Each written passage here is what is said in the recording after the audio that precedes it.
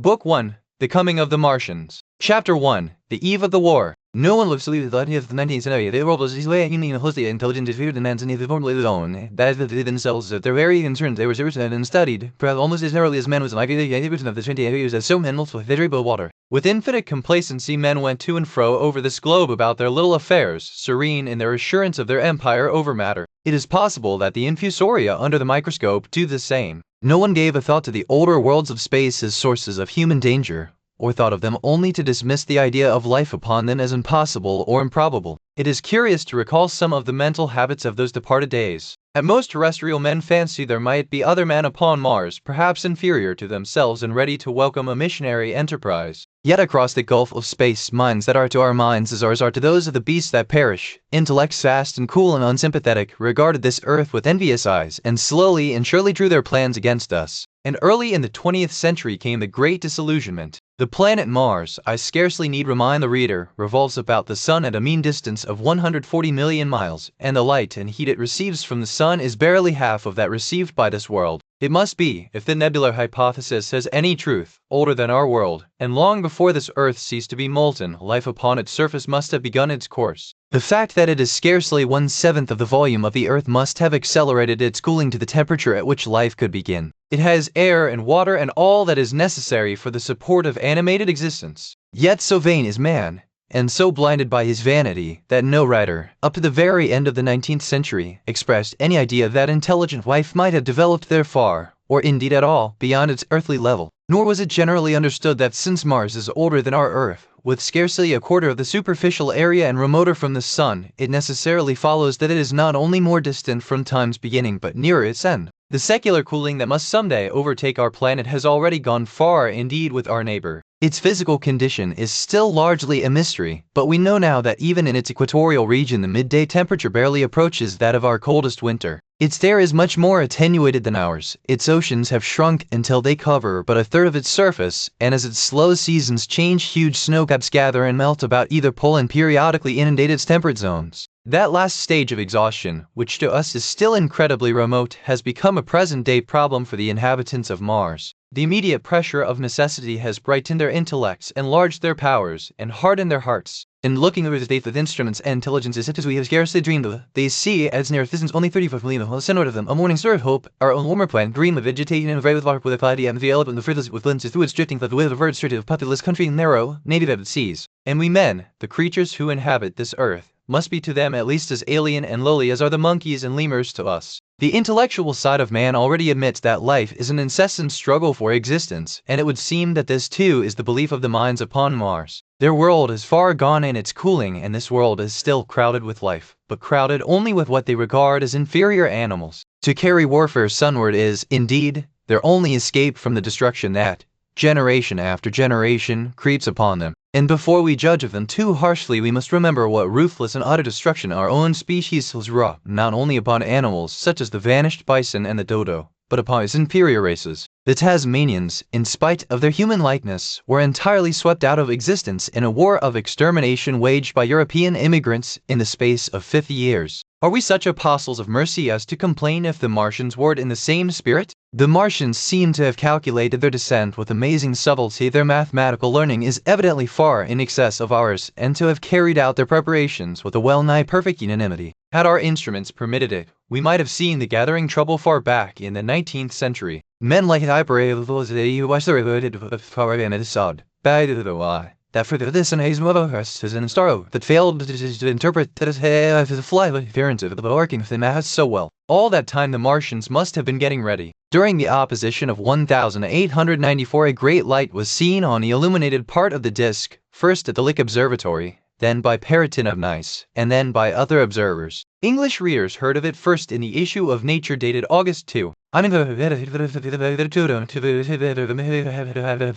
Peculiar markings, as yet unexplained, were seen near the site of that outbreak during the next two oppositions. The storm burst upon us 6 years ago now. As Mars approached opposition, Lavelle of Java set the wires of the astronomical exchange palpitating with the amazing intelligence of a huge outbreak of incandescent gas upon the planet. It had occurred towards midnight of the 12th, and the spectroscope, to which he had at once resorted, indicated a mass of flaming gas, chiefly hydrogen, moving with an enormous velocity toward this Earth. This jet of fire had become invisible about 12:15. He compared it to a colossal puff of flame suddenly and violently squirted out of the planet, as flaming gases rushed out of a gun. A singularly appropriate phrase it proved. Yet the next day there was nothing of this in the papers except a little note in the Daily Telegraph, and the world went in ignorance of one of the gravest dangers that ever threatened the human race. I might not have heard of the eruption at all had I not met Ogilvy, the well-known astronomer at Ottershaw. He was immensely excited at the news, and in the excess of his feelings invited me up to take a turn with him that night in a scrutiny of the red planet. In spite of all of the windows of the blue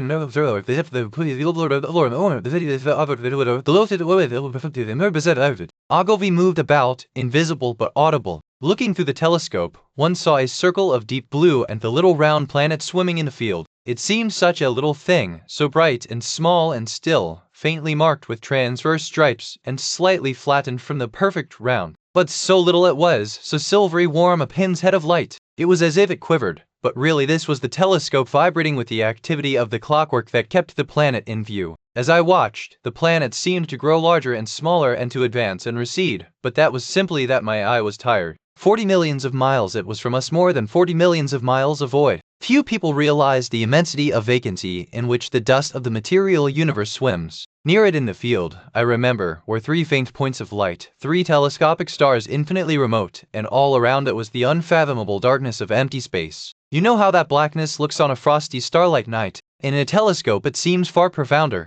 I never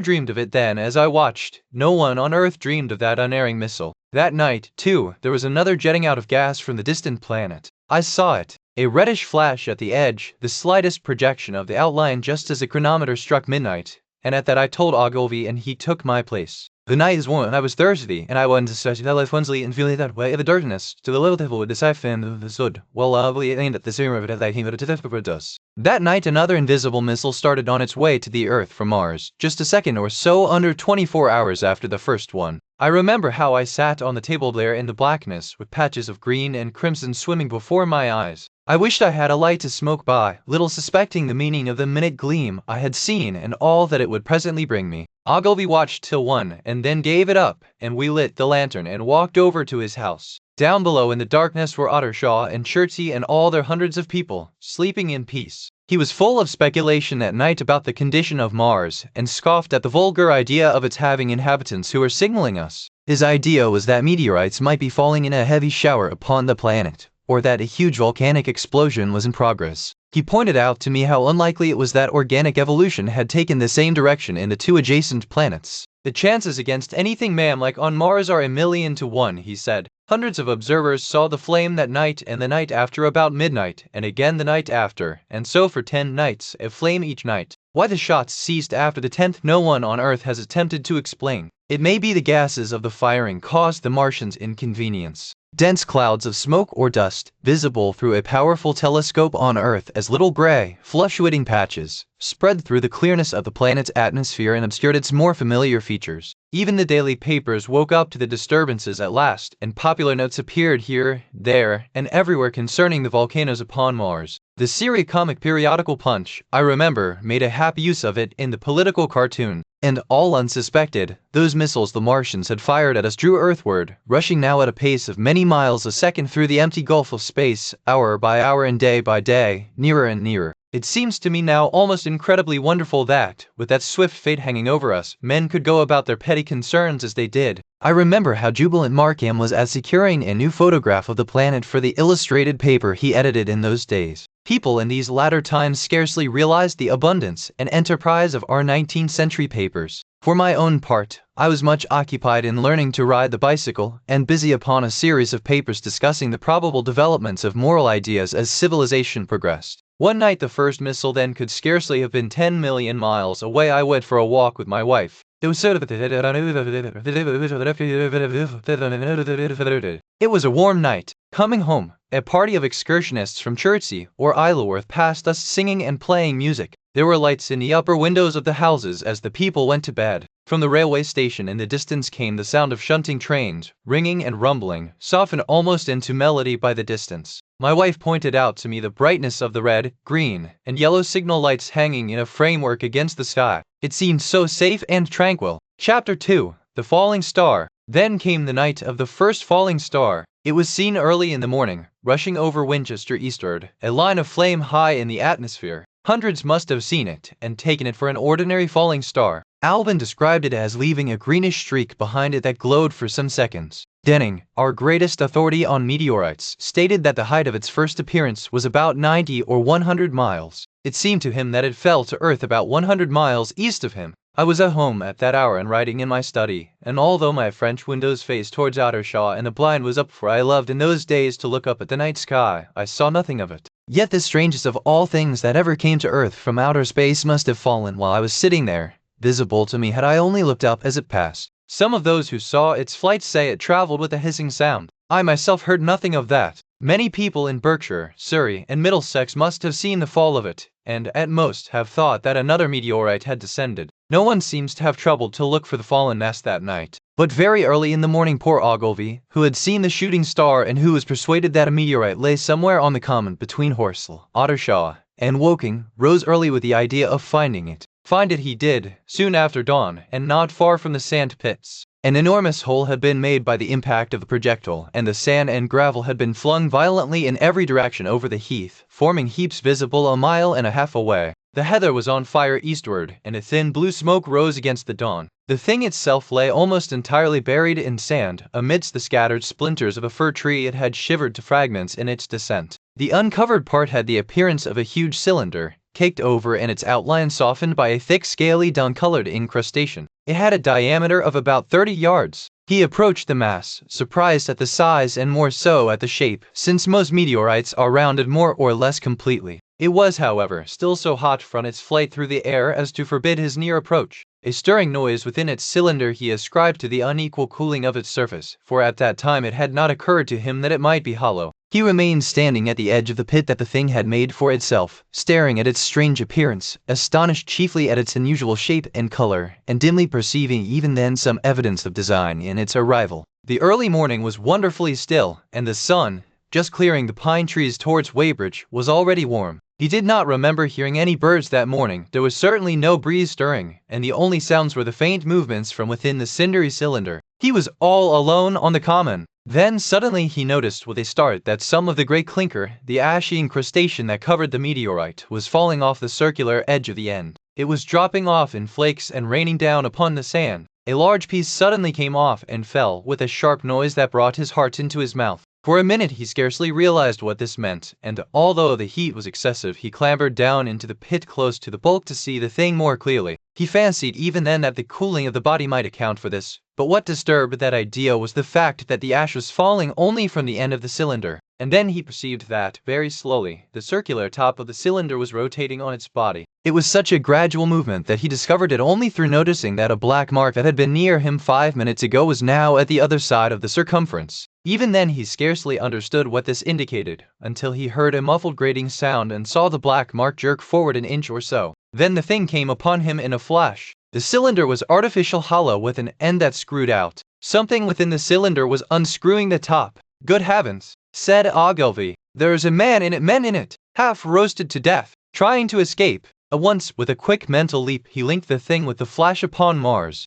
The thought of the confined creature was so dreadful to him that he forgot the heat and went forward to the cylinder to help turn. But luckily the dull radiation arrested him before he could burn his hands on the still glowing metal. At that he stood irresolute for a moment, then turned, scrambled out of the pit, and set off running wildly into Woking. The time then must have been somewhere about 6 o'clock. He met a wagoner and tried to make him understand, but the tale he told and his appearance were so wild his hat had fallen off in the pit that the man simply drove on. He was equally unsuccessful with the potman who was just unlocking the doors of the public house by Horsell Bridge. The fellow thought he was a lunatic at large and made an unsuccessful attempt to shut him into the taproom. That sobered him a little, and when he saw Henderson, the London journalist, in his garden, he called over the palings and made himself understood. "Henderson," he called, "you saw that shooting star last night?" "Well," said Henderson, "it's out on Horsell Common now." "Good Lord," said Henderson, "fallen meteorite. That's good." But it's something more than a meteorite. It's a cylinder, an artificial cylinder, man. And there's something inside. Henderson stood up with his spade in his hand.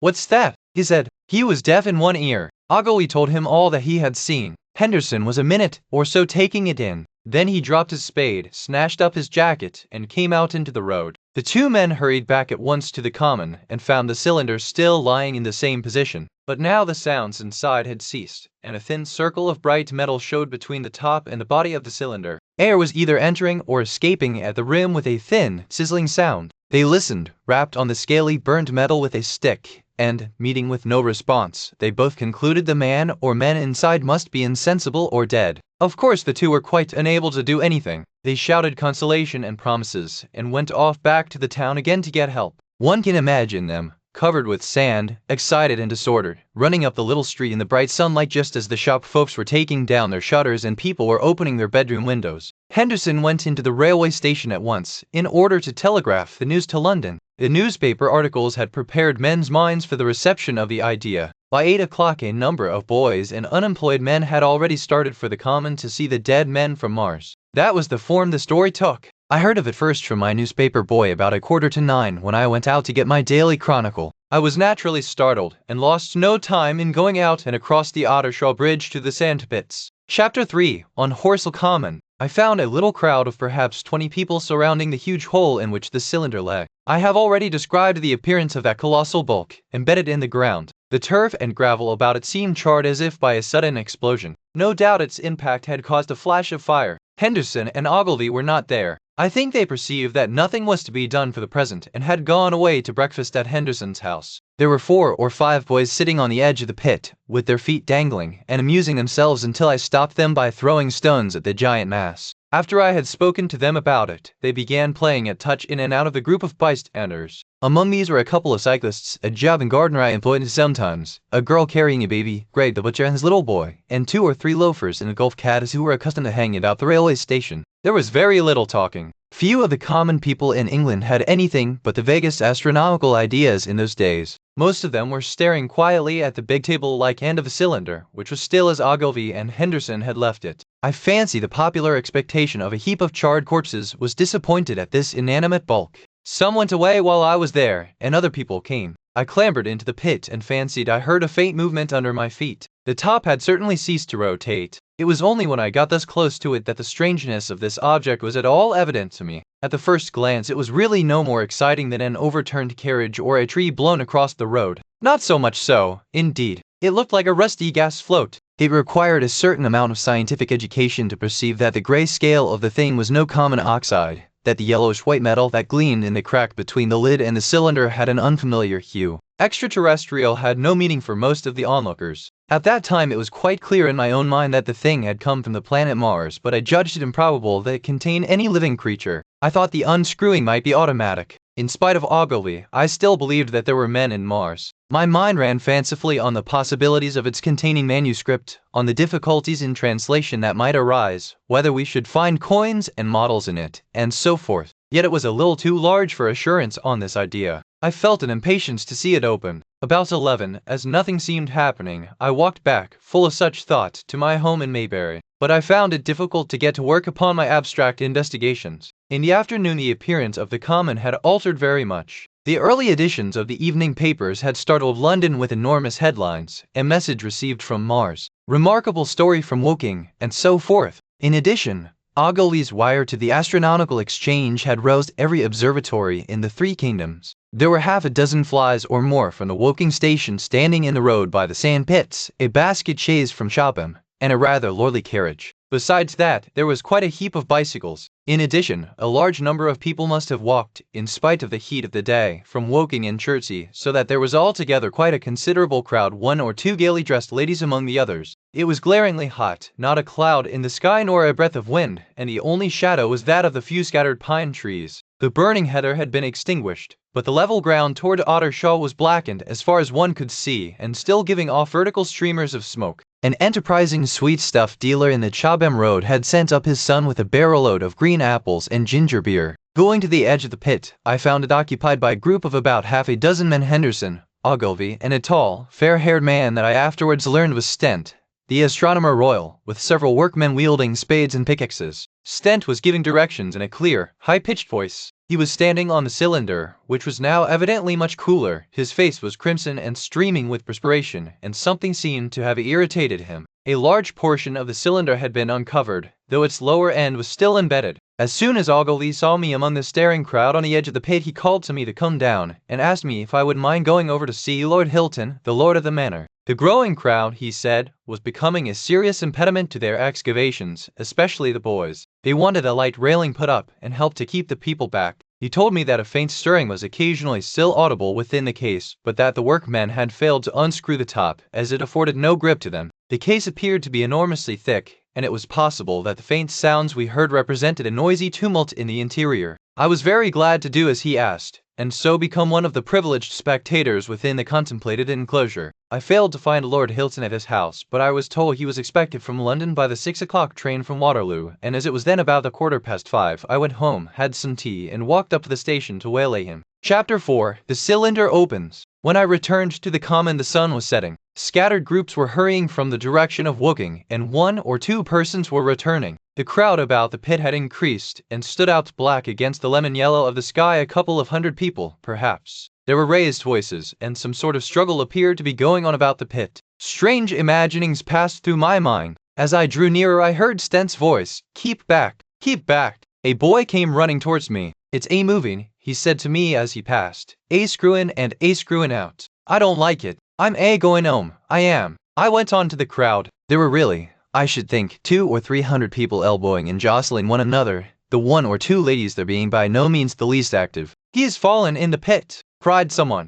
"Keep back!" said several. The crowd swayed a little, and I elbowed my way through. Everyone seemed greatly excited. I heard a peculiar humming sound from the pit. "I say," said Ogilvy, "help keep these idiots back. We don't know what's in the confounded thing, you know." I saw a young man, a shop assistant in Woking I believe he was, standing on the cylinder and trying to scramble out of the hole again. The crowd had pushed him in. The end of the cylinder was being screwed out from within. Nearly 2 feet of shining screw projected. Somebody blundered against me, and I narrowly missed being pitched onto the top of the screw. I turned, and as I did so the screw must have come out, for the lid of the cylinder fell upon the gravel with a ringing concussion. I stuck my elbow into the person behind me, and turned my head toward the thing again. For a moment that circular cavity seemed perfectly black. I had the sunset in my eyes. I think everyone expected to see a man emerge, possibly something a little unlike us terrestrial men, but in all essentials a man. I know I did. But, looking, I presently saw something stirring within the shadow, grayish billowy movements, one above another, and then 2 luminous discs like eyes. Then something resembling a little gray snake, about the thickness of a walking stick, coiled up out of the writhing middle, and wriggled in the air towards me, and then another. A sudden chill came over me. There was a loud shriek from a woman behind. I half turned, keeping my eyes fixed upon this cylinder still, from which other tentacles were now projecting, and began pushing my way back from the edge of the pit. I saw astonishment giving place to horror on the faces of the people about me. I heard inarticulate exclamations on all sides. There was a general movement backwards. I saw the shopman struggling still on the edge of the pit. I found myself alone, and saw the people on the other side of the pit running off, Stent among them. I looked again at the cylinder, and ungovernable terror gripped me. I stood petrified and staring. A big grayish rounded bulk, the size, perhaps, of a bear, was rising slowly and painfully out of the cylinder. As it bulged up and caught the light, it glistened like wet leather. 2 large dark-colored eyes were regarding me steadfastly. The mass that framed them, the head of the thing, was rounded, and had, one might say, a face. There was a mouth under the eyes, the lipless brim of which quivered and panted and dropped saliva. The whole creature heaved and pulsated convulsively.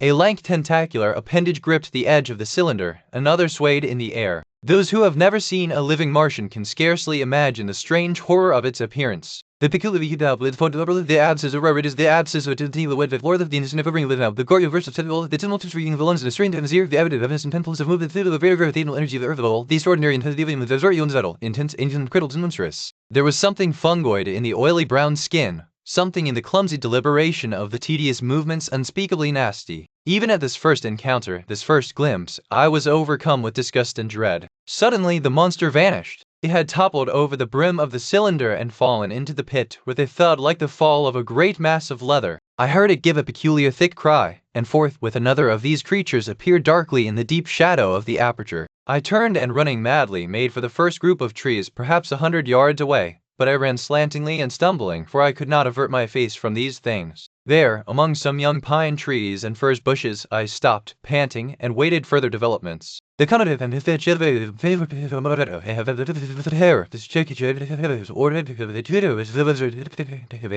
and then, with a renewed horror, I saw a round, black object bobbing up and down on the edge of the pit. It was the head of the shopman who had fallen in, but showing as a little black object against the hot western sun. Now he got his shoulder and knee up, and again he seemed to slip back until only his head was visible. Suddenly he vanished, and I could have fancied a faint shriek had reached me. I had a momentary impulse to go back and help him that my fears overruled. Everything was then quite invisible, hidden by the deep pit and the heap of sand that the fall of the cylinder had made. Anyone coming along the road from Chobham or Woking would have been amazed at the sight of dwindling multitude of perhaps 100 people or more standing in a great irregular circle, in ditches, behind bushes, behind gates and hedges, saying little to one another, and in short, the excited shouts and the staring hard at a few heaps of sand. The barrow of ginger beer stood, a queer derelict, black against the burning sky, and in the sand pits was a row of deserted vehicles with their horses feeding out of nosebags or pawing the ground. Chapter 5. The He-Tray. After the glimpse I had had of the Martians emerging from the cylinder in which they had come to the Earth from their planet, a kind of fascination paralyzed my actions.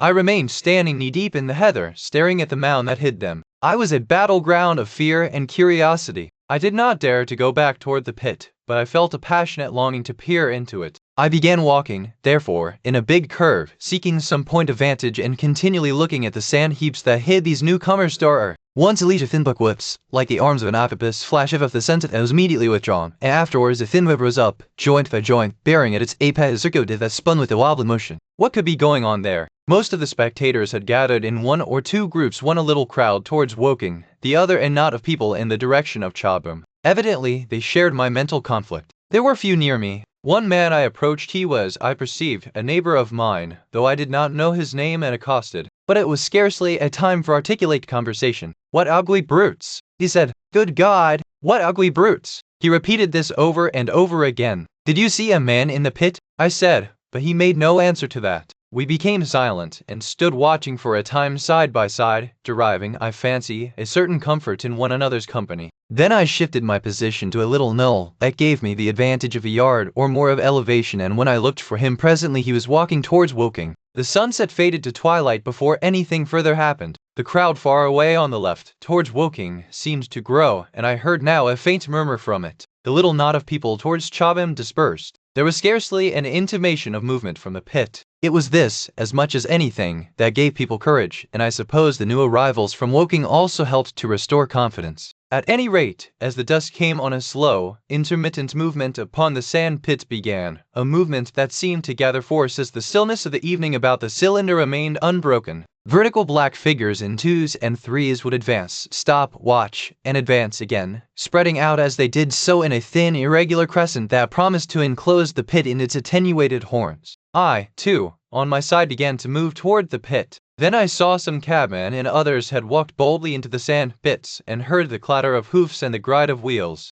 I saw a lad trundling off the barrow of apples, and then, within 30 yards of the pit, advancing from the direction of Horsell, I noted a little black knot of men, the foremost of whom was waving a white flag. This was the deputation. There had been a hasty consultation, and since the Martians were evidently, in spite of their repulsive forms, intelligent creatures, it had been resolved to show them, by approaching them with signals, that we too were intelligent. Flutter, flutter, went the flag, first to the right, then to the left. It was too far for me to recognize anyone there, but afterwards I learned that Ogilvy, Stent, and Henderson were with others in this attempt at communication. This little group had in its advance dragged inward, so to speak, the circumference of the now almost complete circle of people, and a number of dim black figures followed it at discreet distances. Suddenly there was a flash of light, and a quantity of luminous greenish smoke came out of the pit in 3 distinct puffs which drove up, one after the other, straight into the still air. This at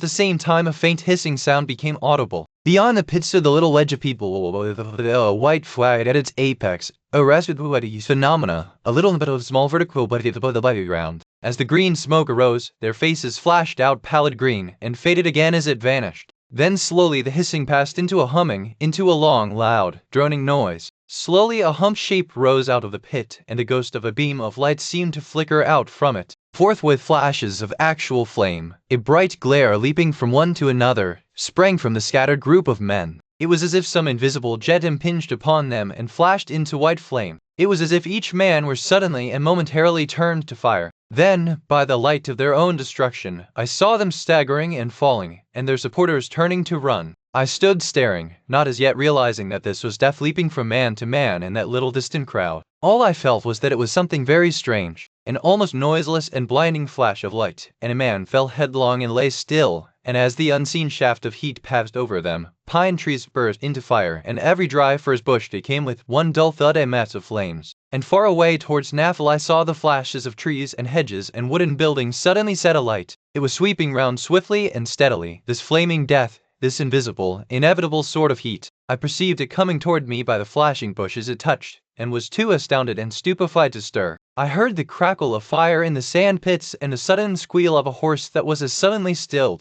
Then it was as if an invisible, intensely keen the head of the Martians, and all along we heard the dark heckled. Something fell with a crash far away to the left where the road from Woking station opens out on the common. Forthwith the hissing and humming ceased, and the black, dome-like object sank slowly out of sight into the pit. All this had happened with such swiftness that I had stood motionless, dumbfounded and dazzled by the flashes of light. Had that death swept through a full circle, it must inevitably have slain me in my surprise. But it passed and spared me, and left the night about me suddenly dark and unfamiliar. The undulating common seemed now dark almost to blackness, except where its roadways lay gray and pale under the deep, blue sky of the early night. It was dark, and suddenly void of men. Overhead the stars were mustering, and in the west the sky was still a pale, bright, almost greenish blue. The tops of the pine trees and the roofs of Horsell came out sharp and black against the western afterglow. The Martians and their appliances were altogether invisible, save for that thin mast upon which the restless mirror wobbled.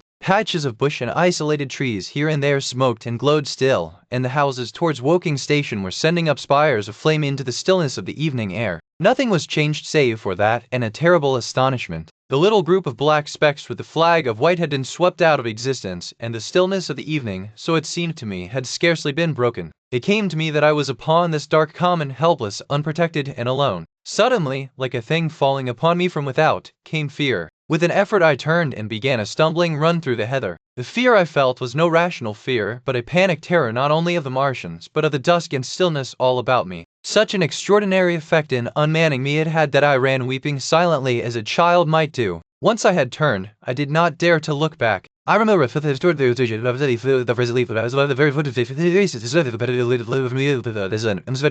Chapter 6, the heat ray in the Chobham Road. It is still a matter of wonder how the Martians are able to slay men so swiftly and so silently. Many think that in some way they are able to generate an intense heat in a chamber of practically absolute non-conductivity. This intense heat they project in a parallel beam against any object they choose by means of a polished parabolic mirror of unknown composition, much as the parabolic mirror of a lighthouse projects a beam of light. But no one has absolutely proved these details. However it is done, it is certain that a beam of heat is the essence of the matter. Heat, and invisible, instead of visible, light. Whatever is combustible flashes into flame at its touch. Lead runs like water, it softens iron, cracks and melts glass, and when it falls upon water, incontinently that explodes into steam. That night nearly 40 people lay under the starlight about the pit, charred and distorted beyond recognition, and all night long the common from Horsell to Maybury was deserted and brightly ablaze. The news of the massacre probably reached Chobham, Woking, and Ottershaw about the same time. In Woking the shops had closed when the tragedy happened, and a number of people, shop people and so forth, I tried about a story that I've heard, were walking over the Horsell Bridge and along the road between the hedges that runs out of Bunnahaman. You may imagine the young people brushed up after the labors of the day, and making this novelty, as they would make any novelty, the excuse for walking together and enjoying a trivial flirtation. You may figure to yourself the hum of voices along the road in the gloaming. As yet, of course, few people in Woking even knew that the cylinder had opened, though poor Henderson had sent a messenger on a bicycle to the post office with a special wire to an evening paper. As these no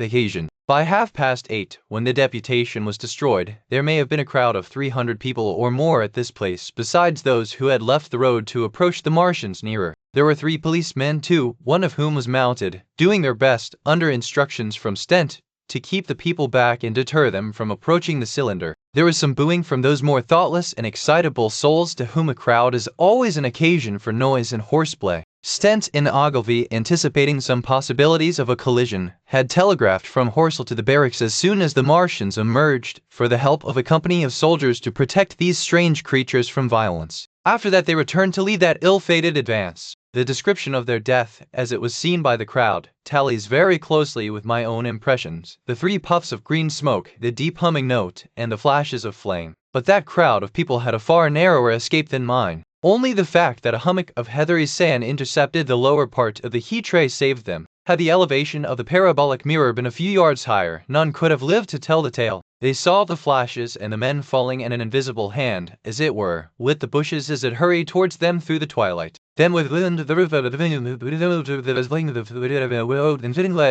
firing the flames, in the sudden thud, hiss, and glare of the igniting trees, the panic-stricken crowd seems to have swayed hesitatingly for some moments. Sparks and burning twigs began to fall into the road, and single leaves like puffs of flame. Hats and dresses caught fire. Then came a crying from the common. There were shrieks and shouts, and suddenly a mounted policeman came galloping through the confusion with his hands clasped over his head, screaming, "They are coming!" A woman shrieked, and incontinently everyone was turning and pushing at those behind, in order to clear their way to Woking again. They must have bolted as blindly as a flock of sheep. Where the road grows narrow and black between the high banks, the crowd jammed, and a desperate struggle occurred. All that did not escape. 3 persons at least, 2 women and a little boy, were crushed and trampled there and left to die amid the terror and the darkness. Chapter 7. How I reached home. For my own part, I remember nothing of my flight except the stress of blundering against trees and stumbling through the heather. All about me gathered the invisible terrors of the Martians. That pitiless sort of heat seemed whirling to and fro, flourishing overhead before it descended and smote me out of life. I came into the road between the crossroads and Horsell, and ran along this to the crossroads. At last I could go no further. I was exhausted with the violence of my emotion and of my flight, and I staggered and fell by the wayside. That was near the bridge that crosses the canal by the gasworks. I fell and lay still. I must have remained there some time. I sat up, strangely perplexed. For a moment, perhaps, I could not clearly understand how I came there. My terror had fallen from me like a garment. My hat had gone, and my collar had burst away from its fastener. A few minutes before, there had only been 3 real things before me: the immensity of the night and space and nature, my own feebleness and anguish, and the near approach of death. Now it was as if something turned over, and the point of view altered abruptly. There was no sensible transition from one state of mind to the other. I was immediately the self of every day again, a decent, ordinary citizen. The silent common, the impulse of my flight, the starting flames, were as if they had been in a dream. I asked myself, had these latter things indeed happened? I could not credit it. I rose and walked unsteadily up the steep incline of the bridge. My mind was blank wonder. My muscles and nerves seemed drained of their strength. I dare say I staggered drunkenly. A head rose over the arch, and the figure of a workman carrying a basket appeared. Beside him ran a little boy. He passed me, wishing me good night. I was minded to speak to him, but did not. I answered his greeting with a meaningless mumble and went on over the bridge. Over the Mayberry arch a train, a billowing tumult of white, firelit smoke, and a long caterpillar of lighted windows, went flying south, clatter, clatter, clap, rap, and it had gone. A dim group of people talked in the gate of one of the houses in the pretty little row of gables that was called Oriental Terrace. It was all so real and so familiar, and that behind me. It was frantic, fantastic. Such things, I told myself, could not be. Perhaps I am a man of exceptional moods. I do not know how far my experience is common. This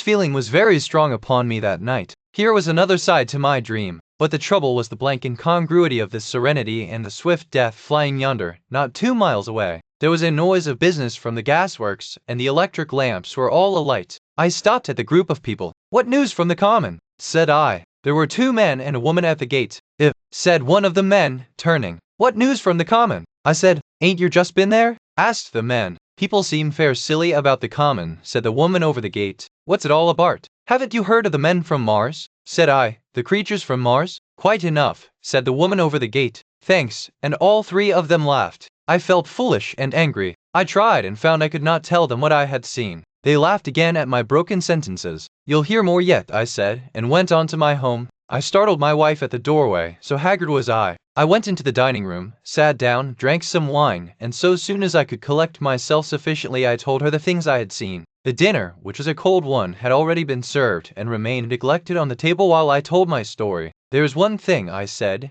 to allay the fears I had aroused. They are the most sluggish things I ever saw crawl. They may keep the pit and kill people who come near them, but they cannot get out of it. But the horror of them! Don't, dear, said my wife, knitting her brows and putting her hand on mine. Poor Ogilvy, I said, to think he may be lying dead there. My wife at least did not find my experience incredible. When I saw how deadly white her face was, I ceased abruptly. They may come here, she said again and again. I pressed her to take wine and tried to reassure her. They can scarcely move, I said. I began to comfort her and myself by repeating all that Ogilvy had told me of the impossibility of the Martians establishing themselves on the Earth. In particular, I laid stress on the gravitational difficulty. On the surface of the Earth, the force of gravity is 3 times what it is on the surface of Mars. A Martian, therefore, would weigh 3 times more than on Mars, albeit his muscular strength would be the same. His own body would be a cope of lead to him, therefore. That, indeed, was the general opinion. Both the Times and the Daily Telegraph, for instance, insisted on it the next morning, and both overlooked, just as I did, 2 obvious modifying influences. The atmosphere of the Earth, we now know, contains far more oxygen or far less argon, whichever way one likes to put it, than does Mars. The invigorating influences of this excessive oxygen upon the Martians indisputably did much to counterbalance the increased weight of their bodies. And in the second place, we all overlooked the fact that such mechanical intelligence as the Martian possessed was quite able to dispense with muscular exertion at a pinch. But I did not consider these points at the time, and so my reasoning was dead against the chances of the invaders. With wine and food, the confidence of my own table, and the necessity of reassuring my wife, I grew by insensible degrees courageous and secure. They have done a foolish thing, said I, fingering my wine-glass. They are dangerous because, no doubt, they are mad with terror. Perhaps they expected to find no living things, certainly no intelligent living things. A shell in the pit, said I, if the worst comes to the worst, will kill them all. The intense excitement of the events had no doubt left my perceptive powers in a state of erethism. I remember that dinner table with extraordinary vividness even now. My dear wife's sweet anxious face peering at me from under the pink lamp shade, the white cloth with its silver and glass table furniture, for in those days even philosophical writers had many little luxuries, the crimson purple wine in my glass, are photographically distinct. At the end of it I sat, tempering nuts with a cigarette, regretting Ogilvy's rashness and denouncing the short-sighted timidity of the Martians. So some respectable dodo in the Mauritius might have lorded it in his nest, and discussed the arrival of that shipful of pitiless sailors in want of animal food. We will peck them to death tomorrow, my dear. I did not know it, but that was the last civilized dinner I was to eat for very many strange and terrible days. Chapter 8, Friday Night. The most extraordinary thing to my mind, of all the strange and wonderful things that happened upon that Friday, was the dovetailing of the commonplace habits of our social order with the first beginnings of the series of events that was to topple that social order headlong. If on Fred and Petty the pair of purposes under the circle of the radius of 500 and the moving sandwich, I did if you had on to hit out, unless it was so late as that or if you were that swollen be flying did on, business or have his read all of it in the mummers. Many people had heard of the cylinder, of course, and talked about it in their leisure, but it certainly did not make the sensation that an ultimatum to Germany would have done. In London at night, for Henderson's telegram, the driving the radio knew when the jet was sent to the Hanard and the evening paper, after wiring for authenticating from him and receiving no what a man until decided not to print as letter edition. Even within the 5-mile circle, the great majority of people were inert. I have already described the behavior of the men and women to whom I spoke. All over the different people were journeying and supping, working men and regarding to the labors of the day. Children are being put to bed, young people wandering through the lanes lovemaking, students set over to their books. Maybe the that is of a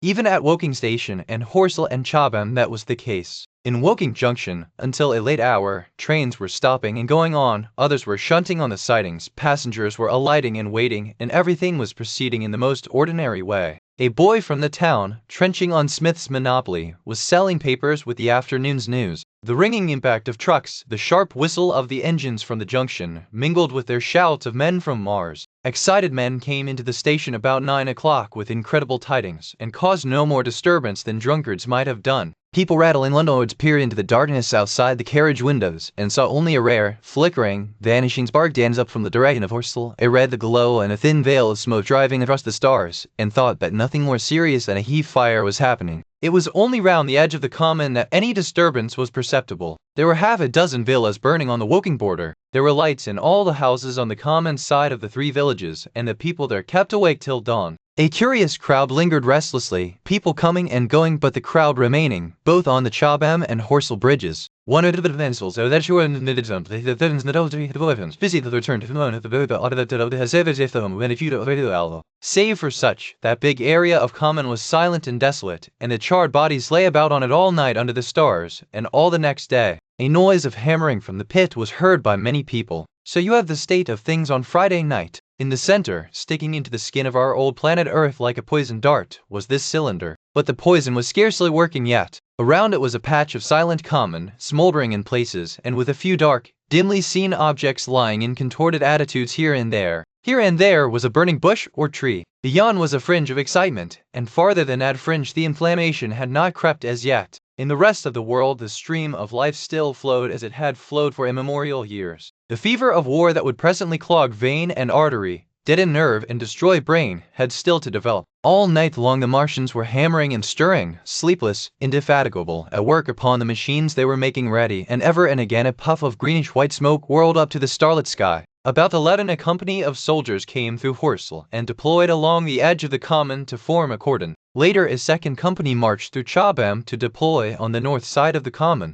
Several officers from the Inkerman barracks had been on the common earlier in the day, and one, Major Eden, was reported to be missing. The colonel of the regiment came to the Chobham bridge and was busy questioning the crowd at midnight. The military authorities were certainly alive to the seriousness of the business. About 11, the next morning's papers were able to say, a squadron of hussars, 2 Maxims, and about 400 men of the Cardigan regiment started from Aldershot. A few seconds after midnight the crowd in the Chertsey Road, Woking, saw a star fall from heaven into the pine woods to the northwest. It had a greenish color and caused a silent brightness like summer lightning. This was the second cylinder. Chapter 9. The fighting begins. Saturday lives in my memory as a day of suspense. It was a day of lassitude too, hot and close, with, I am told, a rapidly fluctuating barometer. I had slept but little, though my wife had succeeded in sleeping, and I rose early. I went into my garden before breakfast and stood listening, but toward the common there was nothing stirring but a lark. The milkman came as usual. I heard the rattle of his chariot, and I went round to the side gate to ask the latest news. He told me that during the night the Martians had been surrounded by troops, and that guns were expected. Then a familiar, reassuring note. I heard a train running towards Woking. They aren't to be killed, said the milkman, if that can possibly be avoided. I saw my neighbor gardening, chatted with him for a time, and then strolled into breakfast. It was a most unexceptional morning. My neighbor was of opinion that the troops would be able to capture or to destroy the Martians during the day. It's a pity they make themselves so unapproachable, he said. It would be curious to know how they live on another planet. We might learn a thing or two. He came up to the fence and extended a handful of strawberries, for his gardening was as generous as it was enthusiastic. At the same time he told me of the burning of the pine woods about the Byfleet golf links. They say, said he, that there's another of those blessed things fall in their number too. But one's enough, surely. This lot'll cost the insurance people a pretty penny before everything's settled. He laughed with an air of the greatest good humor as he said this. The woods, he said, were still burning, and pointed out a haze of smoke to me. They will be hot underfoot for days, on account of the thick soil of pine needles and turf, he said, and then grew serious over poor Ogilvy. After breakfast, instead of working, I decided to walk down toward the common. Under the railway bridge I found a group of soldiers, sappers, I think, men in small round caps, dirty red jackets unbuttoned, and showing their blue shirts, dark trousers, and boots, coming to the cafe. They told me no one was allowed over the canal, and, looking along the road toward the bridge, I saw one of the Cardigan men standing sentinel there. I talked with these soldiers for a time. I told them of my sight of the Martians on the previous evening. None of them had seen the Martians, and they had but the vaguest ideas of them, so that they plied me with questions. They said that they did not know who had authorized the movements of the troops. Their idea was that a dispute had arisen at the Horse Guards. The ordinary sapper is a great deal better educated than a common soldier, and they discussed the peculiar conditions of the possible fight with some acuteness. I described the heat ray to them, and they began to argue among themselves. Crawl up under cover and rush 'em, say I, said one. Dat, said another. What's cover against this air eat? Sticks to cook yer. What we got to do is to go as near as the ground'll let us, and then drive a trench. Blow your trenches. You always want trenches. You ought to ha' been born a rabbit snippy. Ain't they got any necks, then? Said a third, abruptly, a little, contemplative, dark man, smoking a pipe. I repeated my description. Octopuses, said he, that's what I calls them. Talk about fishers of men, fighters of fish it is this time. It ain't no murder killing beasts like that, said the first speaker. Why not shell the darn things straight off and finish 'em, said the little dark man. You can't tell what they might do. Where's your shells, said the first speaker. There ain't no time. Do it in a rush, that's my tip, and do it at once. So they discussed it. After a while I left them, and went on to the railway station to get as many morning papers as I could, but I will not weary the reader with a description of that long morning and of the longer afternoon. I did not succeed in getting a glimpse of the common, for even Horsell and Chobham church towers were in the hands of the military authorities. The soldiers I addressed didn't know anything, the officers were mysterious as well as busy. I found people in the town quite secure again in the presence of the military, and I heard for the first time from Marshall, the tobacconist, that his son was among the dead on the common. The soldiers had made the people on the outskirts of Horsell lock up and leave their houses. I got to very door.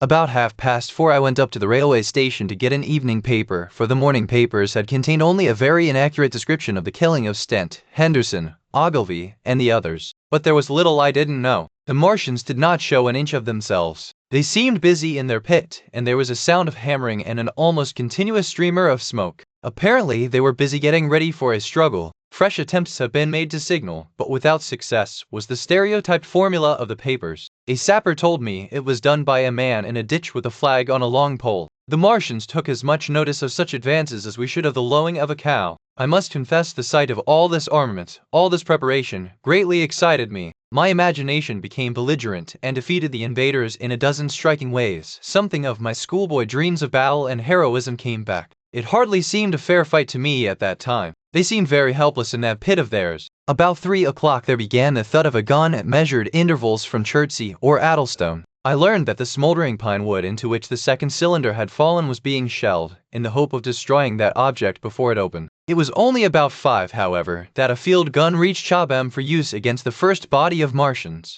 About 6 in the evening, as I sat at tea with my wife in the summer-house talking vigorously about the battle that was lowering upon us, I heard a muffled detonation from the common, and immediately after a gust of firing. Close on the heels of that came a violent doing fracture quite close to us, the edges of the ground.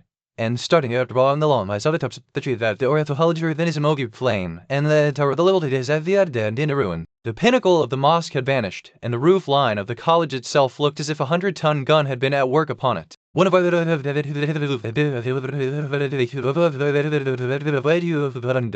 and my wife stood amazed. Then I realized that the crest of Mayberry Hill must be within range of the Martians' heat ray now that the college was cleared out of the way. At that I gripped my wife's arm, and without ceremony ran her out into the road. Then I fetched out the servant, telling her I would go upstairs myself for the box she was clamoring for. We can't possibly stay here, I said, and as I spoke the firing reopened for a moment upon the common. But where are we to go? Said my wife in terror. I thought perplexed. Then I remembered her cousins at Leatherhead. Leatherhead! I shouted above the sudden noise. She looked away from me downhill. The people were coming out of their houses, astonished. How are we to get to Leatherhead? She said. Down the hill I saw a bevy of hussars ride under the railway bridge. 3 galloped through the open gates of the Oriental College. 2 others dismounted and began running from house to house. The sun, shining through the smoke that drove up from the tops of the trees, seemed blood red and threw an unfamiliar lurid light upon everything. Stop here, said I. You are safe here, and I started off at once for the Spotted Dog, for I knew the landlord had a horse and dog cart. I ran, for I perceived that in a moment everyone upon this side of the hill would be moving. I found him in his bar, quite unaware of what was going on behind his house. A man stood with his back to me, talking to him.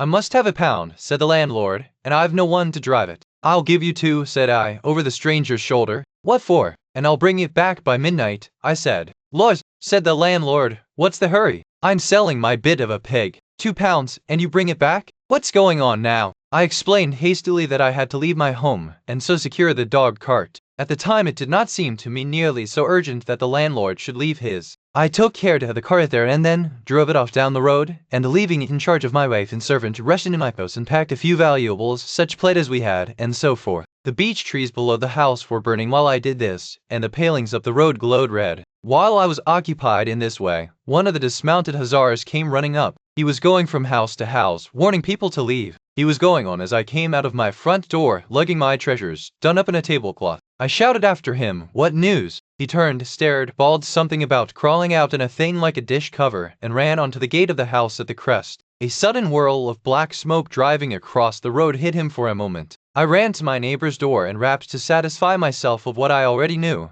that his wife had gone to London with him and had locked up their house. I waited to the Lord still that was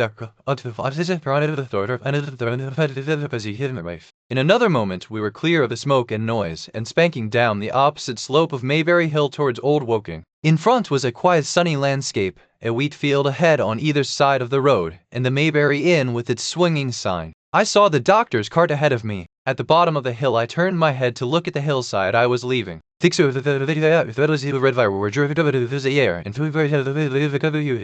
The smoke already extended far away to the east and west to the Byfleet pine woods eastward and to Woking on the west. The road was dotted with people running towards us, and very faint now, but very distinct through the hot, quiet air. One heard the whir of a machine gun that was presently stilled, and an intermittent cracking of rifles. Apparently the Martians were setting fire to everything within range of their heat ray. I am not an expert driver, and I had immediately to turn my attention to the horse. When I looked back again, the second hill had hidden the black smoke. I slashed the horse with the whip and gave him a loose rein until Woking and Send lay between us and that quivering tumult. I overtook and passed the doctor between Woking and Send. Chapter 10 In the Storm. Leatherhead is about 12 miles from Maybury Hill. The scent of hay was in the air through the lush meadows beyond Perford, and the hedges on either side were sweet and gay with multitudes of dog roses. The heavy firing that had broken out while we were driving down Maybury Hill ceased as abruptly as it began, leaving the evening very peaceful and still. We got to Leatherhead without misadventure about 9 o'clock, and the horse had an hour's rest while I took supper with my cousins and commended my wife to their care. My wife was curiously silent throughout the drive, and seemed oppressed with forebodings of evil. I talked to her reassuringly, pointing out that the Martians were tied to the pit by sheer heaviness, and at the utmost could but crawl a little out of it, but she answered only in monosyllables. Had it not been for my promise to the innkeeper, she would, I think, have urged me to stay in Leatherhead that night. Would that I had!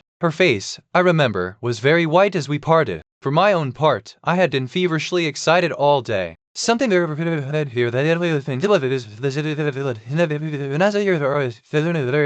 I was even afraid that last fusillade I had heard might mean the extermination of our invaders from Mars. I can best express my state of mind by saying that I wanted to be in at the death. It was nearly 11 when I started to return. Then I closed the dark to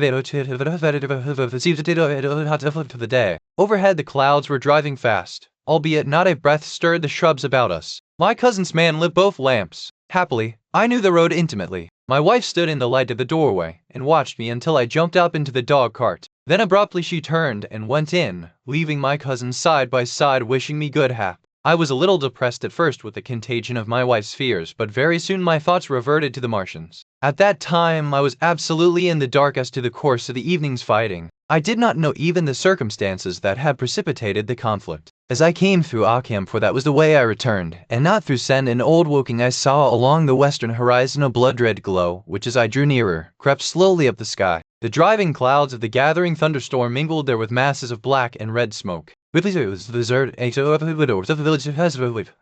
saved the Burford, where not a people to me. They said nothing to me as I passed. I do not know what they knew of the things happening behind the hill, nor do I know if the silent houses I passed down my way were sleeping securely, or deserted and empty, or resting watching against the terror of the night. From Ripley until I came through Perford I was in the valley of the Wey, and the red glare was hidden from me. As I ascended the little hill beyond Perford Church the glare came into view again, and the trees about me shivered with the first intimation of the storm that was upon me. Then I heard midnight pealing out from Perford Church behind me, and then came the silhouette of Maybury Hill, with its tree tops and roofs black and sharp against the red. Even as I beheld this, a lurid green glare lit the road about me and showed the distant woods towards Addlestone. I felt a tug at the reins. I saw that the driving clouds had been pierced as it were by a thread of green fire, suddenly lighting their confusion and falling into the field to my left. It was the third falling star. Close on its apparition, and blindingly violet by contrast, danced out the first lightning of the gathering storm, and the thunder burst like a rocket overhead.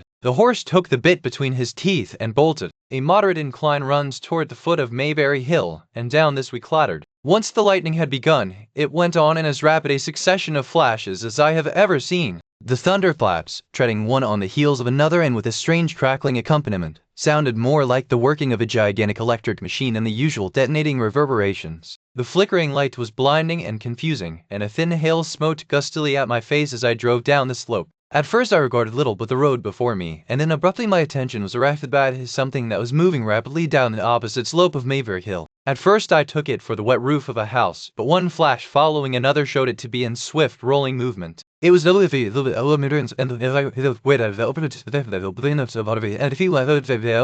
right, and this thing I saw, how can I describe it? A monstrous tripod, higher than many houses, striding over the young pine trees and smashing them aside in its career, a walking engine of glaring metal, striding now across the heather, articulate ropes of steel dangling from it, and the clattering tumult of its passage mingling with the riot of the thunder. A flash, and it came out vividly, heeling over one way with 2 feet in the air, to vanish and reappear almost instantly as it seemed with the next flash, 100 yards nearer. Can you imagine a milking stool tilted and bowled violently along the ground? That was the impression those instant flashes gave. But instead of a milking stool, imagine it a great body of machinery on a tripod stand. Then suddenly the trees in the pine wood ahead of me were parted, as brittle reeds are parted by a man thrusting through them. They were snapped off and driven headlong, and second huge tripod appeared, rushing, as it seemed, headlong towards me. And I was galloping hard to meet it. At the sight of the second monster my nerve went altogether. Not stepped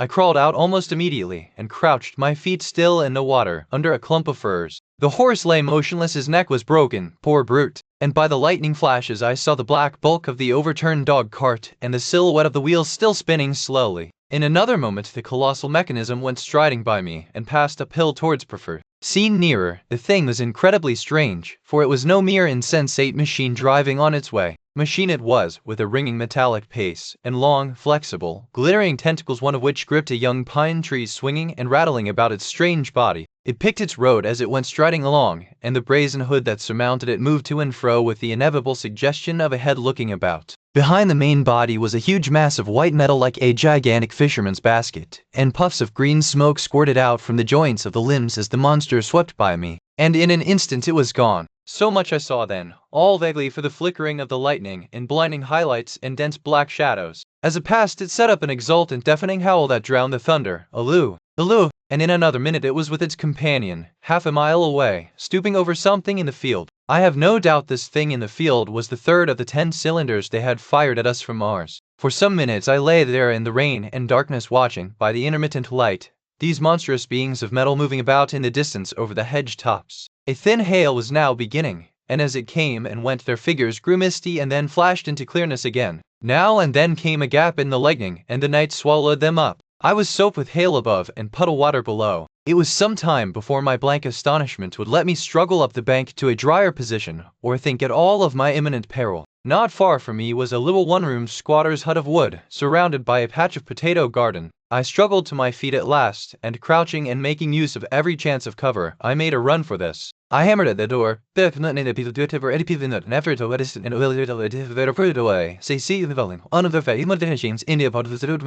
Under cover of this I pushed on, wet and shivering now, towards my own house. I walked among the trees trying to find a footpath. It was very dark indeed in the wood, for the lightning was now becoming infrequent, and the hail, which was pouring down in a torrent, fell in columns through the gaps in the heavy foliage. If I had fully realized the meaning of all the things I had seen, I should have immediately worked my way round through Byfleet to Street Cobham, and so gone back to rejoin my wife at Leatherhead. But that night the strangeness of things about me and my physical wretchedness prevented me, for I was bruised, weary, wet to the skin, deafened and blinded by the storm. I had a vague idea of going on to my own house, and that was as much motive as I had. I staggered through the trees, fell into a ditch and bruised my knees against a plank, and finally splashed out into the lane that ran down from the College Arms. I say splashed, for the storm water was sweeping the sand down the hill in a muddy torrent. There in the darkness a man blundered into me and sent me reeling back. He gave a cry of terror, sprang sideways, and rushed on before I could gather my wits sufficiently to speak to him. So heavy was the stress of the storm just at this place that I had the hardest task to win my way up the hill. I went close up to the fence on the left and worked my way along its palings. Near the top I stumbled upon something soft, and, by a flash of lightning, saw between my feet a heap of black broadcloth and a pair of boots. Before I could distinguish clearly how the man lay, the flicker of light had passed. I stood over him waiting for the next flash. When it came, I saw that he was a sturdy man, cheaply but not shabbily dressed. His head was bent under his body and he lay crumpled up close to the fence, as though he had been flung violently against it. Overcoming the repugnance natural to one who had never before touched a dead body, I stooped and turned him over to feel for his heart. He was quite dead. Apparently his neck had been broken. The lightning flashed for a third time, and his face leaped upon me. I sprang to my feet. It was the landlord of the Spotted Dog, whose conveyance I had taken. I stepped over him gingerly and pushed on up the hill. I made my way by the police station and the College Arms towards my own house. Nothing was burning on the hillside, though from the common there still came a red glare and a rolling tumult of ruddy smoke beating up against the drenching hail.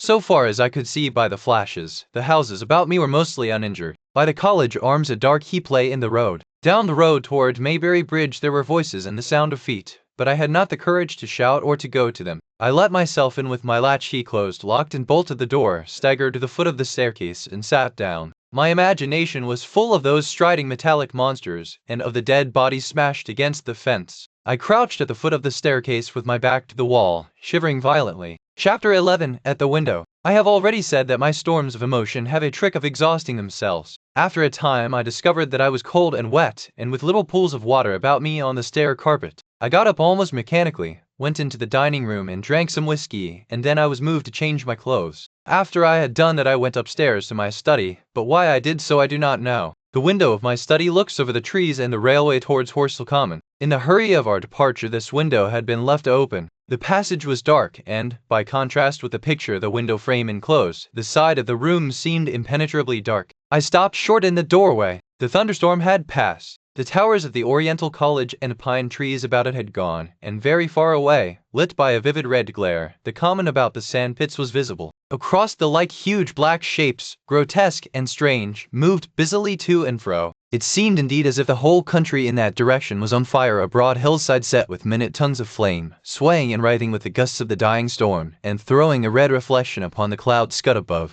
Every now and then a haze of smoke from some nearer conflagration drove across the window and hid the Martian shapes. I could not see what they were doing, nor the clear form of them, nor recognize the black objects they were busied upon. Neither could I see the nearer fire, though the reflections of it danced on the wall and ceiling of the study. A sharp, resinous tang of burning was in the air. I closed the door noiselessly and crept toward the window. As I did so, the view opened out until, on the one hand, it reached to the houses about Woking Station, and on the other to the charred and blackened pine woods of Byfleet. There was a light down below the hill on the railway, near the arch, and several of the houses along the Maybury Road and the streets near the station were glowing ruins. The light upon the railway puzzled me at first. There were a black heap and a vivid glare, and to the right of that a row of yellow oblongs. Then I perceived this was a wrecked train, the fore part smashed and on fire, the hinder carriages still upon the rails. Between these three main centers of lighthouses, the train and the earning endeavored to have irregular patches of dark country, broken here and there by intervals of dimly glowing and smoking ground. It was the strangest spectacle, that black expanse set with fire. It reminded me,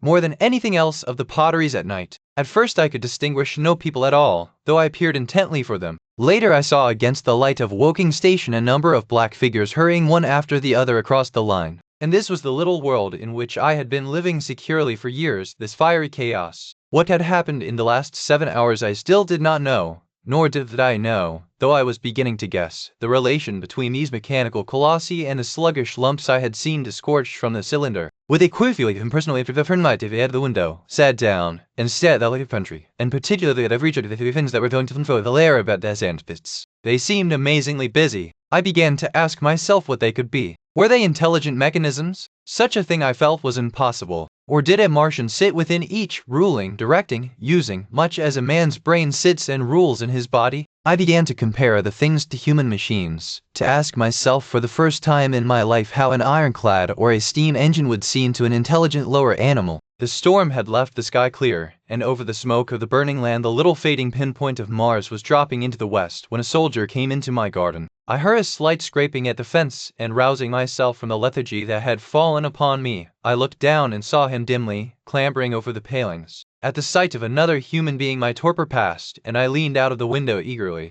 Said I, in a whisper. He stopped astride of the fence in doubt. Then he came over and across the lawn to the corner of the house. He bent down and stepped softly. "Who's there?" he said, also whispering, standing under the window and peering up. "Where are you going?" I asked. "God knows," Are you trying to hide? That's it. Come into the house, I said. I went down, unfastened the door, and let him in, and locked the door again. I could not see his face. He was hatless, and his coat was unbuttoned. My God, he said as I drew him in. What has happened? I asked. What hasn't? In the obscurity, I could see he made a gesture of despair. They wiped us out, simply wiped us out, he repeated again and again. He followed me, almost mechanically, into the dining room. Take some whiskey, I said, pouring out a stiff dose. He drank it. Then abruptly he sat down before the table, put his arms, and it didn't know who the battle boy, in perfect emotion, the trace of my own rage and despair, stood there and wondering. It was a long time before he could steady his nerves to answer my questions, and then he answered perplexingly and brokenly.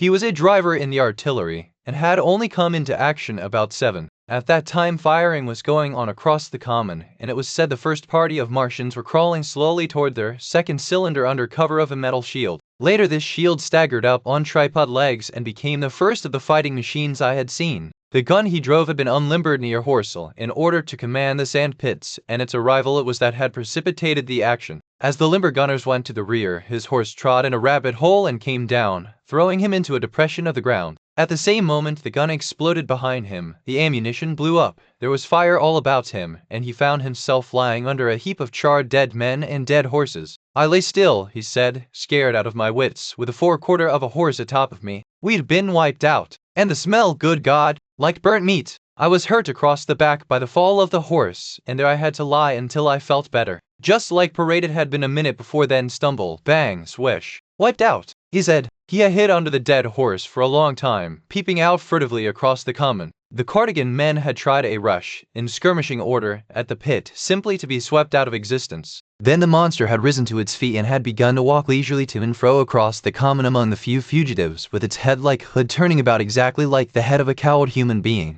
A kind of arm carried a complicated metallic case, about which green flashes scintillated, and out of the funnel of this there smoked the heat ray. In a few minutes there was, so far as the soldier could see, not a living thing left upon the common, and every bush and tree upon it that was not already a blackened skeleton was burning. The hussars had been on the road beyond the curvature of the ground, and he saw nothing of them. He heard the Maxims rattle for a time and then become still. The giant saved Woking station and its cluster of houses until the last. Then in a moment the heat ray was brought to bear, and the town became a heap of fiery ruins. Then the thing shot off the heat ray, and turning its back upon the artilleryman, began to waddle away toward the smoldering pine woods that sheltered the second cylinder. As it did so a second glittering titan built itself up out of the pit. The second monster followed the first, and at that the artilleryman began to crawl very cautiously across the hot heather ash towards Horsell. He managed to get alive into the ditch by the side of the road, and so escaped to Woking. There his story became ejaculatory. The place was impassable. It seems there were a few people alive there, frantic for the most part, and many burned and scalded. He was turned aside by the fire, and hid among some almost scorching heaps of broken wall as one of the Martian giants returned. He saw this one pursue a man, catch him up in one of its steely tentacles, and knock his head against the trunk of a pine tree.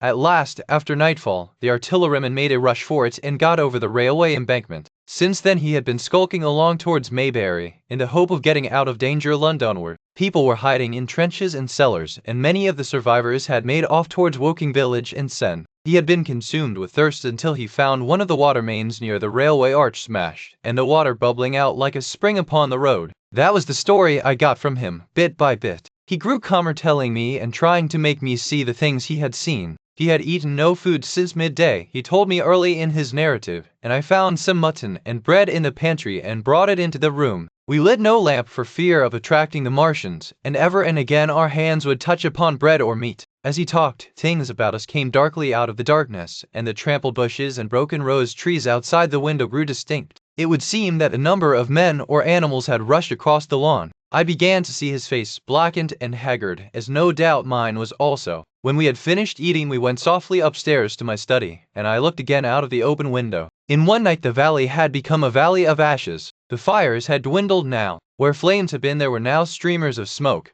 but the countless ruins of shattered and gutted houses and blasted and blackened trees that the night had hidden stood out now gaunt and terrible in the pitiless light of dawn. Yet here and there some object had had the luck to escape. A white railway signal here, the end of a greenhouse there, white and fresh amid the wreckage. Never before in the history of warfare had destruction been so indiscriminate and so universal. And shining with the growing light of the east, 3 of the metallic giants stood about the pit, their cowls rotating as though they were surveying the desolation they had made. It seemed to me that the pit had been enlarged, and ever and again puffs of vivid green vapor streamed up and out of it toward the brightening dawn, streamed up, whirled, broke, and vanished. Beyond were the pillars of fire about Chobham. They became pillars of bloodshot smoke at the first touch of day. Chapter 12. What I saw of the destruction of Weybridge and Shepperton. As the dawn grew brighter, we withdrew from the window from which we had watched the Martians, and went very quietly downstairs. The artilleryman agreed with me that the house was no place to stay in. He proposed, he said, to make his way Londonward, and thence rejoin his battery No. 12 of the horse artillery. My plan was to return at once to Leatherhead, and so greatly had the strength of the Martians impressed me that I had determined to take my wife to New Haven, and go with her out of the country forthwith. For I already perceived clearly that the country about London must inevitably be the scene of a disastrous struggle before such creatures as these could be destroyed. Between us and Leatherhead, however, lay the 3rd cylinder with its guarding giants. Had I been alone, I think I should have taken my chance and struck across country. But the artilleryman dissuaded me. It's no kindness to the right sort of wife, he said, to make her a widow, and in the end I agreed to go with him, under cover of the woods, northward as far as Street Cobham before I parted with him.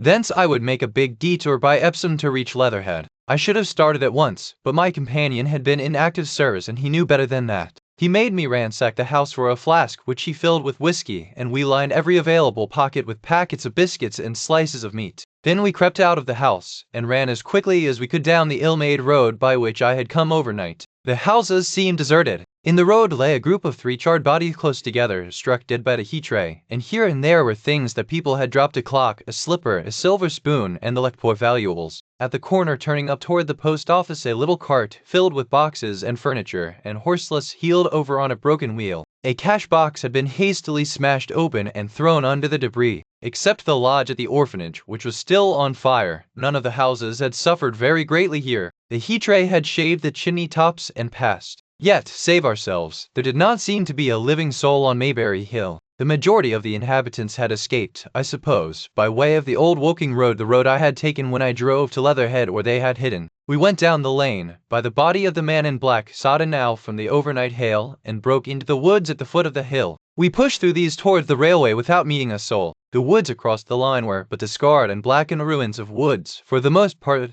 the dead trees had fallen, but a certain proportion still stood, dismal grey stems, dark brown foliage instead of green. On our side the fire had done no more than scorch the nearer trees. It had failed to secure its footing. In one place the woodmen had been at work on Saturday. Trees felled and freshly trimmed lay in a clearing, with heaps of sawdust by the sawing machine and its engine. Hard by was a temporary hut, deserted. There was not a breath of wind this morning, and everything was strangely still. Even the birds were hushed, and as we hurried along I and the artilleryman talked in whispers and looked now and again over our shoulders. Once or twice we stopped to listen. After a time we drew near the road, and as we did so we heard the clatter of hoofs and saw through the trees' stems 3 cavalry soldiers riding slowly towards Woking. We hailed them, and they halted while we hurried towards them. It was a lieutenant and a couple of privates of the 8th Hussars, with a stand like a theodolite, which the artilleryman told me was a heliograph. "You are the first man I've seen coming this way this morning," said the lieutenant. "What's brewing?" His voice and face were eager. The men behind him stared curiously. The artilleryman jumped down the bank into the road and saluted.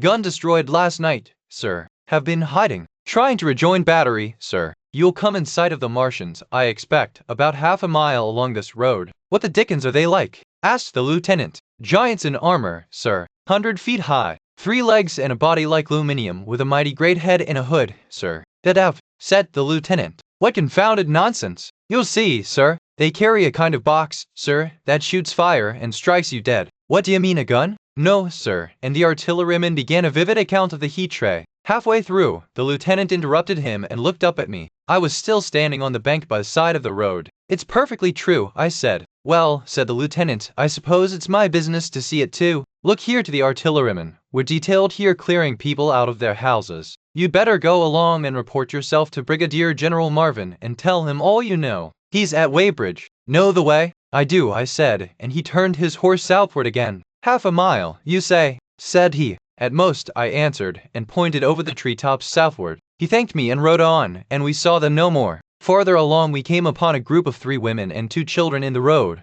busy clearing out a laborer's cottage. They had got hold of a little hand truck and were piling it up with unclean-looking bundles and shabby furniture. They were all too assiduously engaged to talk to us as we passed. By Byfleet Station we emerged from the pine trees and found the country calm and peaceful under the morning sunlight. We reported a good review of the offensive both the individuals and serious with the others and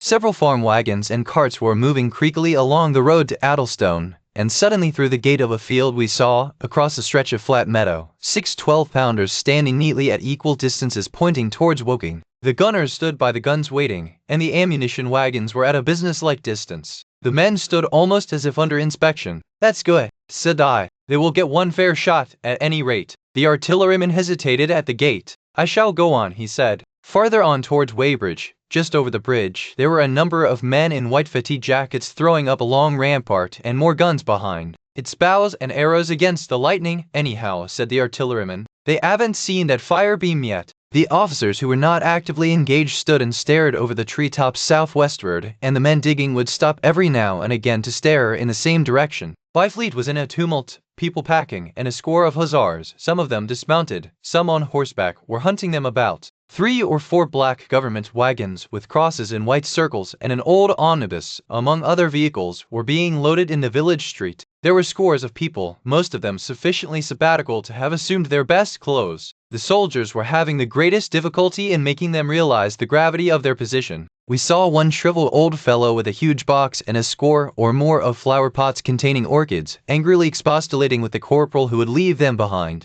I stopped and gripped his arm. "Do you know what's over there?" I said, pointing at the pine tops that hid the Martians.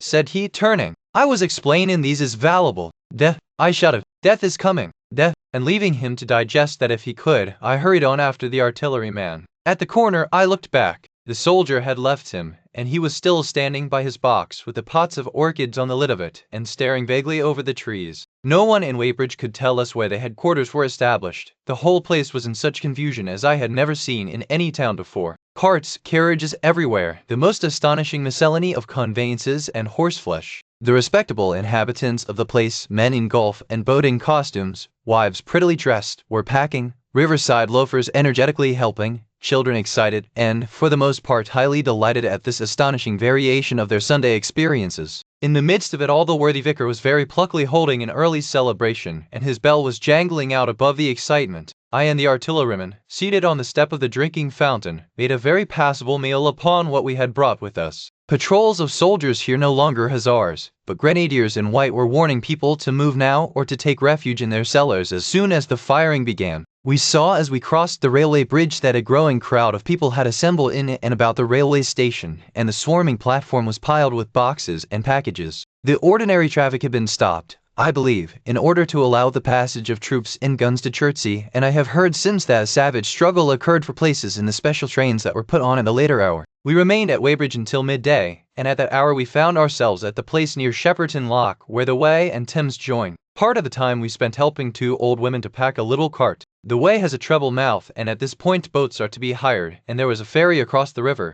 On the Shepperton side was an inn with a lawn, and beyond that the tower of Shepperton Church has been replaced by a spire rose above the trees. Here we found an excited and noisy crowd of fugitives. As yet the flight had not grown to a panic, but there were already far more people than all the boats going to and fro could enable to cross. People came panting along under heavy burdens. One husband and wife were even carrying a small outhouse door between them, with some of their household goods piled thereon. One man told us he meant to try to get away from Shepperton Station. There was a lot of shouting, and one man was even jesting. The idea people seemed to have here was that the Martians were simply formidable human beings who might attack and sack the town, to be certainly destroyed in the end. Every now and then people would glance nervously across the way at the meadows towards Chertsey, but everything over there was still. Across the Thames, except just where the boats landed, everything was quiet, in vivid contrast with the Surrey side. The people who landed there from the boats went tramping off down the lane. The big ferry boat had just made a journey. 3 or 4 soldiers stood on the lawn of the inn, staring and jesting at the fugitives, without offering to help. The inn was closed, as it was now within prohibited hours. "What's that?" cried a boatman, and "Shut up, you fool," said a man near me to a yelping dog. Then the sound came again, this time from the direction of Chertsey, a muffled thud, the sound of a gun. The fighting was beginning. Almost immediately, unseen batteries across the river to our right, unseen because of the trees, took up the chorus, firing heavily one after the other. A woman screamed. Everyone stood arrested by the sudden stir of battle, near us and yet invisible to us. Nothing was to be seen save flat meadows, cows feeding unconcernedly for the most part, and silvery pollard willows motionless in the warm sunlight. "The soldiers will stop 'em," said a woman beside me, doubtfully. A haziness rose over the treetops. Then suddenly we saw a rush of smoke far away up the river, a puff of smoke that jerked up into the air and hung, and forthwith the ground heaved underfoot, and a heavy explosion shook the air, smashing 2 or 3 windows in the houses near, and leaving us astonished. "Here they are!" shouted a man in a blue jersey. "Yonder! See them? Yonder!" Quickly, one after the other, 1, 2, 3, 4 of the armored Martians appeared, far away over the little trees, across the flat meadows that stretched towards Chertsey, and striding hurriedly toward the river. Little cowled figures they seemed at first, going with a rolling motion and as fast as flying birds. Then, advancing obliquely towards us, came a fifth. Their armored bodies glittered in the sun as they swept swiftly forward upon the guns, growing rapidly larger as they drew nearer. One on the extreme left, the remotest that is, flourished a huge case high in the air, and the ghostly, terrible he-tray I had already seen on Friday night smote towards Chertsey and struck the town. At sight of these strange, swift, and terrible creatures, the crowd near the water's edge seemed to me to be for a moment horror-struck. There was no screaming or shouting, but a silence. Then a hoarse murmur and a movement of feet, a splashing from the water. A man, too frightened to drop the portmanteau he carried on his shoulder, swung round and sent me staggering with a blow from the corner of his burden. A woman thrust at me with her hand and rushed past me. I turned with the rush of the people, but I was not too terrified for thought. The terrible he-tray was in my mind. To get under water. That was it. Get under water. I shouted, unheeded. I faced about again and rushed toward the approaching Martian, rushed right down the gravelly beach and headlong into the water. Others did the same. A boatload of people putting back came leaping out as I rushed past. The stones under my feet were muddy and slippery, and the river was so low that I ran perhaps 20 feet, scarcely waist-deep. Then, as the Martian towered overhead scarcely a couple of 100 yards away, I flung myself forward under the surface. The splashes of the people in the boats leaping into the river sounded like thunderclaps in my ears. People were landing hastily on both sides of the river, but the Martian machine took no more notice for the moment of the people running this way and that than a man would of the confusion of ants in a nest against which his foot has kicked. When half suffocated, I raised my head above water. The Martian's hood pointed at the batteries that were still firing across the river, and as it advanced it swung loose what must have been a generator of the heat-ray. In another moment it was on the bank,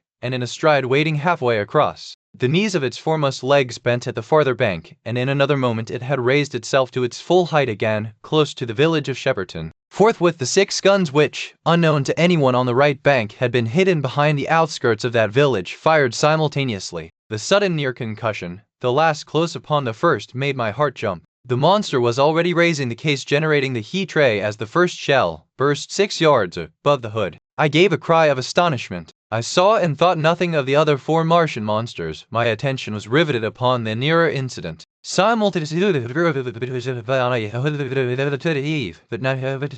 fourth shell. The shell burst clean in the face of the thing. The hood bulged, flashed, was whirled off in a dozen tattered fragments of red flesh and glittering metal. Shouted I, with something between a scream and a cheer. I heard answering shouts from the people in the water about me. I could have leaped out of the water with that momentary exultation. The decapitated colossus reeled like a drunken giant, but it did not fall over. It recovered its balance by a miracle, and, no longer heeding its steps and with the camera that fired the heat-ray now rigidly upheld, it reeled swiftly upon Shepperton. The living intelligence, the Martian within the hood, was slain and splashed to the 4 winds of heaven, and the thing was now but a mere intricate device of metal whirling to destruction. It drove along in a straight line, incapable of guidance. It struck the tower of Shepperton Church, smashing it down as the impact of a battering ram might have done, swerved aside, blundered on and collapsed with tremendous force into the river out of my sight. A violent explosion shook the air, and a spout of water, steam, mud, and shattered metal shot far up into the sky. As the camera of the heat-ray hit the water, the latter had immediately flashed into steam. In another moment, a huge wave, like a muddy tidal bore, but almost scaldingly hot, came sweeping round the bend upstream. I saw people struggling shorewards, and heard their screaming and shouting faintly above the seething and roar of the Martian's collapse. For a moment I heeded nothing of the heat, forgot the patent need of self-preservation.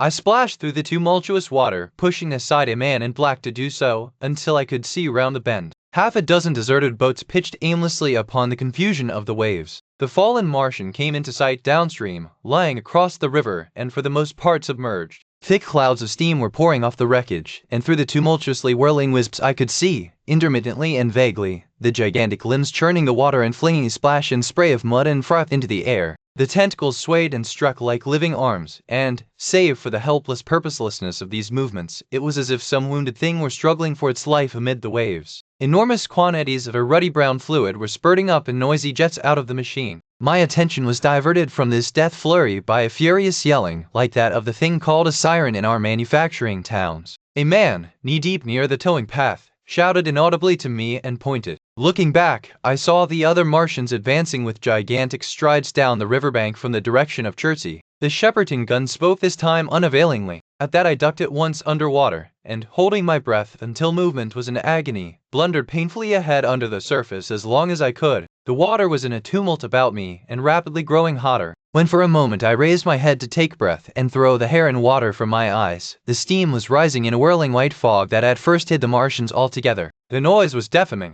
Then I saw them dimly, colossal figures of gray, magnified by the mist. They had passed by me, and two were stooping over the frothing, tumultuous ruins of their comrade. The third and fourth stood beside him in the water, one perhaps 200 yards from me, the other towards Laleham. The generators of the heat trays waved high, and the hissing beams smote down this way and that. The air was full of sound, a deafening and confusing conflict of noises, the clangorous din of the Martians, the crash of falling houses, the thud of trees, fences, sheds flashing into flame, and the crackling and roaring of fire. Dense black smoke was leaping up to mingle with the steam from the river, and as the heat ray went to and fro over Weybridge, its impact was marked by flashes of incandescent white that gave place at once to a smoky dance of lurid flames. The nearer houses still stood intact, awaiting their fate, shadowy, faint and pallid in the steam, with the fire behind them going to and fro. For a moment perhaps I stood there, breast high in the almost boiling water, dumbfounded at my position, hopeless of escape. Through the reek I could see the people who had been with me in the river scrambling out of the water through the reeds, like little frogs hurrying to graze from the advance of a man, or running to and fro in utter dismay on the towing path. Then suddenly the white flashes of the heat tray came leaping towards me. The houses caved in as they dissolved at its touch, and darted out flames. The trees changed to fire with their roar. The ray flickered up and down the towing path, licking off the people who ran this way and that, and came down to the water's edge not 50 yards from where I stood. It swept across the river to Shepperton, and the water in its track rose in a boiling wheel crested with steam. I turned shoreward. In another moment the huge wave, well nigh at the boiling point, had rushed upon me. I screamed aloud, and scalded, half-blinded, agonized, I staggered through the leaping, hissing water towards the shore. Had my foot stumbled, it would have been the end. I fell helplessly, in full sight of the Martians, upon the broad, bare gravelly spit that runs down to mark the angle of the Wey and Thames. I expected nothing but death. I had to deliver to the ocean,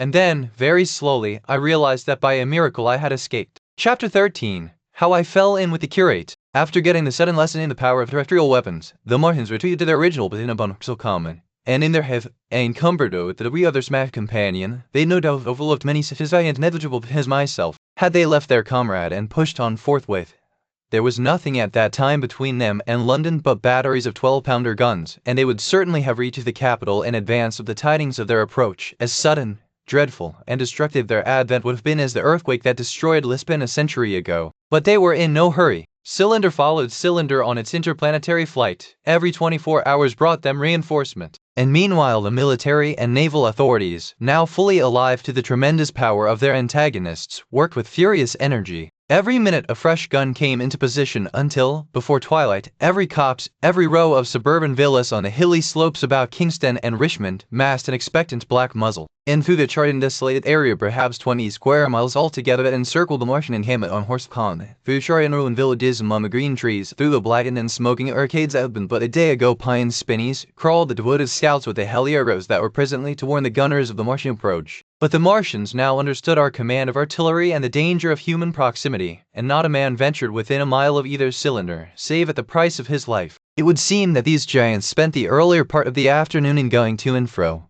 transferring everything from the second and third cylinders, the second in Addlestone golf links and the third up referred to their original pit on Horsell Common. Over that, above the blackened heather and ruined buildings that stretched far and wide, stood one as sentinel, while the rest abandoned their vast fighting machines and descended into the pit. They were hard at work there far into the night, and the towering pillar of dense green smoke that rose therefrom could be seen from the hills of Alton Marrow, and even, it is said, from Banstead and Epsom Downs. And while the Martians behind me were thus preparing for their next sally, and in front of me humanity gathered for the battle, I made my way with infinite pains and labor from the fire and smoke of burning Weybridge towards London. I saw an abandoned boat, very small and remote, drifting downstream, and throwing off the most of my sodden clothes, I went after it, gained it, and so escaped out of that destruction. There were no oars in the boat, but I contrived to paddle, as well as my parboiled hands would allow, down the river towards Halliford and Walton, going very tediously and continually looking behind me, as you may well understand. I followed the river, because I considered that the water gave me my best chance of escape should these giants return.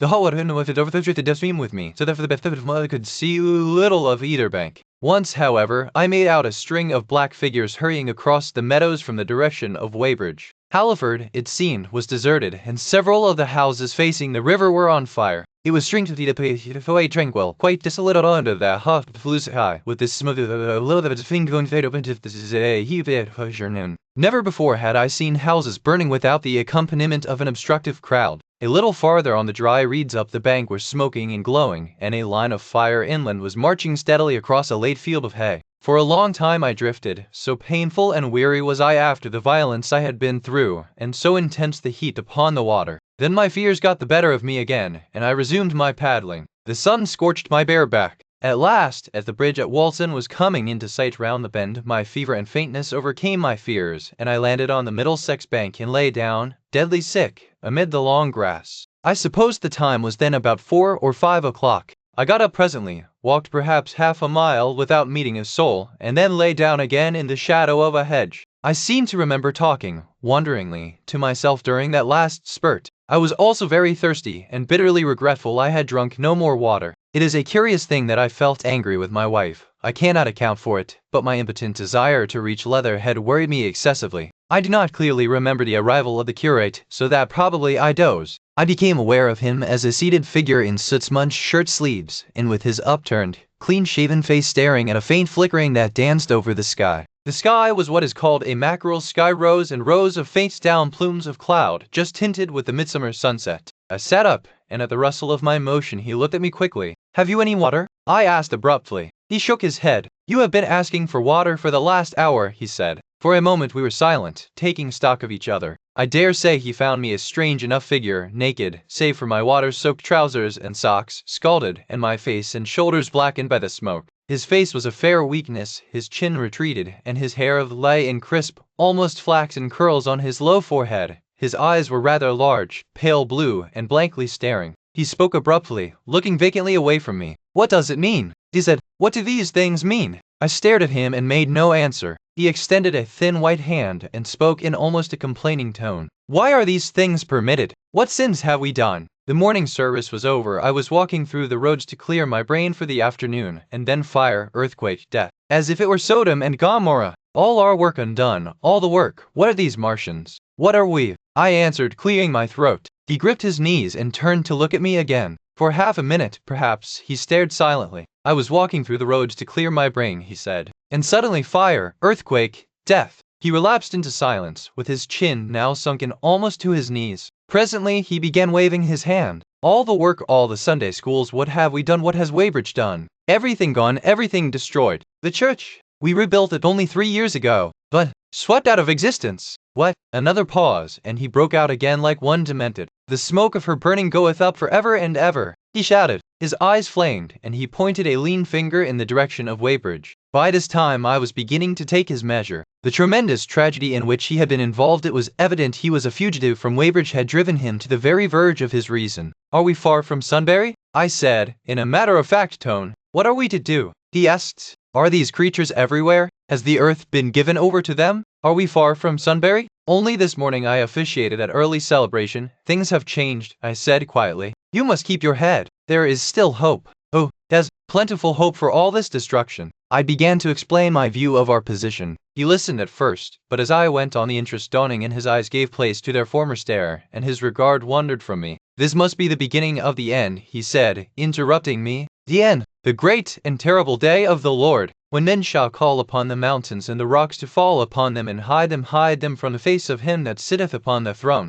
I began to understand the position. I ceased my labored reasoning, struggled to my feet, and standing over him, laid my hand on his shoulder. "The Amen," said I. "You are scared out of your wits. What good is religion if it collapses under calamity? Think of what earthquakes and floods, wars and volcanoes have done before to men. Did you think God had exempted Weybridge? He is not an insurance agent." For a time he sat in blank silence. "But how can we escape?" he asked suddenly. "They are invulnerable, they are pitiless." "Neither the one nor, perhaps, the other," I answered. "And the mightier they are, the more sane and wary should we be. One of them was killed yonder not 3 hours ago." "Killed?" he said, staring about him. "How can God's ministers be killed?" I saw it happen. I proceeded to tell him. "We have chanced to come in for the thick of it," said I, "and that is all." "What is that flicker in the sky?" he asked abruptly. I told him it was the heliograph signaling that it was the sign of human help and effort in the sky. "We are in the midst of it," I said, "quiet as it is. That flicker in the sky tells of the gathering storm. Yonder, I take it, are the Martians, and Londonward, where those hills rise about Richmond and Kingston and the trees give cover, earthworks are being thrown up and guns are being placed. Presently the Martians will be coming this way again." And even as I spoke he sprang to his feet and stopped me by a gesture. "Listen," he said. From beyond the low hills across the water came the dull resonance of distant guns and a remote weird crying. Then everything was still. A cockchafer came droning over the hedge and past us. High in the west the crescent moon hung faint and pale above the smoke of Weybridge and Shepperton and the hot, still splendor of the sunset. "We had better follow this path," I said, "northward." Chapter 14. In London. My younger brother was in London when the Martians fell at Woking. He was a medical student working for an imminent examination, and he heard nothing of the arrival until Saturday morning. The morning papers on Saturday contained, in addition to lengthy special articles on the planet Mars, on life in the planets, and so forth, a brief and vaguely worded telegram, all the more striking for its brevity. The Martians, alarmed by the approach of a crowd, had killed a number of people with a quick-firing gun, so the story ran. The telegram concluded with the words, "Formidable as they seem to be, the Martians have not moved from the pit into which they have fallen, and, indeed, seem incapable of doing so. Probably this is due to the relative strength of the Earth's gravitational energy." On that last text their leader writer expanded very comfortingly. Of course all the students in the Cramer's biology class, to which my brother went that day, were intensely interested, but there were no signs of any unusual excitement in the streets. The afternoon papers puffed scraps of news under big headlines. They had nothing to tell beyond the movements of troops about the common, and the burning of the pine woods between Woking and Weybridge, until 8. Then the St. James's Gazette, in an extra special edition, announced the bare fact of the interruption of telegraphic communication. This was thought to be due to the falling of burning pine trees across the line. Nothing more of the fighting was known that night, the night of my drive to Leatherhead and back. My brother felt no anxiety about us, as he knew from the description in the papers that the cylinder was a good 2 miles from my house. He made up his mind to run down that night to me, in order, as he says, to see the things before they were killed. He dispatched a telegram, which never reached me, about 4 o'clock, and spent the evening at a music hall. In London, also, on Saturday night there was a thunderstorm, and my brother reached Waterloo in a cab. On the platform from which the midnight train usually starts he learned, after some waiting, that an accident prevented trains from reaching Woking that night. The nature of the accident he could not ascertain. Indeed, the railway authorities did not clearly know at that time. There was very little excitement in the station, as the officials, failing to realize that anything further than a breakdown between Byfleet and Woking Junction had occurred, were running the theatre trains which usually pass through Woking round by Virginia Water or Guildford. They were busy making the necessary arrangements to alter the route of the Southampton and Portsmouth Sunday League excursions. A nocturnal newspaper reporter, mistaking my brother for the traffic manager, to whom he bears a slight resemblance, waylaid and tried to interview him. Few people, excepting the railway officials, connected the breakdown with the Martians. I have read, in another account of these events, that on Sunday morning, all London was electrified by the news from Woking. As a matter of fact, there was nothing to justify that very extravagant phrase. Plenty of Londoners did not hear of the Martians until the panic of Monday morning. Those who did took some time to realize all that the hastily worded telegrams in the Sunday papers conveyed. The majority of people in London do not read Sunday papers. The habit of personal security, moreover, is so deeply fixed in the Londoners' want and startling intelligence so much a matter of course in the papers that they could read without any personal tremors. About 7 o'clock with the Martians came out of the cylinder and moving about under an armor of battalion shields have completely ripped Woking Station with the adjacent houses and massacred an entire battalion of the Cardigan Regiment. No details are known. Maxims have been absolutely useless against their armor. The field guns have been disabled by them. Flying hussars have been galloping into Chertsey. The Martians appear to be moving slowly towards Chertsey or Windsor. Great anxiety prevails in West Surrey, and earthworks are being thrown up to check the advance Londonward. That was how the Sunday Sun put it, and a clever and remarkably prompt handbook article in the Referee compared the affair to a menagerie suddenly let loose in a village. No one in London knew positively of the nature of the armored Martians, and there was still a fixed idea that these monsters must be sluggish, crawling, creeping painfully. Such expressions occurred in almost all the earlier reports. None of the telegrams could have been written by an eyewitness of their advance. The Sunday papers printed separate editions as further news came to hand, some even in default of it. But there was practically nothing more to tell people until late in the afternoon, when the authorities gave the press agencies the news in their possession. It was stated that the people of Walton and Weybridge and all the district were pouring along the roads Londonward, and that was all. My brother went to church at the Foundling Hospital in the morning, still in ignorance of what had happened on the previous night. There he heard allusions made to the invasion and a special prayer for peace. Coming out, he bought a Referee. He became alarmed at the news in this and went again to Waterloo Station to find out if communication were restored. The omnibuses, carriages, cyclists, and innumerable people walking in their best clothes seemed scarcely affected by the strange intelligence that the newsenders were disseminating. People were interested, or, if alarmed only on account of the local residents. At the station he heard for the first time that the Windsor and Chertsey lines were now interrupted. The porters told him that several remarkable telegrams had been received in the morning from Byfleet and Chertsey stations, but that these had abruptly ceased. My brother could get very little precise detail out of them. There's fighting going on about Weybridge was the extent of their information. The train service was now very much disorganized. Quite a number of people who had been expecting friends from places on the Southwestern network were standing about the station. One gray-headed old gentleman came and abused the Southwestern company bitterly to my brother. "It wants showing up," he said. 1 or 2 trains came in from Richmond, Putney, and Kingston, containing people who had gone out for a day's boating and found the locks closed and a feeling of panic in the air. A man in a blue and white blazer addressed my brother, full of strange tidings. "There's hosts of people driving into Kingston in traps and carts and things, with boxes of valuables and all that," he said. "They come from Wolsey and Weybridge and Walton, and they say there's been guns heard at Chertsey, heavy firing, and that mounted soldiers have told them to get off at once because the Martians are coming. We heard guns firing at Hampton Court Station, but we thought it was thunder. What the dickens does it all mean? The Martians can't get out of their pit, can they?" My brother could not tell him. Afterwards he found that the vague feeling of alarm had spread to the clients of the Underground Railway, and that the Sunday excursionists began to return from all over the southwestern Lung Barns, Wimbledon, Richmond Park, Kew, and so forth at unnaturally early hours, but not a soul had anything more than vague hearsay to tell of. Everyone connected with the terminus seemed ill-tempered. About 5 o'clock the gathering crowd in the station was immensely excited by the opening of the line of communication, which is almost invariably closed, between the southeastern and the southwestern stations, and the passage of carriage trucks bearing huge guns and carriages crammed with soldiers. These were the guns that were brought up from Woolwich and Chatham to cover Kingston. There was an exchange of pleasantries. "You'll get eaten," "We're the beast tamers," and so forth. A little while after that a squad of police came into the station and began to clear the public off the platforms, and my brother went out into the street again. The church bells were ringing for evensong, and a squad of Salvation Army lasses came singing down Waterloo Road. On the bridge a number of loafers were watching a curious brown scum that came drifting down the stream in patches. The sun was just setting, and the clock tower and the Houses of Parliament rose against one of the most peaceful skies it is possible to imagine, a sky of gold,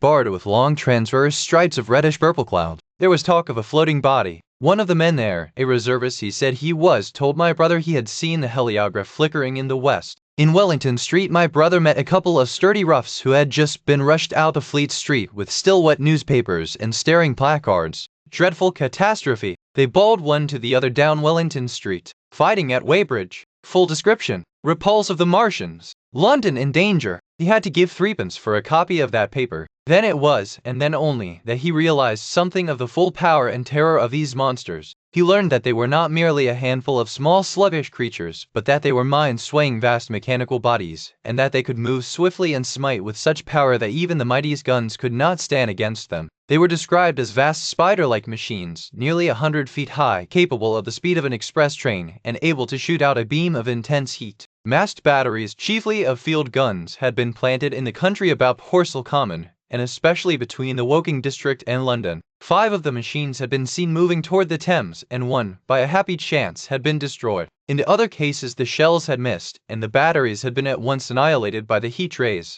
Heavy losses of soldiers were mentioned, but the tone of the dispatch was optimistic. The Martians had been repulsed. They were not invulnerable. They had retreated to their triangle of cylinders again, in the circle about Woking. Signalers with heliographs were pushing forward upon them from all sides. Guns were in rapid transit from Windsor, Portsmouth, Aldershot, Woolwich, even from the north. Among others, long wire guns of 95 tons from Woolwich. Altogether 116 were in position or being hastily placed, chiefly covering London. Never before in England had there been such a vast or rapid concentration of military material. Any further cylinders that fell, it was hoped, could be destroyed at once by high explosives. The situation was of the strangest and gravest description, but the public was exhorted to avoid and discourage panic. No doubt the Martians were strange and terrible in the extreme, but at the there could not be more than 20 of them against our millions. The authorities had reason to suppose, from the size of the cylinders, that at the outside there could not be more than 5 in each cylinder, 15 altogether, and 1 at least was disposed of, perhaps more. The public would be fairly warned of the approach of danger, and elaborate measures were being taken for the protection of the people in the threatened southwestern suburbs. And so, with reiterated assurances of the safety of London and the ability of the authorities to cope with the difficulty, this quasi-proclamation closed. This was printed in enormous type on paper so fresh that it was still wet. See how ruthlessly the usual contents of the paper had been hacked and taken out to give this place. All down Wellington Street people could be seen fluttering out the pink sheets and reading, and the Strand was suddenly noisy with the voices of an army of hawkers following these pioneers. Men came scrambling off buses to secure copies. Certainly this news excited people intensely, whatever their previous apathy.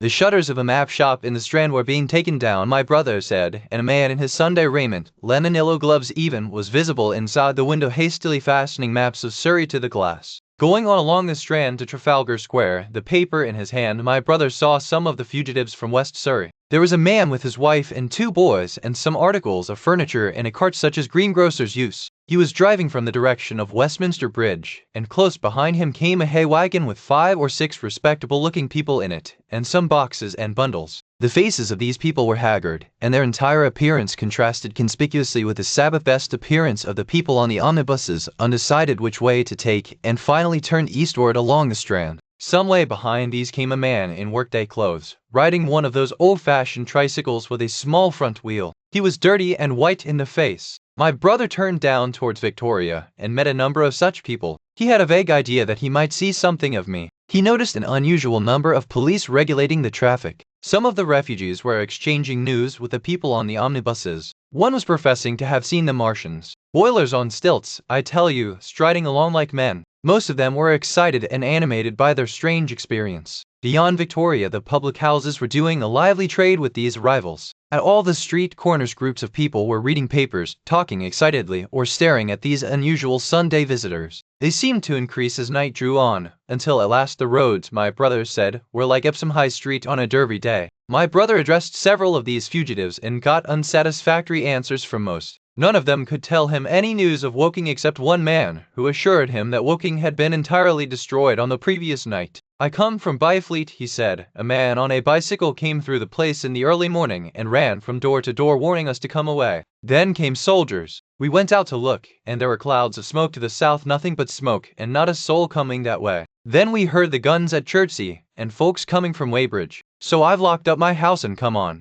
At that time there was a strong feeling in the streets that the authorities were about 8 o'clock. A noise of heavy firing was distinctly audible all over the south of London. My brother could not hear it for the traffic in the main thoroughfares, but by striking he walked from Westminster to his apartments near Regent's Park, about 2. He was now very anxious on my account and disturbed at the evident magnitude of the trouble. His mind was inclined to run, even as mine had run on Saturday, on military details. He thought of imagined boilers on stilts 100 feet high. There were 1 or 2 cartloads of refugees passing along Oxford Street and several in the Marylebone Road.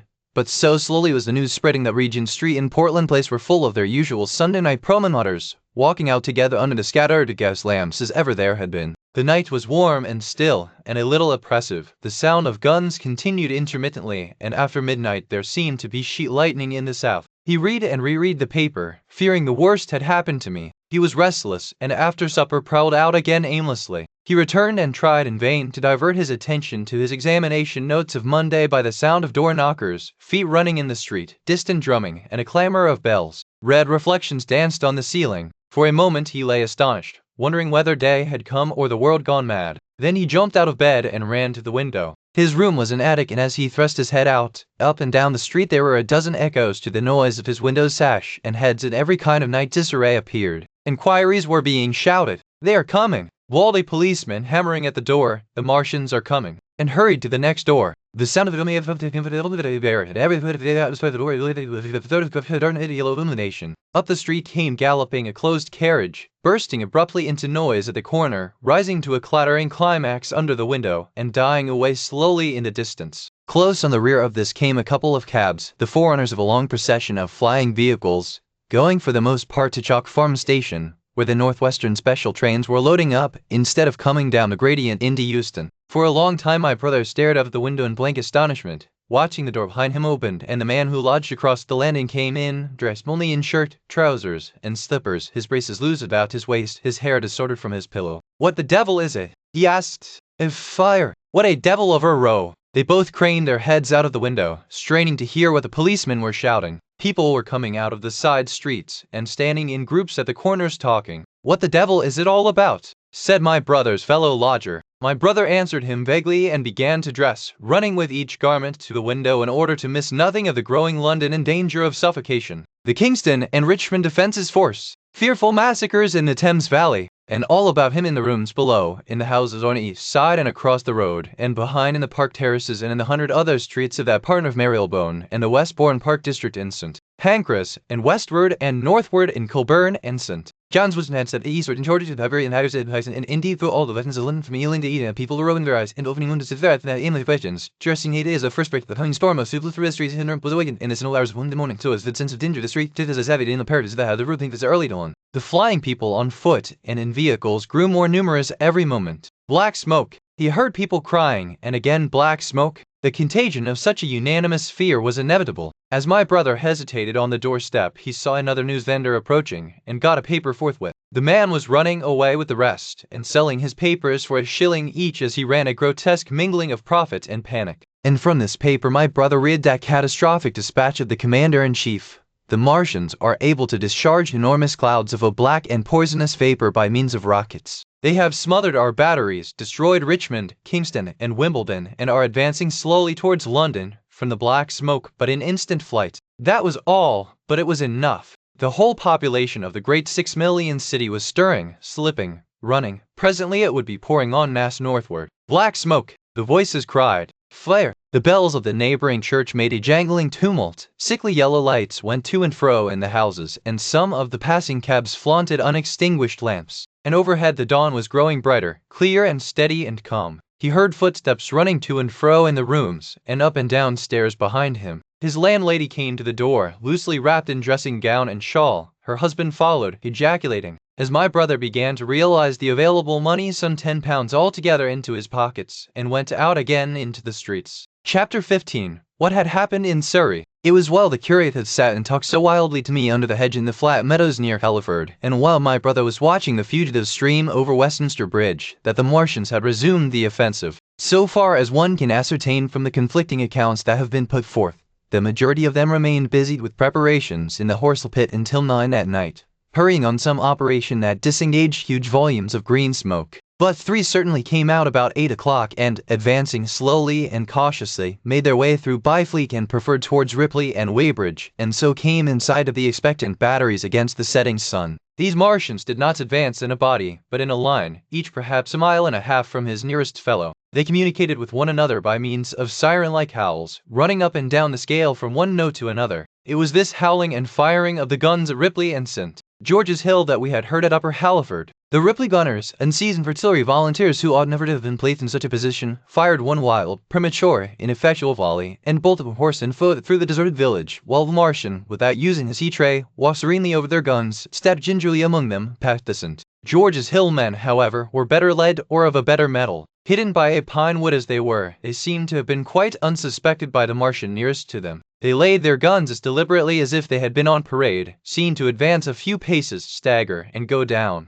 Everybody yelled together, and the guns were reloaded in frantic haste. The overthrown Martian set up a prolonged ululation, and immediately a second glittering giant, answering him, appeared over the trees to the south. It would seem that a leg of the tripod had been smashed by one of the shells. The whole of the second volley flew wide bare on the battery. The ammunition blew up, the pine trees all about the guns flashed into fire, and only one or two of the men who were already running over the crest of the hill escaped. After this it would seem that the three took counsel together and halted, and the scouts who were watching them report that they remained absolutely stationary for the next half hour. The Martian who had been overthrown crawled tediously out of his hood, a small brown figure, oddly suggestive from that distance of a speck of blight, and apparently engaged in the repair of his support. About 9 he had finished, for his cowl was then seen above the trees again. It was a few minutes past 9 that night when these three sentinels were joined by 4 other Martians, each carrying a thick black tube. A similar tube was handed to each of the 3, and the 7 proceeded to distribute themselves at equal distances along a curved line between St. George's Hill, Weybridge, and the village of Send, southwest of Ripley. A dozen rockets sprang out of the hills before them so soon as they began to move, and warned the waiting batteries about Ditton and Esher. At the same time, 4 of their fighting machines, similarly armed with tubes, crossed the river, and 2 of them, black against the western sky, came into sight of myself and the curate as we hurried wearily and painfully along the road that runs northward out of Halliford. They moved, as it seemed to us, upon a cloud, for a milky mist covered the fields and rose to a third of their height. At this sight the curate cried faintly in his throat, and began running. But I knew it was no good running from a Martian, and I turned aside and crawled through dewy nettles and brambles into the broad ditch by the side of the road. He looked back, saw what I was doing, and turned to join me. The 2 halted, the nearer to us standing and facing Sunbury, the remoter being in grey indistinctness. They took up their positions in the huge crescent about their cylinders in absolute silence. It was a crescent with 12 miles between its horns. Never since the devising of gunpowder was the beginning of a battle so still. To us, an observer about the same of a film I've seen in the days of the dark night, lit only as with sun, thunder, moon, and stars, the afterglow of the wood, and the ruddy glare of instruments. George's Hill and the woods of Painsill, but facing that crescent everywhere at Staines, Hounslow, Ditton, Esher, Ockham, behind hills and woods south of the river, and across the flat grass meadows to the north of it, wherever a cluster of trees or village houses gave sufficient cover, the guns were waiting. The signal rockets burst and rained their sparks through the night and vanished, and the spirit of all those watching batteries rose to a tense expectation. The Martians but to advance into the line of fire, and instantly those motionless forms of men, those guns glittering so darkly in the early night, would explode into a thunderous fury of battle. No doubt the thought that was uppermost in 1,000 of those vigilant minds, even as it was uppermost in mine, was the riddle how much they understood of us. Did they grasp that we and our millions were organized, disciplined, working together? Or did they interpret our spurts of fire, the sudden stinging of our shells, our steady investment of their encampment, as we should the furious unanimity of onslaught in a disturbed hive of bees? Did they dream they might exterminate us? At that time no one knew what food they needed. 100 such questions struggled together in my mind as I watched that vast sentinel shape, and in the back of my mind was the sense of all the huge unknown and hidden forces slung onward. Had they prepared pitfalls? Were the powder mills at Moscow of their mighty province of houses? Then, after an interminable time, as it seemed to us crouching and peering through the hedge, came a sound like the distant concussion of a gun.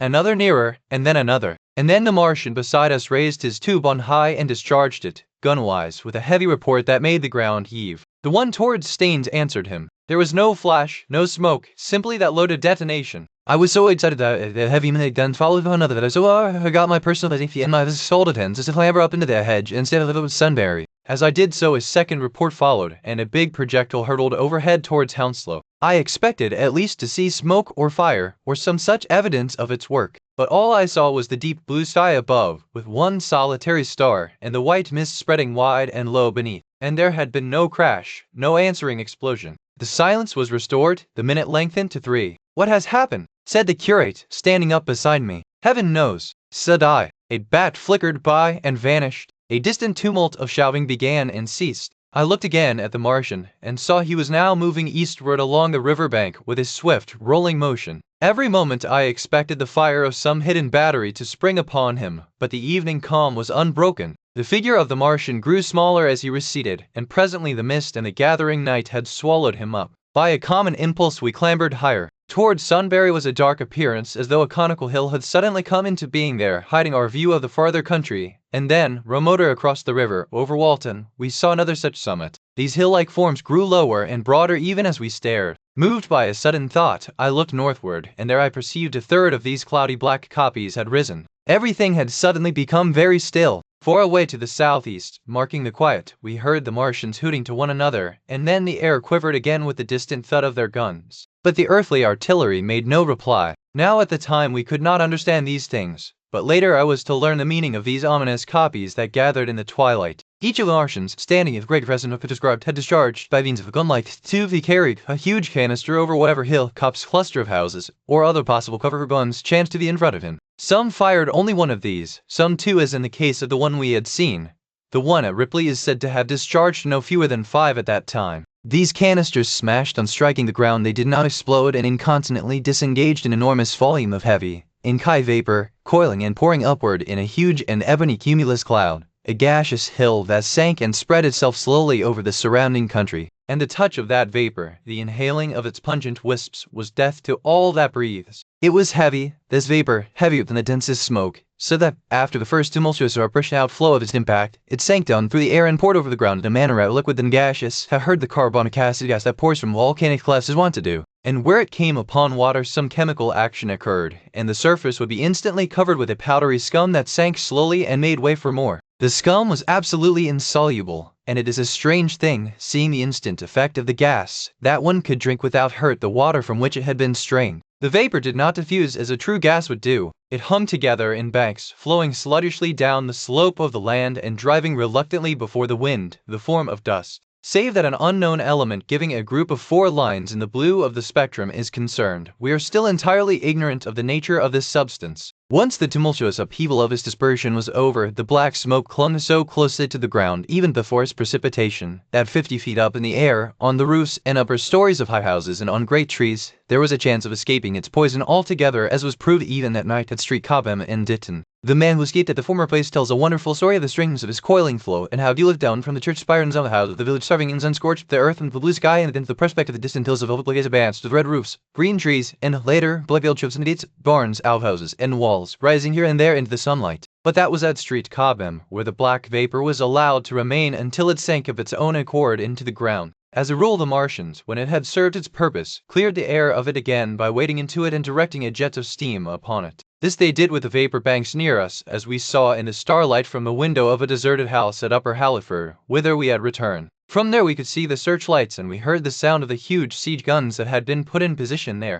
These continued Martians at Hampton and Ditton, and then the pale beams of the electric light vanished, and were replaced by a bright red glow. Then the 4th cylinder fell, a brilliant green meteor, as I learned afterwards, in Bushy Park. Before the guns on the Richmond and Kingston, I believe, to guns being fired haphazard before the black vapor could overwhelm the gunners. So, setting about it as methodically as men might smoke out a wasp's nest, the Martians spread this strange stifling vapor over the Londonward country. The horns of the crescent slowly moved apart, until at last they formed a line from Hanwell to Coombe and Malden. All night through their destructive tubes advanced. Never once, after the Martian ascent, George's Hill was brought down, did they give the artillery the ghost of a chance against them. Wherever there was a possibility of guns being laid for them unseen, a fresh canister of the black vapor was discharged, and where the guns were openly displayed, the heat ray was brought to bear. By midnight, the blazing trees along the slopes of Richmond Park and the glare of Kingston Hill threw their light upon a network of black smoke, blotting out the whole valley of the Thames, extending as far as the eye could reach. And through this 2 Martians slowly waded, and turned their hissing steam jets this way and that. They were sparing of the heat ray that night, did not wish to destroy the country but only to crush and overwrought the opposition they had aroused. In the latter aim they certainly succeeded. Sunday night was the end of the so hopeless was the enterprise. Even the crews of the torpedo boats and destroyers that had brought their quick firers up the Thames refused to stop, mutinying, and went down again. The only offensive operation men ventured upon after that night was the preparation of mines and pitfalls, and even in that their energies were frantic and spasmodic. One has to imagine, as well as one may, the fate of those batteries towards Escher, waiting so tensely in the twilight. Survivors there were none. One of them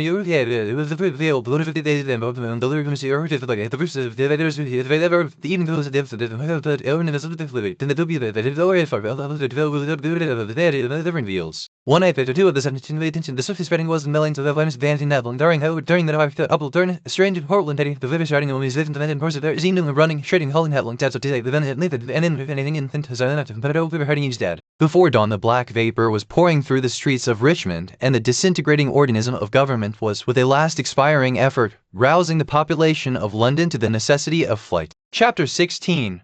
The Exodus from London. So you understand the roaring wave of fear that swept through the greatest city in the world just as Monday was dawning, the stream of flight rising swiftly to a torrent, flashing in a foaming tumult round the railway stations, danked up into a horrible struggle about the shipping in the Thames, and hurrying by every available channel northward and eastward. By 10 o'clock the police organization, and by midday even the railway organizations, in that swift liquefaction of the social body. All the railway lines north of the Thames and the southeastern people at Cannon Street had been warned by midnight on Sunday, and trains were being filled. People were fighting savagely for standing room in Bishopsgate Street, a couple of 100 yards or more from Liverpool Street Station. Exhausted and infuriated, were breaking the heads of the people they were called out to protect. And as the day advanced and the engine drivers and stokers refused to return to London, the pressure of the flight drove the people in an ever-thickening multitude away from the stations and along the northward running roads. By midday a Martian had been seen at Barnes, and a cloud of slowly sinking black vapor drove along the Thames and across the flats of Lambeth,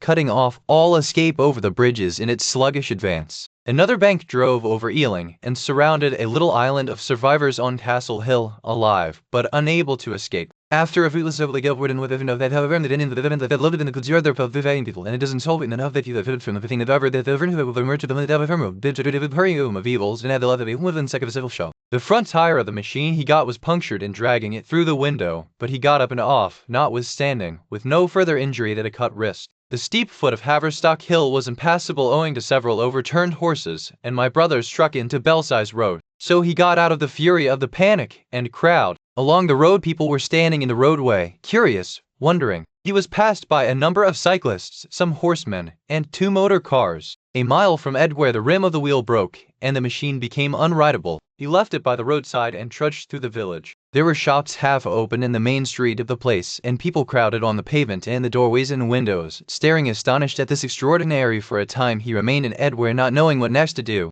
The flying people increased in number. Many of them, like my brother, seemed inclined to loiter in the place. There was no fresh news of the invaders from Mars. At that time the road was crowded, but as yet far from congested. Most of the fugitives at that hour were mounted on cycles, but there were soon motor cars, hansom cabs, and carriages hurrying along, and the dust hung in heavy clouds along the road to St. Albans. It was perhaps a vague idea of making his way to Chelmsford, where some friends of his lived, that at last induced my brother to strike into a quiet lane running eastward. Presently he came upon a stile, and crossing it, followed a footpath northeastward. He passed near several farmhouses and some little places whose names he two ladies who became his fellow travelers. He came upon them just in time to save them. He heard their screams, and hurrying round the corner, saw a couple of men struggling to drag them out of the little pony chaise in which they had been driving, while a third with difficulty held the frightened pony's head. One of the ladies, a short woman dressed in white, with a whip she held in her disengaged hand. My brother immediately grasped the situation, shouted, and hurried toward the struggle. One of the men desisted and turned towards him, and my brother, realizing from his antagonist's face that fight was unavoidable, and being an expert boxer, went in at him forthwith and sent him down against the wheel of the chaise, gripped the collar of the man who pulled at the slender lady's arm. He heard the clatter of hoofs, the whip stung across his face, a third antagonist struck him between the eyes, and the man he held wrenched himself free and made off down the lane in the direction from which he had come. Partly stunned, he found himself facing the man who had held the horse's head, and became aware of the chaise receding from him down the lane, swaying from side to side, and with the women in it looking back.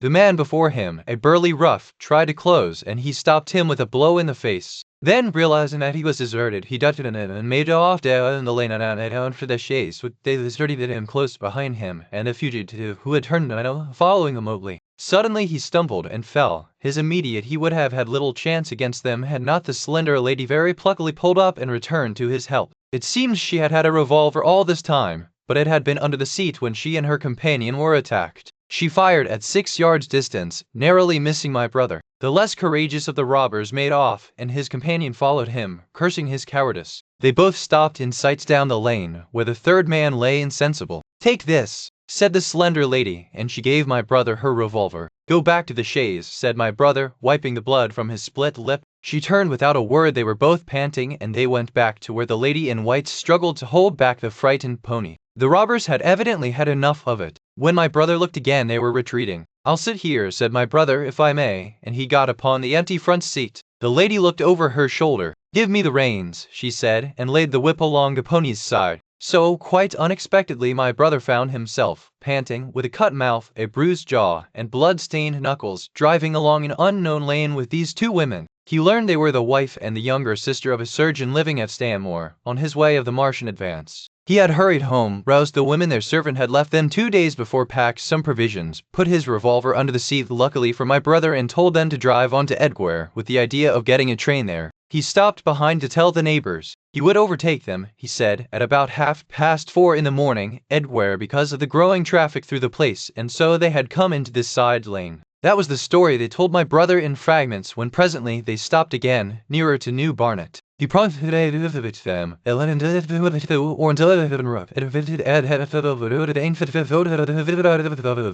They made a sort of encampment by the wayside, and the pony became happy in the hedge. He told the sun crept higher in the sky, and after a time their talk died out and gave place to an uneasy state of anticipation. Several wayfarers came along the lane, and of these my brother gathered such news as he could. Every broken answer he had deepened his impression of the great disaster that had come on humanity, deepened his persuasion of the immediate necessity for prosecuting this flight. He urged the matter upon them. "We have money," said the slender woman, and hesitated. Her eyes met my brother's, and her hesitation ended. "So have I," said my brother. She explained that they had as much as £30 in gold, besides a £5 note, and suggested that with that they might get upon a train at St. Albans or New Barnet. My brother put the whole sea of and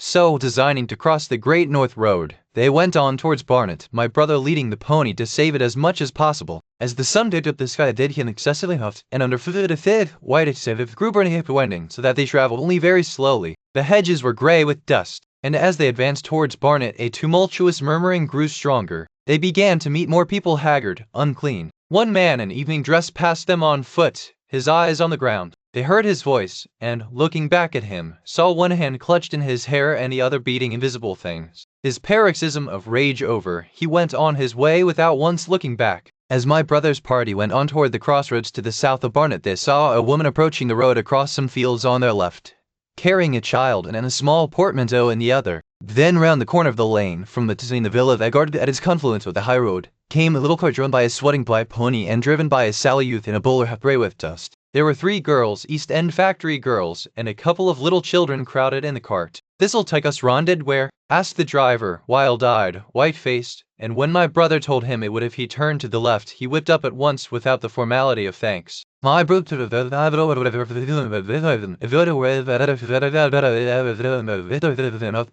the tumultuous noise resolved itself now into the disorderly mingling of many voices, the gride of many wheels, the creaking of wagons, and the staccato of hoofs. The lane came round sharply not 50 yards from the crossroads. "Good heavens!" cried Mrs. Elphinstone. "What is this you are driving us into?" My brother stopped, for the main road was a boiling stream of people, a torrent of human beings rushing northward, one pressing on another. A great bank of dust, white and luminous in the blaze of the sun, made everything within 20 feet of the ground grey and indistinct, and was perpetually renewed by the hurrying feet of a dense crowd of horses and of men and women on foot, and by the wheels of vehicles of every description. It was like riding into the smoke of a fire to approach the meeting point of the lane and road. A little way up the road, a villa was burning and sending rolling masses of black smoke across the road to add to the confusion. 2 men came past them, then a dirty woman, carrying a heavy bundle and weeping. A lot of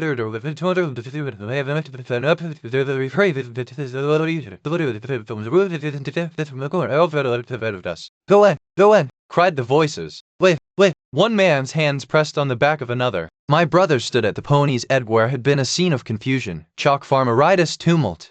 But this was a hole. The figures poured out past the corner and receded with their backs to the group in the lane. Along the margin came those who were on foot, threatened by the wheels, stumbling into ditches, blundering into one another. The carts and carriages crowded close upon one another, making little way for those swifter and more impatient vehicles that darted forward every now and then when an opportunity showed itself of doing so, sending the people scattering against the fences and gates of the villas. "Push on!" was the cry. "Push on! They are coming!" In one cart stood a blind man in the uniform of the Salvation Army, gesticulating with his crooked fingers and bawling, "Eternity! Eternity!" His voice was hoarse and very loud, so that my brother could hear him long after he was lost to sight in the dust. Some of the people who crowded in the carts whipped nothing with miserable eyes. Some gnawed their hands with thirst, or lay prostrate in the bottoms of their conveyances. The horses' bits were covered with foam, their eyes bloodshot. There were cabs, carriages, shop carts, wagons, beyond counting, a mail cart, roughs. A brewer's dray rumbled by with its two near wheels splashed with fresh blood.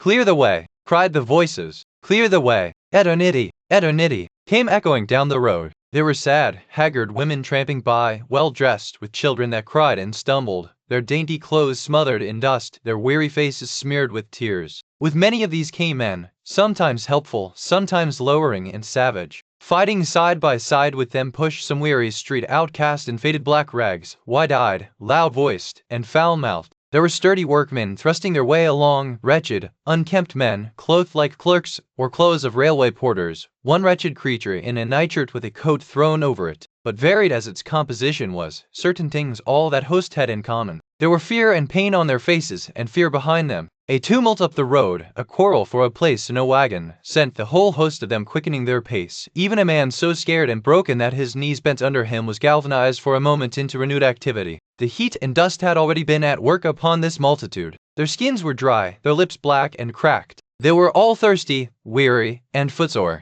And amid the various cries one heard and weak, through it all ran a refrain, "Wait, wait, the Martians are coming," with a narrow opening, and had a delusive appearance of coming from the direction of London. Yet a kind of eddy of people drove into its mouth. Weaklings elbowed out of the stream. Way down the lane, with two friends bending over him, lay a man with a bare leg wrapped about with bloody rags. He was a lucky man to have friends. A little then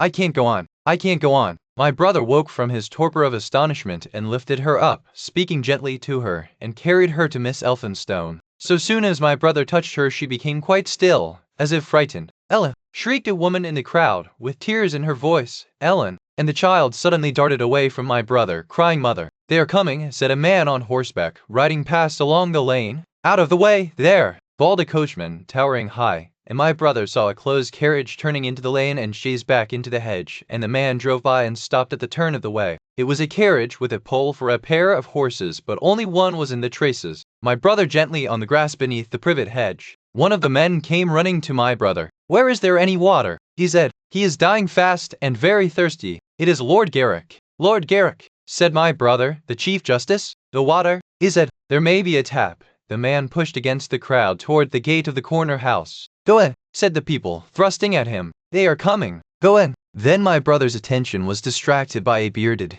eagle-faced man lugging a small handbag, which split even as my brother's eyes rested on it and disgorged a mass of sovereigns that seemed to the struggling feet of men and horses. The man stopped and looked stupidly at the heap, and the shaft of a cab struck his shoulder and sent him reeling. He gave a shriek and dodged back, and a cartwheel shaved him narrowly. "Wait!" cried the men all about him. "Make way!" So soon as the cab had passed, he flung himself, with both hands open, upon the heap of coins, and began thrusting handfuls in his pocket. A horse rose close upon him, and in another moment, half rising, he had been borne down under the horse's hoofs. "Stop!" screamed my brother, and pushing a woman out of his way, tried to clutch the bit of the horse. Before he could get to it, he heard a scream under the wheels, and saw through the dust the rim passing over the poor wretch's back. The driver of the cart slashed his whip at my brother, who ran round behind the cart. The multitudinous shouting confused his ears. The man was writhing in the dust among his scattered money, unable to rise, for the wheel had broken his back, and his lower limbs lay limp and dead.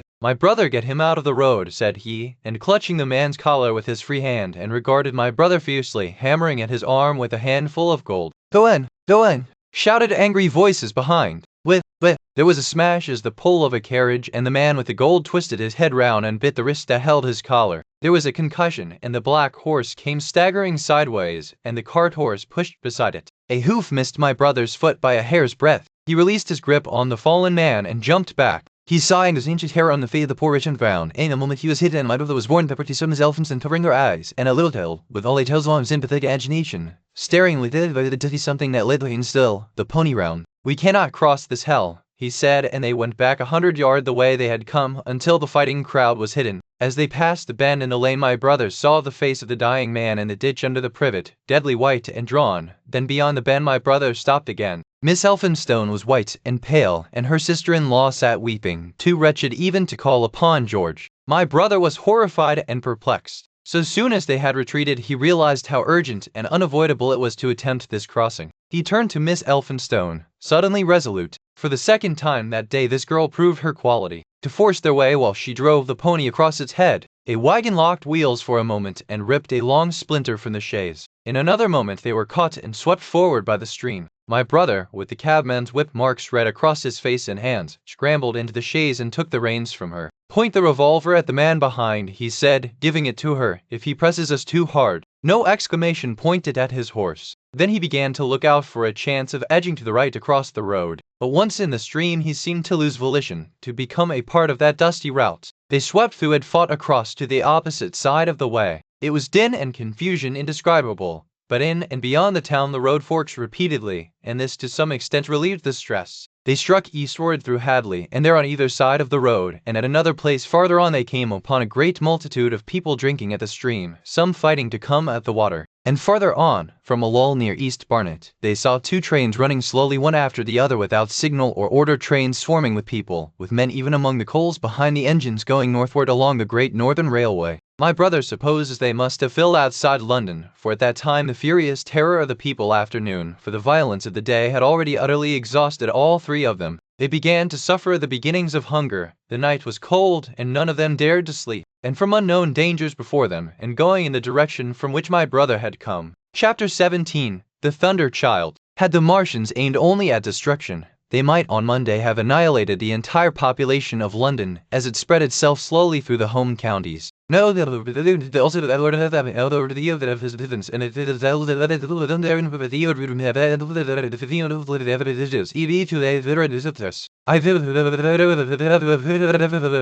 never before in the history of the world had such a mass of human beings moved and suffered together. The legendary hosts of Goths and Huns, the hugest armies Asia has ever seen, would have been but a drop in that current. And this was no disciplined march. It was a stampede gigantic and terrible, without order and without a goal. 6 million people unarmed and unprovisioned, driving headlong. It was the beginning of the rout of civilization, of the massacre of mankind. Directly below him the balloonist would have seen the network of streets far and wide, houses, churches, squares, crescents, gardens already derelict spread out like a huge map, and in the southward blotted. Over Ealing, Richmond, Wimbledon, it would have seemed as if spread, shooting out ramifications this way and that, now banking itself against rising ground, would spread itself upon blotting paper. And beyond, over the Luzels that race southward of the river, the glittering Martians went to and fro, calmly and methodically spreading their poison cloud over this patch of country and then over the playing it, what there seemed as they had served its purpose in taking possession of the conquered country. They do not seem to have aimed at extermination so much as at complete demoralization and the destruction of any opposition.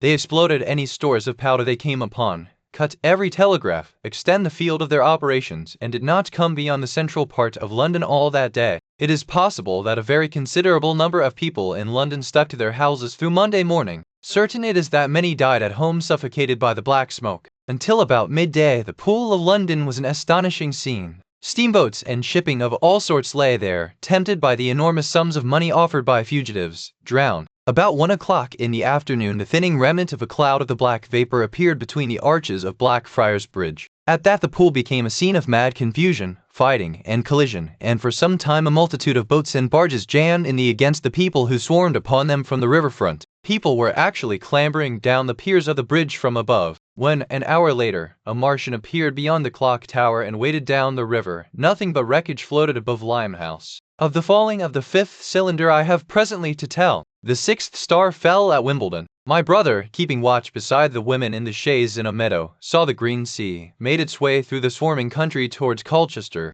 The news that the Martians were now in possession of the whole of London was confirmed. They had been seen at Highgate, and even, it was said, at Neaston. But they did not come into my brother's view until the morrow. That day the scattered multitudes began to realize the urgent need of provisions. As they grew hungry, the rights of property ceased to be regarded. Farmers were out to defend their cattle sheds, granaries, and ripening root crops with arms in their hands. A number of people now, like my brother, had their faces eastward, and there were some desperate souls even going back towards London to get food. These were chiefly people from the northern suburbs, whose knowledge of the Birmingham and that enormous quantities of high explosives were being prepared to be used in automatic mines across the Midland counties. He was also told that the Midland Railway Company had replaced the desertions of the first day's panic, had resumed traffic, and was running northward trains from St. Albans to relieve the congestion of the home counties. There was also towns, and that within 24 hours bread would be distributed among the starving people in the neighborhood. But this intelligence did not deter him from the plan of escape he had formed, and the three pressed eastward all day and heard no more of the bread distribution than this promise. Nor, as a matter of fact, did anyone else hear more of it. That night fell the seventh star, duty alternately with my brother. She saw it.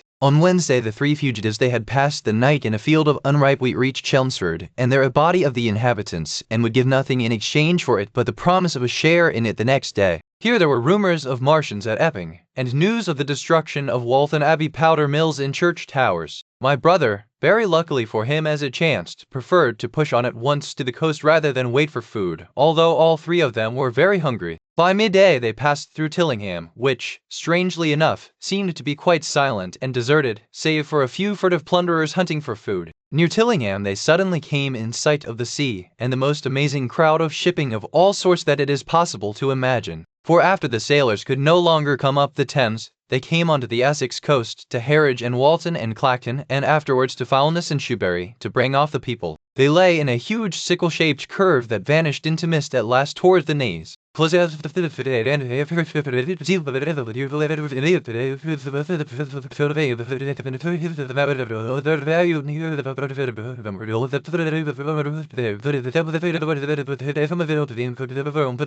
About a couple of miles out lay an ironclad, very low in the water, almost to my brother's perception, like a waterlogged ship. This was the ram Thunderchild. It was the only which before with the word over the answer the tea with Dev was a different day certain of land of the rank of the video which was in a funded team with an radio version of present to this year during the hook of the line of a video in the barrels to prevent it. At the sight of the sea, Mrs. Elphinstone, in spite of the assurances of her sister-in-law, gave way to panic. She had never been out of England before, she would rather die than trust herself friendless in a foreign country, and so forth. She seemed, poor woman, to imagine that the French and the Martians might prove very similar. She had been growing increasingly hysterical, fearful, and depressed during the 2 days' journeyings. Her great idea was to return to it was with the greatest difficulty they could get her down to the beach, where presently my brother succeeded in attracting the attention of some men on a paddle steamer from the Thames. They sent a boat and drove a bargain for £36 for the three. The steamer was going, these men said, to Ostend. It was about 2 o'clock when my brother, having paid their fares at the gangway, found himself safely aboard the steamboat with his charges. There was food aboard, albeit at exorbitant prices, and the three of them contrived to eat a meal on one of the seats forward. There were already a couple of score of passengers aboard, some of whom have expended their life money in securing a passage, but the captain lay over the Lockwater until 5 in the afternoon, picking up passengers until then for the sound of guns that began about that hour in the south. As if in answer, the ironclad seaward fired a small gun and hoisted a string of flags. A jet of smoke sprang out of her funnels until it was noticed that it was growing louder. At the same time, far away in the southeast the masts and upperworks of 3 ironclads rose one after the other out of the sea, beneath clouds of black smoke. But my brother's attention speedily reverted to the distant firing in the south. He fancied he saw a column of smoke rising out of the distant grey haze. The little steamer was already flapping her way eastward of the big crescent of shipping, and the low Essex coast was growing blue and hazy, when a Martian appeared, small and faint in the remote distance, advancing along the muddy coast from the direction of Foulness. At that the captain on the bridge swore at the top of his voice with fear and anger at his own delay, and the paddles seemed infected with his terror. Every soul aboard stood at the bulwarks or on the seats of the steamer and stared at that distant shape higher than the trees or church towers inland, and advancing with a leisurely parody of a human stride. It was the first for him that it would seem if he's Orleans and Herda, wishing that the advantage of the early and Irish came another, striding to it to the centuries, and then his another, still rather off waiting to do a shining love that seemed to be avoidable in D high. They were all stalking seaward, as if to intercept the escape of the multitudinous vessels that were crowded between Foulness and the Naze. In spite of the throbbing exertions of the engines of the little paddle boat, and the pouring foam that her wheels flung behind her, she receded with terrifying slowness from this ominous advance. Glancing northwestward, my brothers saw the large crescent of shipping already writhing with the approaching terror, one ship passing behind another, another coming round from broadside to end on, steamships whistling and giving off volumes of steam, sails being let out, launches rushing hither and thither. He was so fascinated by this and by the creeping danger away to the left that he had no eyes for anything seaward. And then a swift movement of the steamboat she had suddenly come round to avoid, being run down, a trampling of feet, and a cheer that seemed to be answered faintly. The steamboat lurched and rolled him over upon his hands. He sprang to the feet of his starboard, and 900 yards from the keel, pitching the vanpool like a lateral plow tearing through the water, tossing on either side, huge waves of foam that setting it down almost to the waterline. A douche of spray blinded my brother for a moment. When his eyes were clear again, he saw the monster had passed and was rushing landward. Big iron upperworks rose out of this headlong structure, and from that twin funnels projected and spat a smoking blast shot with fire. It was the torpedo ram, Thunder Child, steaming headlong, coming to the rescue of the threatened shipping.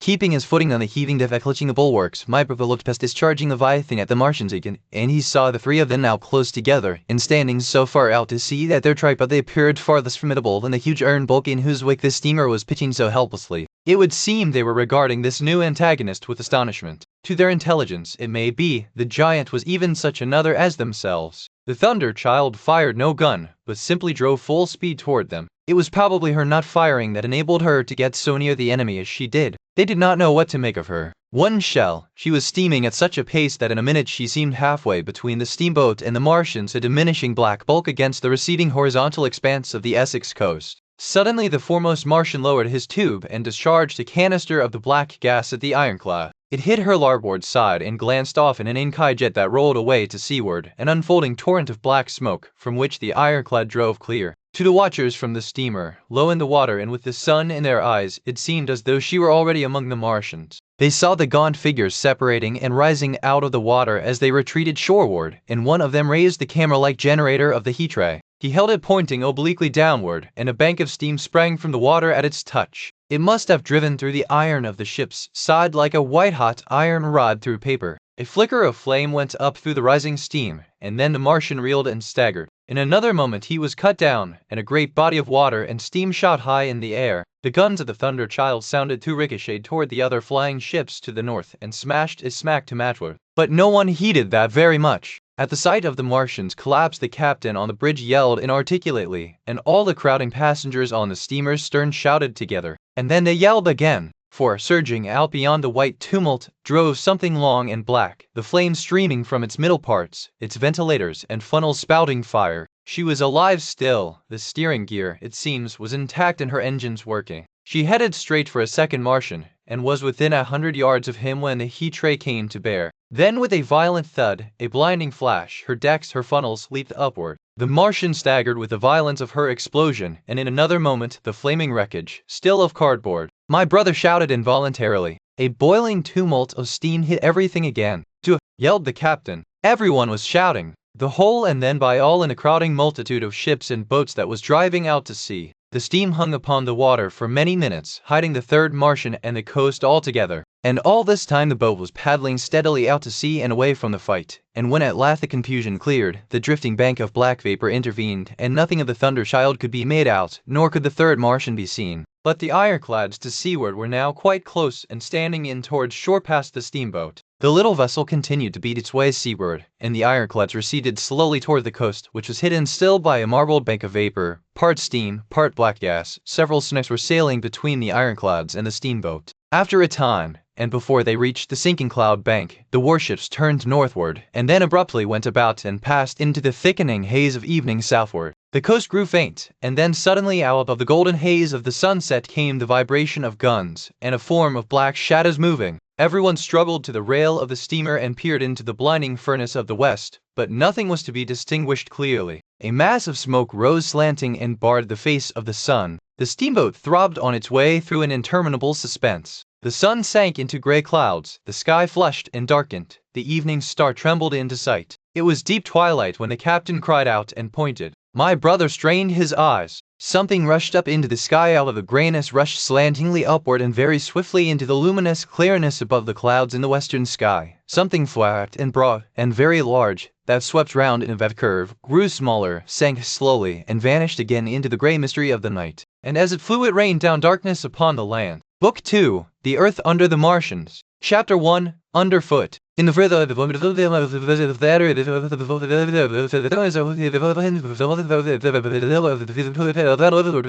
we could do nothing but wait in aching inactivity during those 2 weary days. My mind was occupied by anxiety for my wife. I figured her at Leatherhead, terrified, in danger, mourning me already as a dead man. I paced the rooms and cried aloud when I thought of how I was cut off from her, of all that might happen to her in my absence. My cousin I knew was brave enough for any emergency, but he was not the sort of man to realize danger quickly, to rise promptly. What was needed now was not bravery, but circumspection. My only consolation was to believe that the Martians were moving Londonward and away from her. Such vague anxieties keep the mind sensitive and painful. I grew very weary and irritable with the curate's perpetual ejaculations, away from him, staying in a room evidently a children's schoolroom containing globes, top of the house, and, in order to be alone with my aching miseries, locked myself in. We were hopelessly hemmed in by the black smoke all that day and the morning of the next. There were signs of people in the next house on Sunday evening, a face at a window and moving lights, and later the slamming of a door. But I do not know who these people were. Riverward all through Monday morning, creeping nearer and nearer to us, driving at last along the roadway outside the house that hid us. A Martian came across the fields about midday, smashed all the windows it touched, and scalded the curate's hand as he fled out of the front room. When at last we crept across the sodden rooms and looked out again, the country northward was as though a black snowstorm had passed over it. Looking toward the river, we were astonished to see an unaccountable redness mingling with the black of the scorched meadows. For a time we did not see how this change affected our position, save that we were relieved of our fear of the black smoke.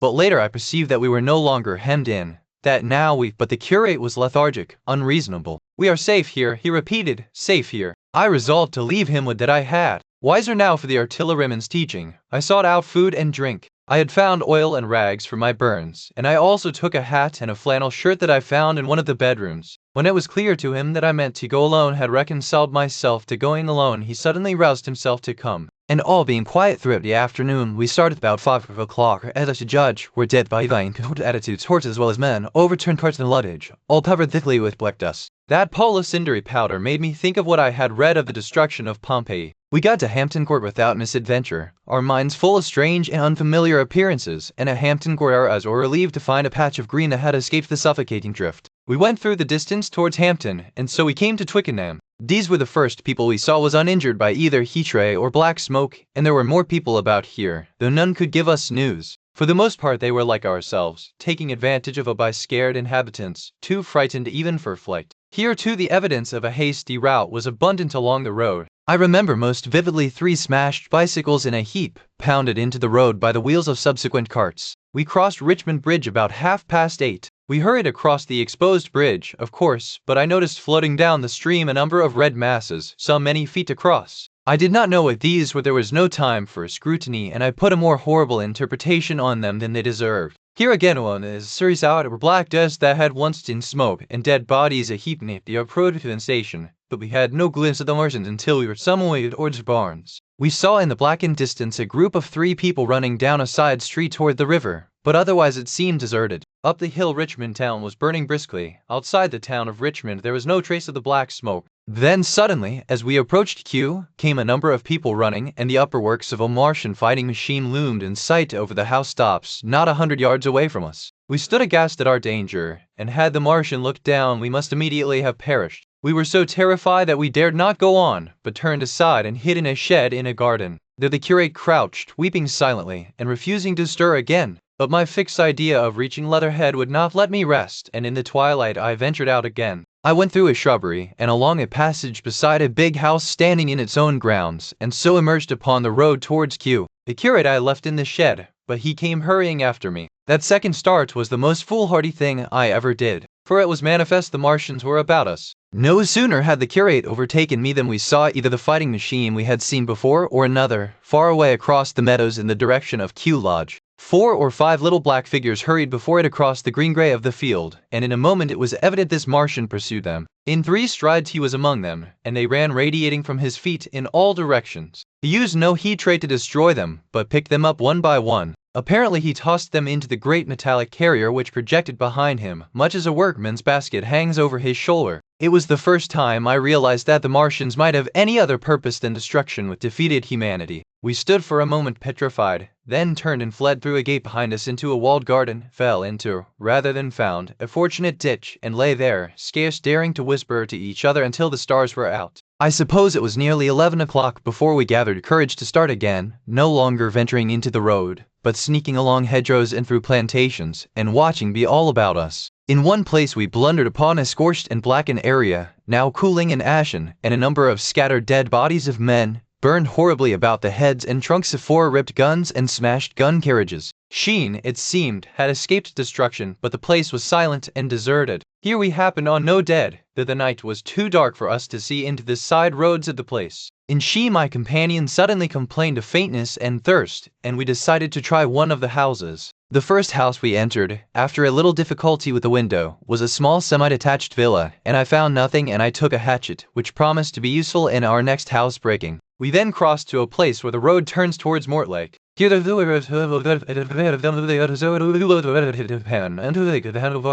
I give this catalogue so precisely because, as it happened, we were destined to subsist upon this store for the next fortnight. Bottled beer stood under a shelf, and there were 2 bags of haricot beans and some limp lettuces. This pantry opened into a kind of wash-up kitchen, and in this was firewood. There was also a cupboard, in which we found nearly a dozen of burgundy, tinned soups and salmon, and 2 tins of biscuits. We sat in the adjacent kitchen in the dark, for we dared not strike a light, and ate bread and ham, and drank beer out of the same bottle. The curate, who was still timorous and restless, was now, thing happened that was to imprison us. It can't be midnight yet, I said, and then came a blinding glare of vivid green light. Everything in the kitchen leaped out, clearly visible in green and black, and vanished again. And then followed such a concussion as I have never heard before or since. So close he let us really native him of that army, cut of less of and riddle falling men all of us, and the 5 of an healing him to us a smat in the fragments above our heads. I was knocked headlong across the floor against the oven handle and stunned. I was insensible for a long time, the curate told me, and when I came to we were in darkness again, and he, with a face wet as I found afterwards with blood from a cut forehead, was dabbing water over me.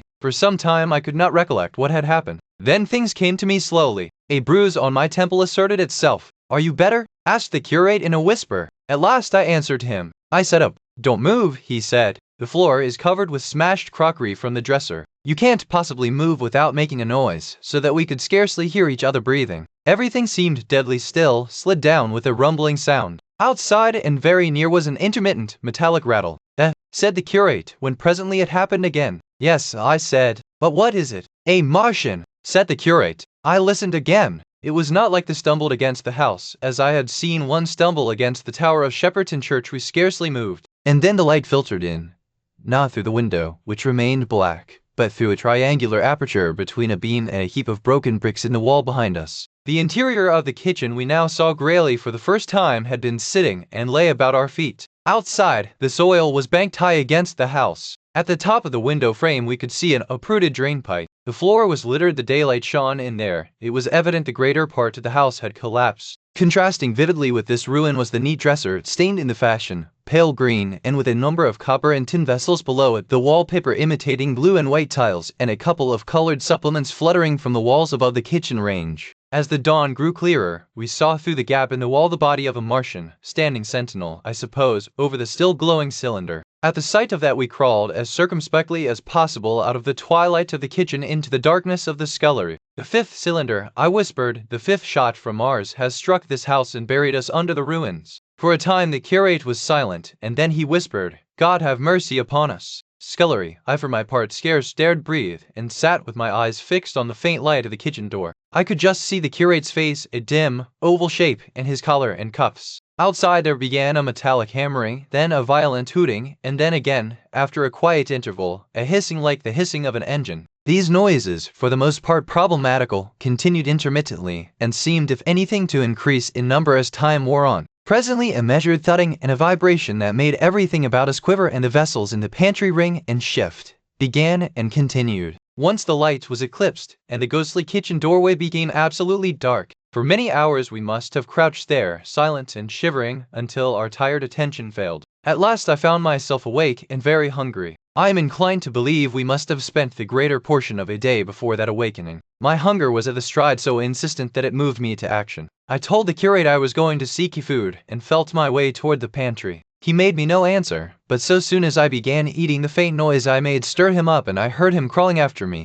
Chapter 2. What we saw from the ruined house. After eating, we crept back to the scullery, and there I must have dozed again, for when presently I looked round I was alone. The thudding vibration continued with wearisome persistence. I whispered for the curate several times, and at last felt my way to the door of the kitchen. It was still daylight, and I perceived him across the room, so that his head was hidden from me. I could hear a number of noises almost through the aperture in the wall. I could see the top of a tree touched with gold and the warm blue of a tranquil evening sky. For a minute or so I remained watching the curate, and then I advanced, crouching and stepping with extreme care amid the broken crockery that littered the floor. I touched the curate's leg, and he started so violently that a mass of plaster went sliding down outside and fell with a loud impact. I gripped his arm, fearing he might cry out, and for a long time we crouched motionless. Then I turned to see how much of our rampart remained. The detachment of a beam I was able to see out of this gap into what had been overnight a quiet suburban roadway. Vast, indeed, was the change that we beheld. The fifth cylinder must have fallen right into the midst of the house we had first visited. The building had vanished, completely smashed, pulverized, and dispersed by the blow. The cylinder lay now far beneath the original foundations, deep in a hole, already vastly larger than the pit I had as the only word, and lay in heaped piles that hid the masses of the adjacent houses. It had behaved exactly like mud under the violent blow of a hammer. Our house had collapsed backward. The front portion, even on the ground floor, had been destroyed completely. By a chance the kitchen and scullery had escaped, and stood buried now under soil and ruins, closed in by tons of earth on every side save toward the cylinder. Over that aspect, we hung now on the very edge of the great circular pit the Martians were engaged in making. The heavy beating sound was evidently just behind us, and ever and again a bright green vapor drove up like a veil across our peephole. The cylinder was already open in the center of the pit, and on the farther edge of the pit, amid the smashed and gravel-heaped shrubbery, one of the great fighting machines, deserted by its occupant, stood stiff and tall against the evening sky. At first I scarcely noticed the pit and the cylinder, although it has been convenient to describe them first on account of the extraordinary glittering mechanism I saw busy in the elevation, and on account of the strange creatures that were crawling slowly and painfully across the heap-hold near of those complicated fabrics that have since been called handling machines, and the study of which has already given such an enormous impetus to terrestrial invention. As it dawned upon me first, it presented a sort of metallic spider with 5 jointed, agile legs, and with an extraordinary number of jointed levers, bars, and reaching and clutching tentacles about its body. Most of its arms were retracted, but with 3 long tentacles it was fishing out the walls of the cylinder. These, as it extracted them, were lifted out and deposited upon a level surface of earth behind it. Its motion was so swift, complex, the fighting machines were coordinated and animated to an extraordinary pitch, but nothing to compare with this. People who have never seen these structures, and have only the ill-imagined efforts of artists or the imperfect descriptions of such eyewitnesses as myself to go upon, scarcely realize that living quality. I recall particularly the illustration of one of study of one of the fighting machines, and there his knowledge ended. He presented them as tilted, stiff tripods, without either flexibility or subtlety, and with an altogether misleading monotony of effect. The pamphlet containing these renderings had a considerable vogue, and I mention them here simply to warn the reader against the impression they may have created. They were no more like the Martians I saw in action than a Dutch doll is like a human being. To my mind, the pamphlet would have been much better without them. At first, I say, the handling machine did not impress me as a machine, but as a crab-like creature, the glittering integument, the controlling Martian whose delicate tentacles actuated its movements, seeming to be simply the equivalent of the crab's cerebral portion. But then I perceived the resemblance of its gray-brown, shiny, leathery integument to that of the other sprawling bodies beyond, and the true nature of this dexterous workman dawned upon me. With that realization my interest shifted to those other creatures, the real Martians. Already I had had a transient impression of these, and the first nausea no longer obscured. They were, I now saw, the most unearthly creatures it is possible to conceive. They were huge round bodies, or rather, heads about 4 feet in diameter, each body having in front of it a face. This face had no nostrils indeed. The Martians do not seem to have had any sense of smell, but it had a pair of very large dark-colored eyes, and just beneath this a kind of fleshy beak. In the back of this head or body I scarcely know how to speak of it was the single tympanic surface, since known to be anatomically an ear, though it must have been almost useless in our dense air.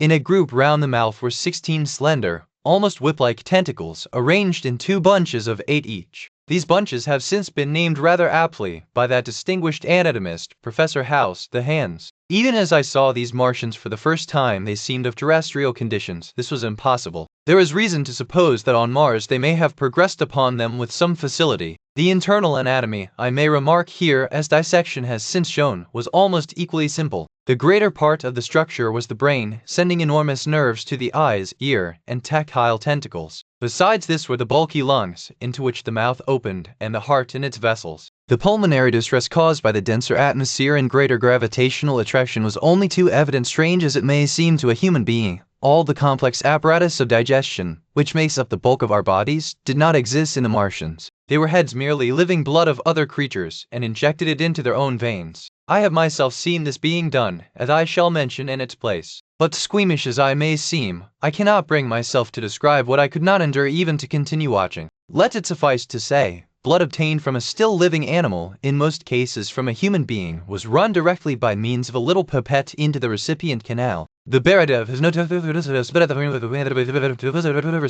intelligent rabbit. The physiological advantages of the practice of injection are undeniable, if one thinks of the tremendous waste of human time and energy occasioned by eating and the digestive process. Our bodies are half made up of glands and tubes and organs, occupied in turning heterogeneous food into blood. The digestive processes and their reaction upon the nervous system sap our strength and color our minds. Men go happy or miserable as they have healthy or unhealthy livers, or sound gastric glands. But the Martians were lifted above all these organic fluctuations of mood and emotion. Their undeniable preference for men as their source of nourishment is partly explained by the nature of the remains of the victims they had brought with them as provisions from Mars. These creatures, to judge from the shriveled remains that have fallen into human hands, were bipeds with flimsy, siliceous skeletons almost like those of the siliceous sponges and large eyes and flinty sockets. 2 or 3 of these seemed to have been brought in each cylinder, and all were killed before Earth was reached. It was just as well for them, for the mere attempt to stand upright upon our planet would have broken every bone in their bodies. And while I am engaged in this description, I may add in this place certain further details which, although they were not all evident to us at the time, will enable the reader who is unacquainted with them to form a clearer picture of these offensive creatures. In 3 other points their physiology differed strangely from ours. Their organisms did not sleep, any more than the heart of man sleeps, since they had no extensive muscular mechanism to it would seem. On Earth they could never have moved without effort, yet even to the last they kept in action. In 24 hours they did 24 hours of work, as even on Earth is perhaps the case with the ants. In the next place, wonderful as it seems in a sexual world, the Martians were absolutely without sex, and therefore without any of the tumultuous emotions that arise from that difference among men. A young Martian, there can now be no dispute, butted off, just as young lilibolts bud off, or like the young animals in the freshwater polyp. In man, in all the higher terrestrial animals, such a method of increase has disappeared, but even on this earth it was certainly the primitive method. Among the lower animals, up even to those first cousins of the vertebrated animals, the tunicates, the 2 processes occur side by side,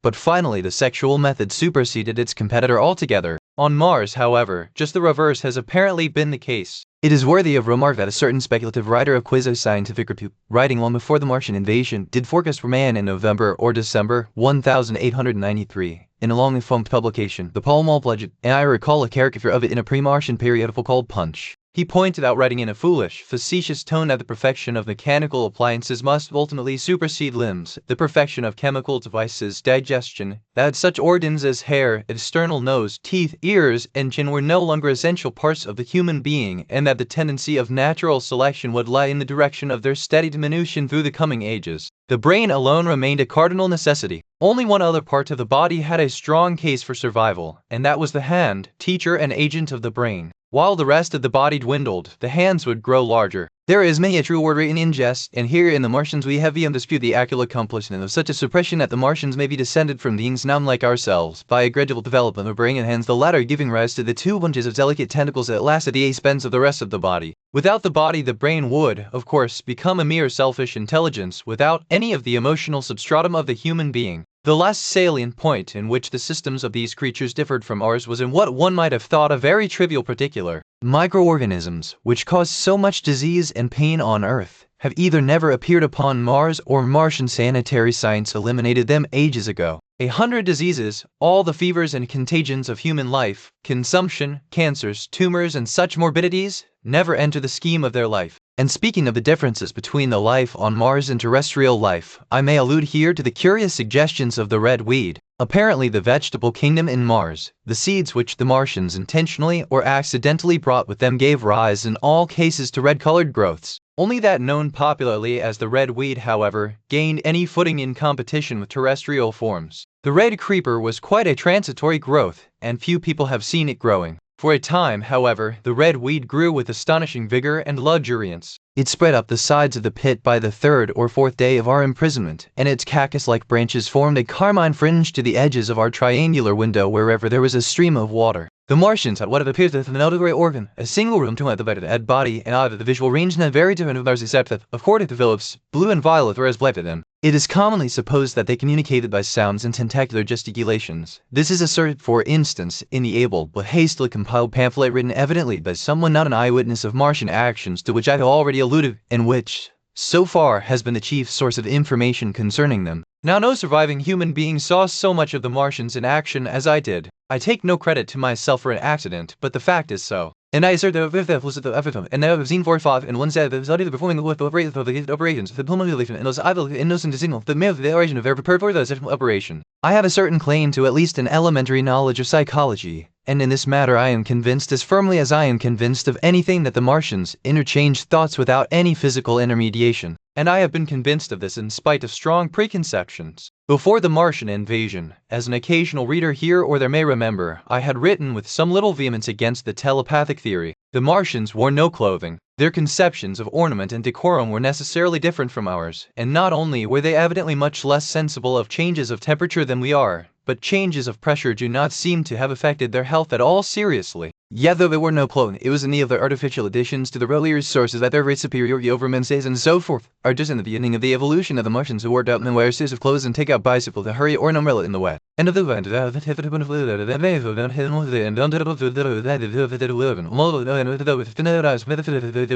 one would have at least expected it in locomotion. And in this connection it is curious to remark its development. And not only did the Martians even not know of what is incredible, or vain from, the wheel, but in their apparatus singularly little use is made of it, relatively vivid, with circular movements thereby confined to one plane. Almost all the joints of the machinery present a complicated system of sliding parts moving over small, but beautifully curved friction bearings. And while upon this matter of detail, of sham musculature of the discs in an elastic sheath, these discs become polarized and drawn closely and powerfully together when traversed by a current of electricity. In this way the curious parallelism to animal motions, which was so striking and disturbing to the human beholder, was attained. Such quasi-muscles abounded in the crab-like handling machine which, more alive than the actual Martians lying beyond it in the sunset light, panting, stirring ineffectual tentacles, and moving feebly after their vast journey across space. While I was still watching their sluggish motions in the sunlight, and noting each strange detail of their form, the curate reminded me of his presence by pulling violently at my arm.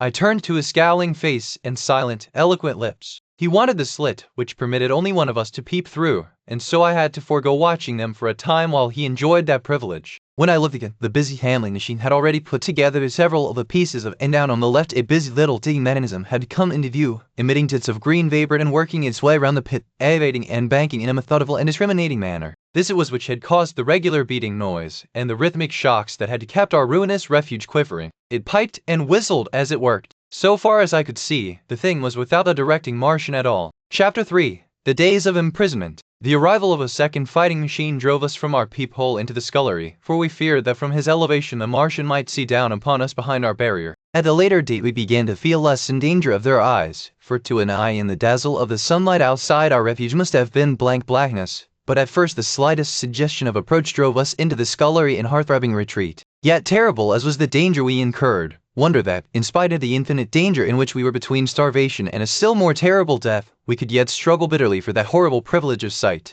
We would race across the kitchen in a grotesque way between eagerness and the dread of making a noise, and strike each other, and thrust and kick within a few inches of exposure. The fact is that we had absolutely incompatible dispositions and habits of thought and action, and our danger and isolation only accentuated the incompatibility. At Halliford I had already come to hate the curate's trick of helpless exclamation, his stupid rigidity of mind. His endless muttering monologue vitiated every effort I made to think out a line of action, and drove me at times, thus pent up and intensified, almost to the verge of craziness. He was as lacking very end this spoiled child of life thought his weak tears in some way efficacious, and I would sit in the darkness unable to keep my mind off him by reason of his importunities. He ate more than I did, and it was in vain I pointed out that our only chance of life was to stop in the house until should need food. He ate and drank impulsively in heavy meals at long intervals. He slept little. As the days wore on, his utter carelessness of any consideration so intensified our distress and danger that I had, much as I loathed doing it, to resort to threats, and at last to blows. That brought him to reason for a time, but he was one of those weak creatures, void of pride, timorous, anemic, hateful souls full of shifty cunning, who face neither God nor man, who face not even themselves.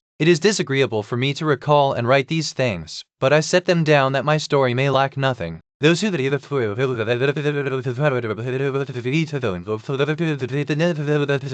those who have been under the shadow, who have gone down a left-to-them contest of whisperers, snatched food and drink, and gripping ends and blows without, in the pitiless sunlight of that terrible June, was the strange wonder, the unfamiliar routine of Martians in the pit. Let me return to those first new experiences of mine. After a long time I ventured back to the peephole to find that the newcomers had been reinforced by the occupants' appliances that stood in an orderly manner about the cylinder. The second handling machine was now completed, and was busied in serving one of the novel contrivances the big machine had brought. This is about the usual number is zero phone, but live the perfect visible, and from within the way that in the circular bin the satellite and the Hamilton was the and plane that the plane the perfect visible of well and learn it they opened the door and moved the hand from the middle of the machine. Another steely that was hidden from me by the mound of bluish dust. From this unseen receiver a little thread of green smoke rose vertically into the quiet air. As I looked, the handling machine, with a faint and musical clinking, extended, telescopic fashion, a tentacle that had been a moment before a mere blunt projection, until its end was hidden behind the mound of clay. In another second it had lifted a bar of white aluminium into sight, untarnished as yet, and shining dazzlingly, and deposited it a growing stack of bars that stood at the side of the pit. Between sunset and starlight this dexterous machine must have made more than 100 such bars out of the crude clay, and the mound of bluish dust rose steadily until it topped the side of the pit. The contrast between the swift and complex movements of these contrivances and the inert panting clumsiness of their masters was acute, and for days I had to tell myself repeatedly that these latter were indeed the living of the two things. The curate had possession of the slit when the first men were brought to the pit. I was fearful that we were observed, crouched in a spasm of terror. He came sliding down the rubbish and crept beside me in the darkness, inarticulate, gesticulating, and for a moment I shared his panic. His gesture suggested a resignation of the slit, and after a little while my curiosity gave me courage, and I rose up, stepped across him, and clambered up to it. At first I could see no reason for his frantic behavior. The twilight had now come, the stars were little and faint, but the pit was illuminated by the flickering green fire that came from the aluminium, making strangely trying to the eyes. Over and through it all went the bats, heeding it not at all. The sprawling Martians were no longer to be seen. The mound of blue-green powder had risen to cover them from sight, and a fighting machine, with its legs contracted, crumpled, and abbreviated, came a drifting suspicion of human voices that I entertained at first only to dismiss. I crouched, watching this fighting machine closely, satisfying myself now for the first time that the hood did indeed contain a Martian. As the green flames lifted I could see the oily gleam of his integument and the brightness of his eyes. And suddenly I heard a yell, and saw a long then something struggling violently was lifted high against the sky, a black, vague enigma against the starlight, and as this black object came down again, I saw by the green brightness that it was a man. For an instant he was clearly visible. He was a stout, ruddy, middle-aged man, well-dressed. 3 days before, he must have been walking the world, a man of considerable consequence. I could see his staring eyes and gleams of light on his studs and watch chain. He vanished behind the mound, and for a moment there was silence. And then began a shrieking and a sustained and cheerful hooting from the Martians. I slid down the rubbish, struggled to my feet, clapped my hands over my ears, and bolted into the scullery. The curate, who had been crouching desertion of him, and came running after me. That night, as we lurked at the hillary, downs of dinner were in the terrible need of all of us largely to do something at it, but afterwards I found it quite ill fashion. This new at home that he started to tell all that it is a arena for thought. Practically, he had already sunk to the level of an animal. But as the saying goes, I gripped myself with both hands. It grew upon my mind, once I could face the facts, that terrible as our position was, there was as yet no justification for absolute despair. Our chief chance lay in the possibility of the Martians making the pit nothing more than a temporary encampment. Or even if they kept it permanently, they might not consider it necessary to guard it, and a chance of escape might be afforded us. I also weighed very carefully the possibility of our digging a way out in a direction away from the pit, but the chances of our emerging within sight of some sentinel fighting machine seemed at first too great, and I should have had to do all the digging myself. The curate would certainly have failed me. It was on the third day, if my memory serves me right, that I saw the lad killed. It was avoided the hole in the wall for the better part of a day. I went into the scullery, but when I had made a hole about a couple of feet deep, the loose earth collapsed noisily, and I did not dare continue. I lost heart, and lay down on the scullery floor for a long time, having no spirit even to move. And after that I abandoned altogether the idea of escaping by excavation, or no hope of our escape being brought about by their overthrow of any human effort. But on the fourth or fifth night I heard a sound like heavy guns. It was very late in the night, and the moon was shining brightly. The Martians had taken away the excavating machine, and, save for a fighting machine that stood in the remoter bank of the pit and a handling machine that was buried out of my sight in a corner of the pit immediately beneath my peephole, the place was deserted by them. Except for the pale glow, except for the clinking of the handling machine, quite still. That night was a beautiful serenity. Save for one planet, the moon seemed to have the sky to herself. I heard a dog howling, and that familiar sound it was that made me listen. Then I heard quite distinctly a booming exactly like the sound of great guns. 6 distinct reports I counted, and after a long interval 6 again. And that was all. Chapter 4. The Death of the Curate. It was on the 6th day of our imprisonment that I peeped for the last time, and presently found myself alone. Instead of keeping close to me and trying to oust me from the slit, the curate had gone back into the scullery. I was struck by a sudden thought. I went back quickly and quietly, and my fingers caught a bottle of Burgundy. For a few minutes there was a tussle. The bottle struck the floor and broke, and I desisted and rose. We stood panting and threatening each other. In the end I planted myself between him and the food, and told him of my determination to begin a discipline. I divided the food in the pantry into rations to last us 10 days. I would not let him eat any more that day. In the afternoon he made a feeble effort to get at the food. I had been dozing, but in an instant I was awake. All day and all night we sat face to face, I weary but resolute, and he weeping and complaining of his immediate hunger. It was, and so our widened incompatibility ended at last in open conflict. For 2 vast days we struggled. I cajoled and persuaded him, and once I tried to bribe him with the last bottle of Burgundy, for there was a rainwater pump from which I could get water. But neither force nor kindness availed. He was indeed beyond reason. He would neither desist from his attacks on the food nor from his noisy babbling to himself. The rudimentary precautions to keep our imprisonment endurable he would not observe. Slowly I began to realize the complete overthrow of his intelligence, to perceive that my sole companion in this close and sickly darkness was a man insane. From certain vague memories I am inclined to think my own mind wandered at times. I had strange and hideous dreams whenever I slept. It sounds paradoxical, but I am inclined to think on the 8th day he began to talk aloud instead of whispering, and nothing I could do would moderate his speech. "It is just, O God," he would say, over and over again. "It is just. On me and mine be the punishment laid. We have sinned, we have fallen short." There was poverty, sorrow. The poor were trodden in the dust, and I held my peace. I preached acceptable folly, my God, what folly! Exclamation, when I should have stood up, though I died at it for it, and called upon them to repent. Oppressors of the poor and needy! Exclamation, the winepress of God! Then he would suddenly revert to the matter of the food I withheld from him, praying, begging, weeping, at last threatening. He began to raise Martians upon us. For a time that scared me, but any concession would have shortened our chance of escape beyond estimating. I defied him, although I felt no assurance that he might not do this thing. But that day, at any rate, he did not. He talked with his voice rising slowly through the greater part of the 8th and 9th days, threats, entreaties, mingled with a torrent of half-sane and always frothy repentance for his vacant sham of God's service, such as made me pity him. Then he slept a while, and began again with renewed strength, so loudly that I must needs make him desist. "Be still," I implored. "I have been still too long," he said, in a tone that must have reached the pit, "and now I must bear my witness. Woe unto this unfaithful city! To the inhabitants of the earth by reason of the other voices of the trumpet." "Shut up," I said, rising to my feet, and in a terror lest the Martians should hear us. "For God's sake, nay," shouted the curate, at the top of his voice, standing likewise and extending his arms. "Speak. The word of the Lord is upon me. I must bear my witness. I know. It has already been too long delayed." I put out my hand and felt the meat chopper hanging to the wall. In a flash I was after him. I was fierce with fear. Before he was halfway across the kitchen I had overtaken him. With one last touch of humanity I turned the blade back and struck him with the butt. He went headlong forward and lay stretched on the ground. I stumbled over him and stood panting. He lay still. Suddenly I heard a noise without, the run and smash of slipping plaster, and the triangular aperture in the wall was darkened. I looked up and saw the lower surface of a handling machine coming slowly across the hole. One of its gripping limbs curled amid the debris. Another limb appeared, feeling its way over the fallen beams. I stood petrified, staring. Then I saw the sort of blood of the edge of the vase, as we met it, and the large dart as of ocean, peering, and then along the hole. I turned by an effort, stumbled over the curate, and stopped at the scullery door. The tentacle was now some way, 2 yards or more, in the room, and twisting and turning, with queer sudden movements, this way and that.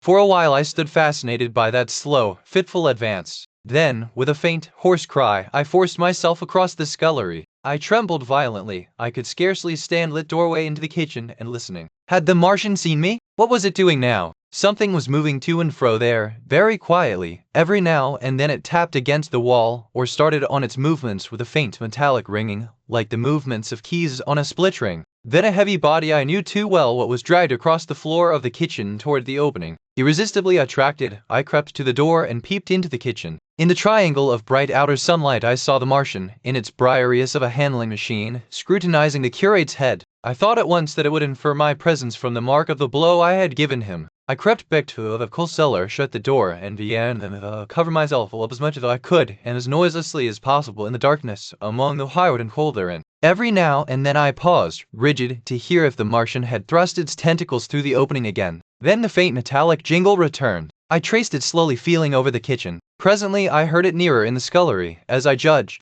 I thought that its length might be insufficient to reach me. I prayed copiously. It passed, scraping faintly across the cellar door. An age of almost intolerable suspense intervened. Then I heard it fumbling at the latch. It had found the door. The Martians understood doors. It worried at the catch for a minute, perhaps, and then the door opened. In the darkness I could just see the thing like an elephant's trunk more than anything else, waving towards me and touching and examining the wall, coals, wood and ceiling. It was like a black worm swaying its blind head to and fro. Once, even, it touched the heel of my boot. I was on the verge of screaming. I bit my hand. For a time the tentacle was silent. I could have fancied it had been withdrawn. Presently, within for a minute, I was not sure. Apparently it had taken a lump of coal to examine which had become cramped, and then listened. I whispered passionate prayers for safety. Then I heard the slow, deliberate sound creeping towards me again. Slowly, slowly it drew near, scratching against the walls and tapping the furniture. While I was still doubtful, it rapped smartly against the cellar door and closed it.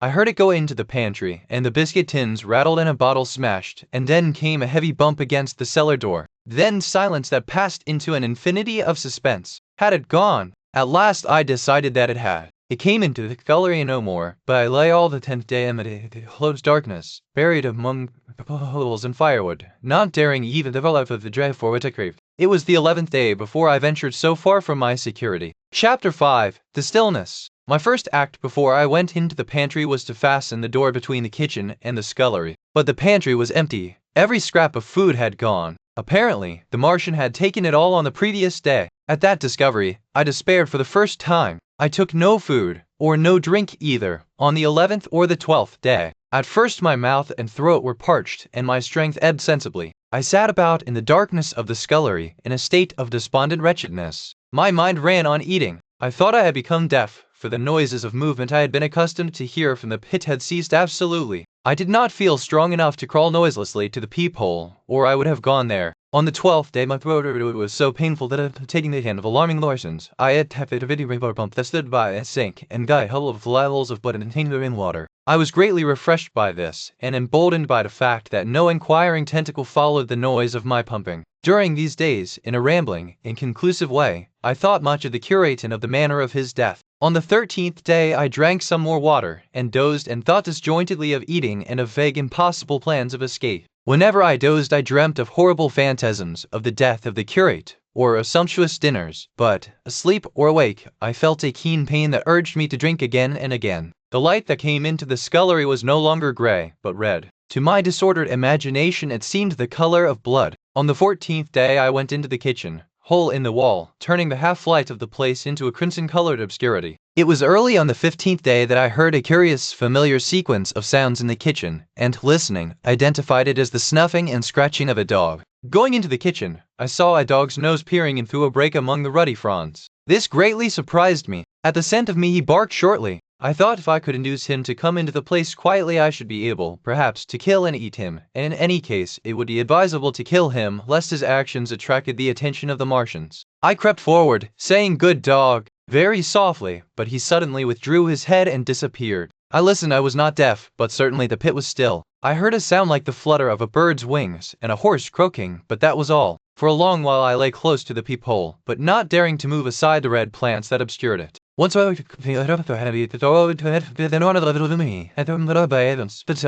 at length, encouraged by the silence, I looked out. Except in the corner where a multitude of crows hopped and fought over the skeletons of the dead the Martians had consumed, there was not a living thing in the pit. I stared about me, scarcely believing my eyes. All the machinery had gone, save for the big mound of grayish-blue powder in one corner, certain bars of aluminium in another, the black birds, and the skeletons of the killed. The place was merely an empty circular pit in the sand. Slowly I thrust myself out through the red weed, and stood upon the mound of rubble. I could see in any direction save behind me, to the north, and neither Martians nor sign of Martians were to practicable slope to the summit of the ruins. My chance of escape had come. I began to tremble, throbbed violently. I scrambled to the top of the mound in which I had been buried so long. I looked about again. To the northward, too, no Martian was visible. When I had last seen this part of Sheen in the daylight, it had been a straggling street of comfortable white and red houses, interspersed with abundant shady trees. Now I stood on a mound of smashed brickwork, clay, and gravel, over which spread a multitude of red cactus-shaped plants, knee-high, without a solitary terrestrial growth to dispute their footing. The trees near me were dead and brown, but further a network of red threads scaled the still living stems.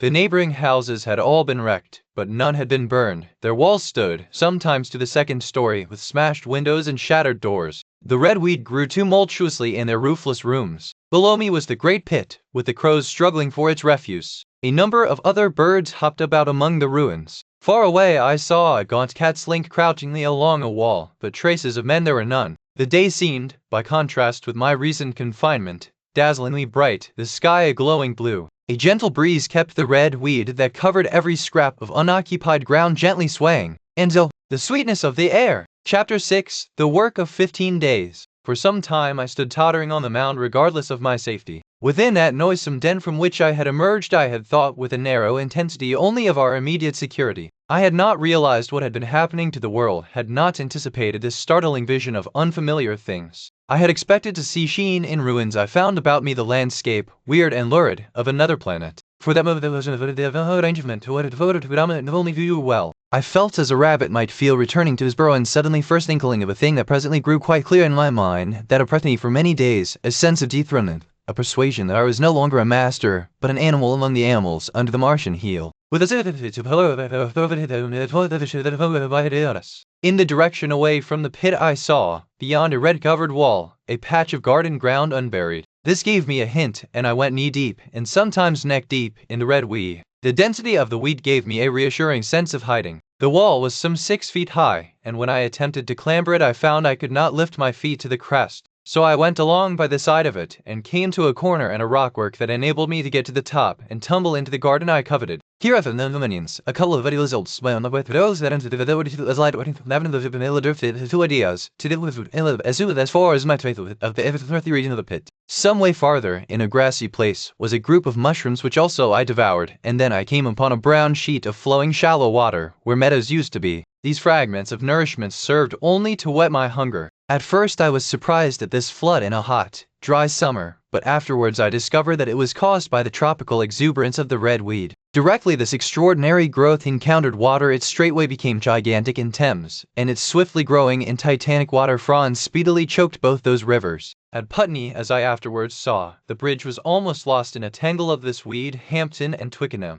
As the water spread, the weed followed them, until the ruined villas of desolation the Martians had caused was concealed. In the end the red weed succumbed almost as quickly as it had spread. A cankering disease, due, it is believed, to the action of certain bacteria, presently seized upon it. Now by the action of natural selection, all terrestrial plants have acquired a resisting power against bacterial diseases. They never succumb without a severe struggle, but the red weed rotted like a thing already dead. The fronds became bleached, and then shriveled and brittle. They broke off at the least touch, and the waters that had stimulated their early growth carried their last vestiges out to sea. My first act on coming to this water was, of course, to slake my thirst. I drank of a deolytic in Uvavis mods in front of the red weed, but a worry, truly, little, but the flavor of the river, and a very lake. I managed to lay out those of these vacation movements of villas and fenders and lamps, and so presently they say in the name of it, I held on the tip of the hand and him on petty common. Here the scenery changed from the strange and unfamiliar to the wreckage of the familiar. Patches of ground exhibited the devastation of a cyclone, and in a few score yards I would come upon perfectly undisturbed spaces, houses with their blinds trimly drawn and doors closed, as if they had been left for a day by the owners, or as if their inhabitants slept within.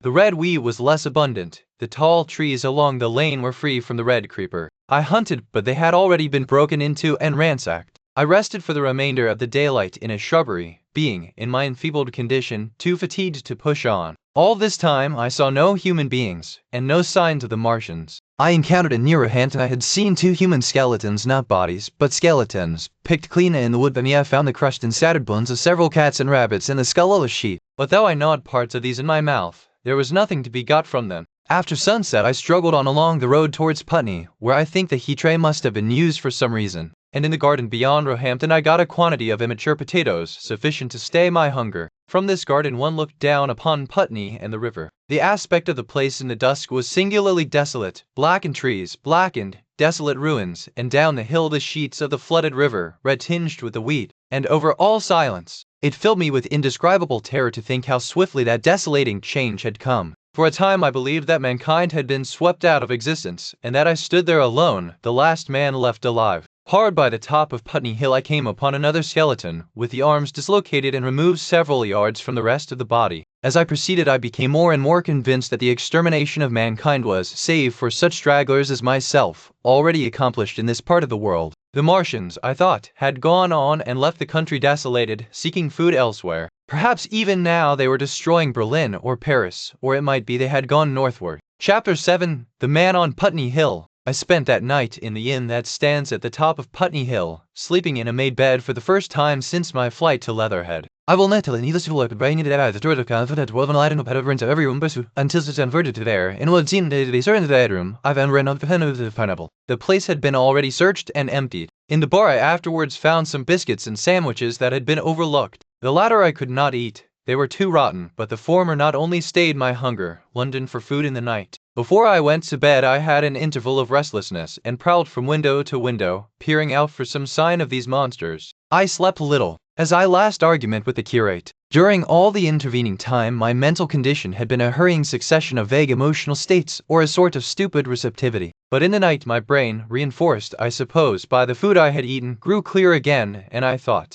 3 things struggled for possession of my mind: the killing of the curate, the whereabouts of the Martians, and the possible fate of my wife. The former gave me no sensation of horror or remorse to recall. I saw it simply as a thing done, a memory infinitely disagreeable but quite without the quality of remorse. I saw myself then as I see myself now, driven step by. I felt no condemnation, yet the memory, static, unprogressive, haunted me. In the silence of the night, with that sense of the death of God that sometimes comes with the stillness and the darkness, I stood in my trial, our only trial, without no of fear. I retrace every step of our conversation from the moment when I had found him crouching beside me, heedless of my being incapable of cooperation. Grim chance had taken no heed of that. Had I foreseen, I should have left him at Halliford. But I did not foresee, and crime is to foresee and do. And I set this down as I have set all this story down, as it was. There were no witnesses. All these things I might have concealed, but I set it down, and the reader must form his judgment as he will. And when, by an effort, I had set aside that picture of a prostrate body, I faced the problem of the Martians and the fate of my wife. For the former I had no data. I could imagine 100 things, and so, unhappily, I could for the latter. And suddenly that night became terrible. I found myself sitting up in bed, staring at the dark. I found myself the night of my return from Leatherhead. I had not prayed. I had uttered prayers, fetish prayers, had prayed as heathens muttered charms when I was in extremity. But now I prayed indeed, pleading steadfastly and sanely, face to face with the darkness of God. Strange night! Strangest in this, that so soon as dawn had come, I, who had talked with God, crept out of the house like a rat, leaving its hiding place a creature scarcely larger, an inferior animal, a thing that for any passing whim of our masters might be hunted and killed. Perhaps they also prayed confidently to God. Surely, if we have learned nothing else, this war has taught us pity for those witless souls that suffer our dominion. The morning was bright and fine, and the eastern sky glowed pink, and was fretted with little golden clouds. In the road that runs from the top of Putney Hill to Wimbledon was a number of poor vestiges of the panic torrent that must have poured Londonward on the Sunday night after the fighting began. There was my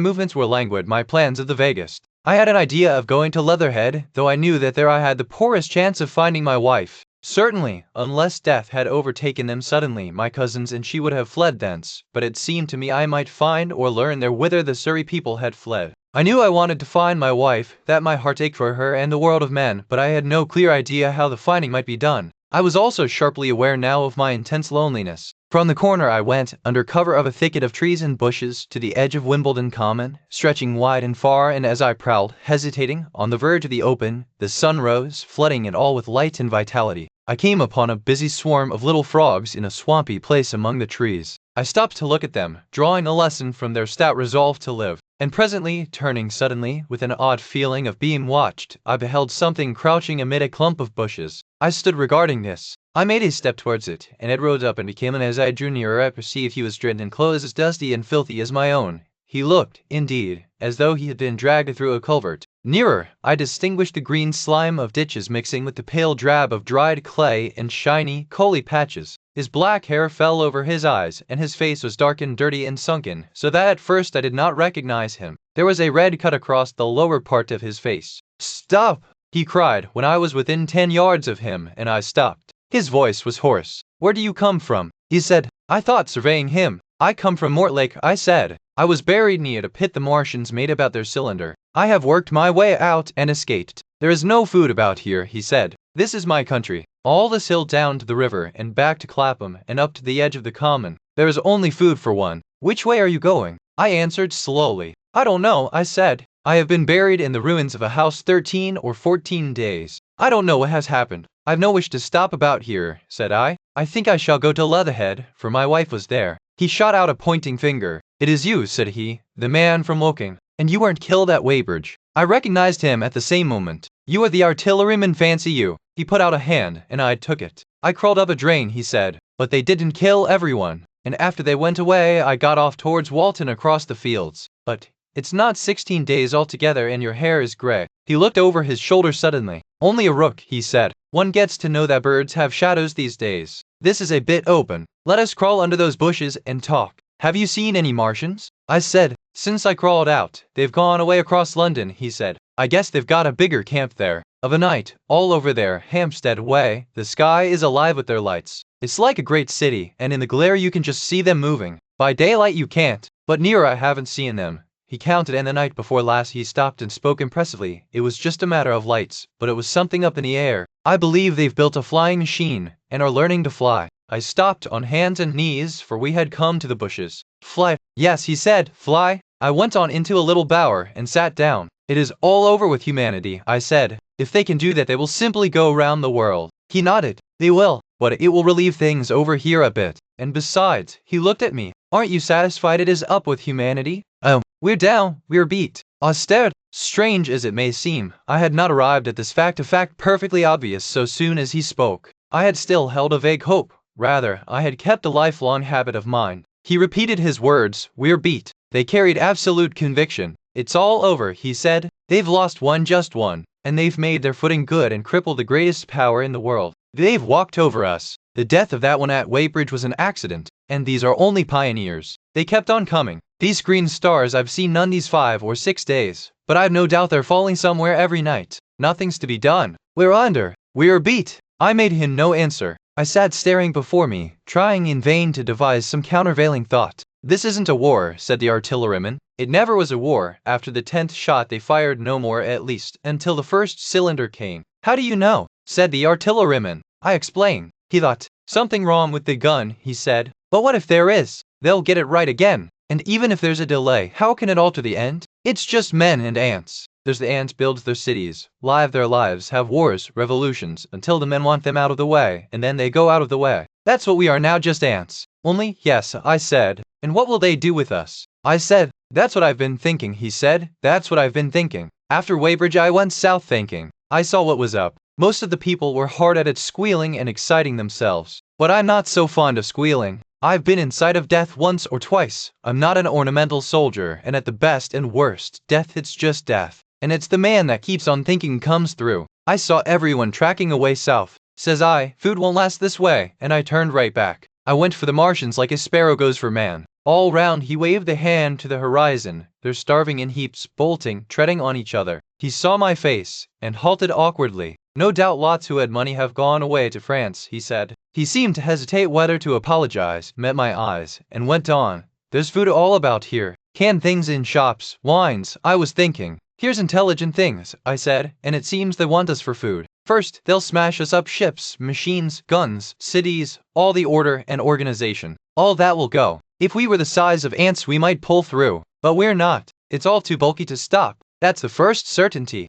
I assented. It is, I've thought it out. Very well, then next. At present we're caught as we're wanted. A Martian has only to go a few miles to get a crowd on the run. And I saw one day, out by Wandsworth, picking houses to pieces and routing among the wreckage. But they won't keep on doing that. So soon as they've settled all our guns and ships, and smashed our railways, and done all in storing us in cages and things. That's what they will start doing in a bit. Look, they haven't not begun. All that's happened so far is through our not having the sense to keep quiet, worrying them with guns and such foolery, and losing our heads and rushing off in crowds to where there wasn't any more safety than where we were. They don't want to bother us yet. They're making their things, making all the things they couldn't bring with them, getting things ready for the rest of their people. Very likely that's why the cylinders have stopped for a bit, for fear of hitting those who are here. And instead of our rushing about blind on the howl or getting dynamite on the chance of busting them up, we've got to fix ourselves up according to the new state of affairs. That's how I figure it out. It isn't quite according to what a man wants for his species, but it's about what the facts point to.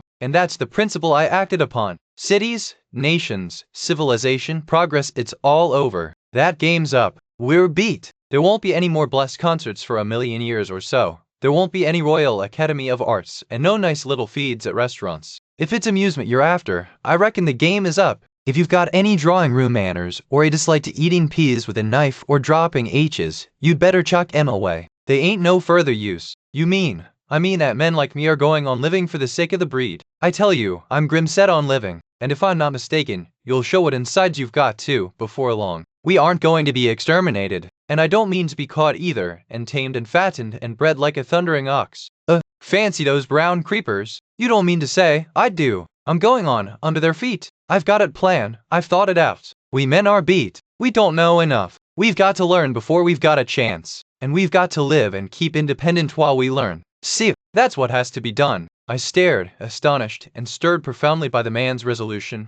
He said, with his eyes shining, I've thought it out, eh? Must get ready. I'm getting ready. Mind you, it isn't all of us that are made for wild beasts, and that's what it's got to be. That's why I watched you. I had my doubts. You're slender. I didn't know that it was you see, or just how you'd been buried. All these the sort of people that lived in these houses, and all those damn little clerks that used to live down that way, they'd be no good. They haven't any spirit in them, no proud dreams and no proud lusts, and a man who hasn't one or the other, Lord, what is he but funk and precautions? They gave the idoleth where the under the theory and one wealth and chain that it will see in the trends of 50 and 8 word give it ever fit that is full to understand. Scared the food they would in the Turkey and for the trees and sleep that was married knife label and they got it only of the city and over little of the world. Lives insured and a bit invested for fear of accidents. And on Sundays fear of the hereafter. As if hell was built for rabbits. Well, the Martians will just be a godsend to these. Nice fields and lands on empty stomachs. They'll come and be caught cheerful.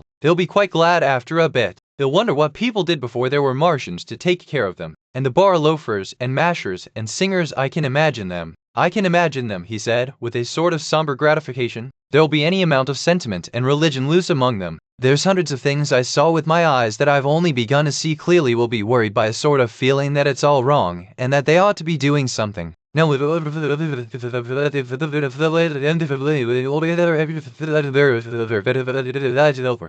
likely you've seen the same thing. It's energy in a gale of funk and turned clean inside out. These cages will be full of psalms and hymns and piety, and those of a less simple sort will work in a bit of what is eroticism. He paused. Very likely these Martians will make pets of some of them, train them to do tricks, who knows, get sentimental over the pet boy who grew up and had to be killed. And some, maybe, they will train to hunt us. No, I cry, that's impossible. No human being, what's the good of going on with such lies? Said the artilleryman. There's men who do it cheerful. What nonsense to pretend there isn't. And I succumbed to his conviction. If they come after me, he said, Lord, if they come after me, and subsided into a grim meditation. I sat contemplating these things. I could find nothing to bring against this man's reasoning. In the days before the invasion, no one would have questioned my intellectual superiority to his eye, a professed and recognized writer on philosophical themes, and he, a common soldier, and yet he had already formulated a situation that I had scarcely realized. He hesitated. Well, it's like this, he said. What have we to do?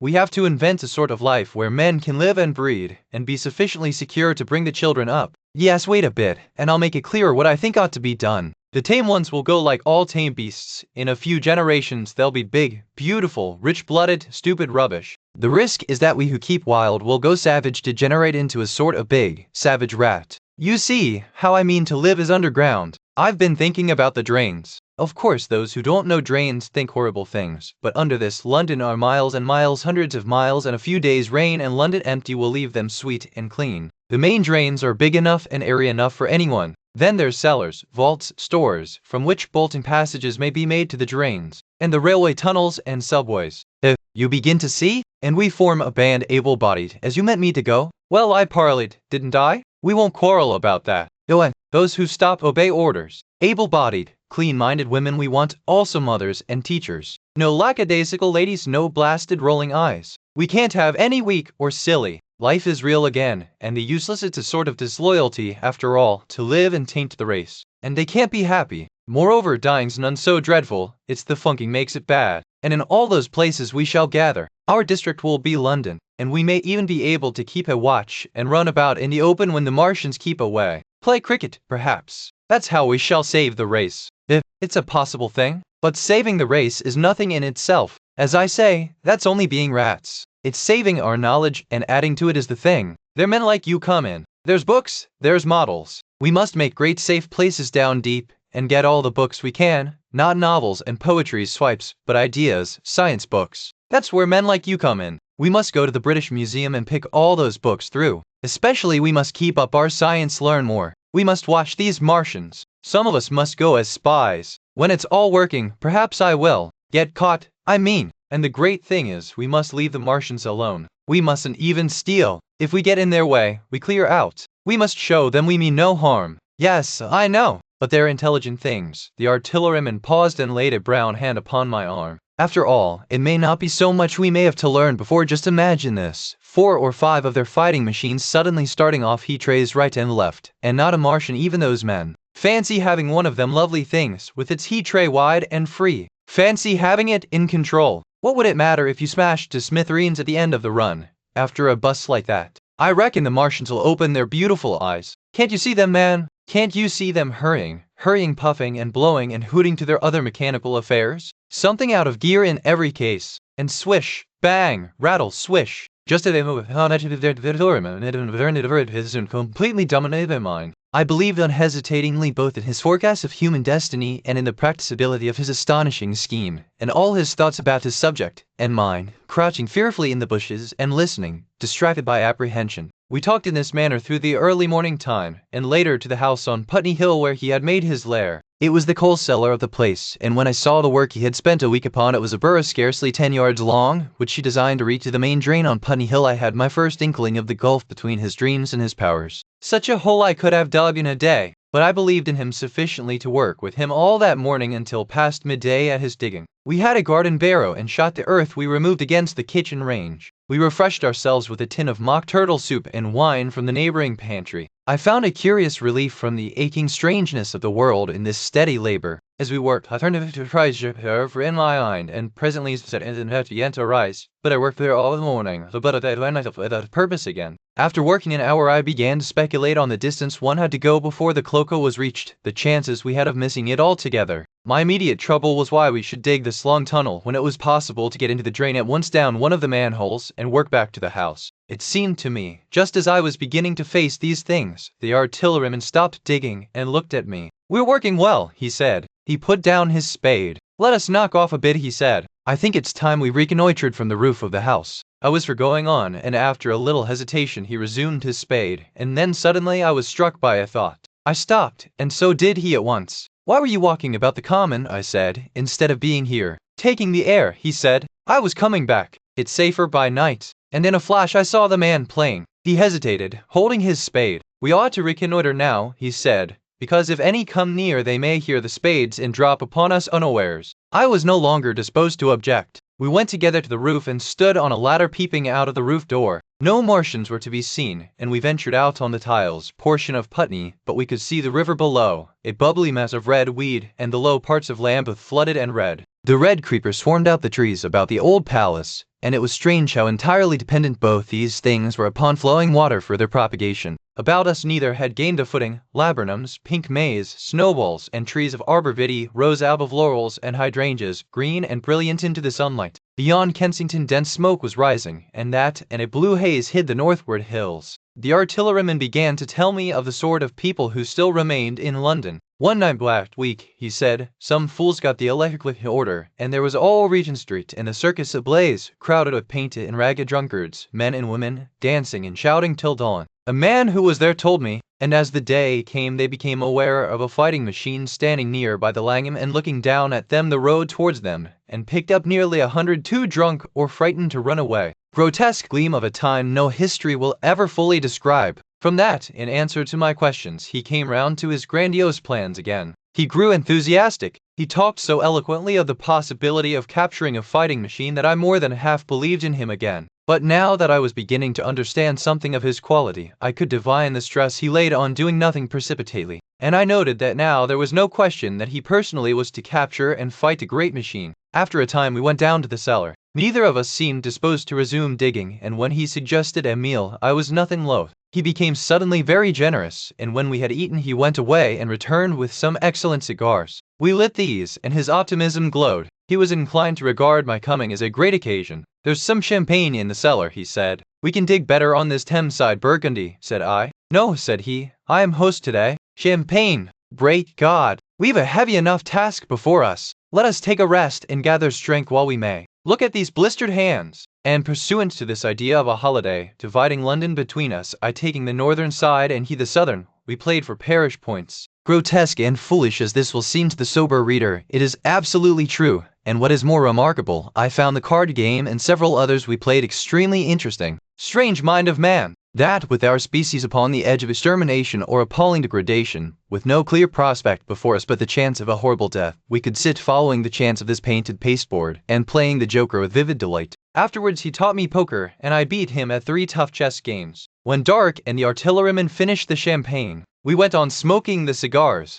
He was no longer the energetic regenerator of his species I have encountered in the morning. He was still optimistic, but it was a less kinetic, a more thoughtful optimism. I remember he wound up with my health, proposed in a speech of small variety and considerable intermittence. I took a cigar, blazed so greenly along the Highgate hills. At first I stared unintelligently across the London Valley. The northern hills were shrouded in darkness, the fires near Kensington glowed redly, and now and then an orange-red tongue of flame flashed up and vanished in the deep blue night. All the rest of London was black. Then, nearer, I perceived a strange light, a pale, violet purple fluorescent glow, quivering under the night breeze. For a space I could not understand it, and then I knew that it must be the red weed from which this faint irradiation proceeded. With that realization my dormant sense of wonder, my sense of the proportion of things, and then gazed long and earnestly at the darkness of Hampstead and Highgate. I remained a very long time upon the roof, wondering at the grotesque changes of the day. I recalled my mental states from the midnight prayer to the foolish card-playing. I had a violent revulsion of feeling. I remember I flung away the cigar with a certain wasteful symbolism.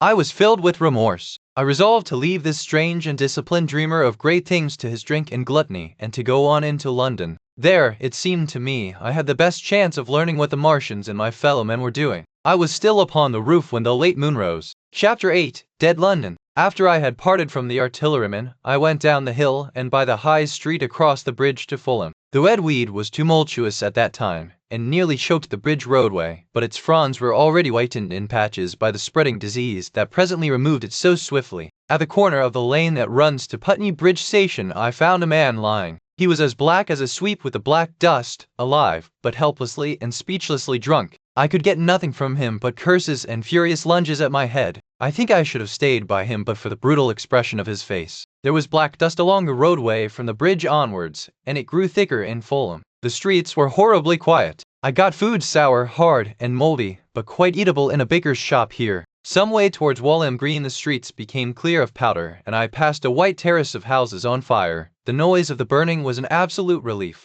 Going on towards Brompton, the streets were quiet again. Here I came once more upon the black powder in the streets and upon dead bodies. I saw altogether about a dozen in the length of the Fulham Road. They had been dead many days, so that I hurried quickly past them. The black powder covered them over and softened their outlines. One or two had been disturbed by dogs. Where there was no black powder, it was curiously like a Sunday in the city, with the closed shops, the houses locked up and the blinds drawn, the desertion, and the stillness. In some places window had been broken open in one place, but apparently the thief had been disturbed, and a number of gold chains and a watch lay scattered on the pavement. I did not. The hand that hung over her knee was gashed and bled down her rusty brown dress, and a smashed magnum of champagne formed a pool across the pavement. She seemed asleep, but she was dead. The farther I penetrated into London, the profounder grew the stillness. But it was not so much the stillness of death, it was the stillness of suspense, of expectation. At any time the destruction that had already singed the northwestern borders of the metropolis, and had annihilated Ealing and Kilburn,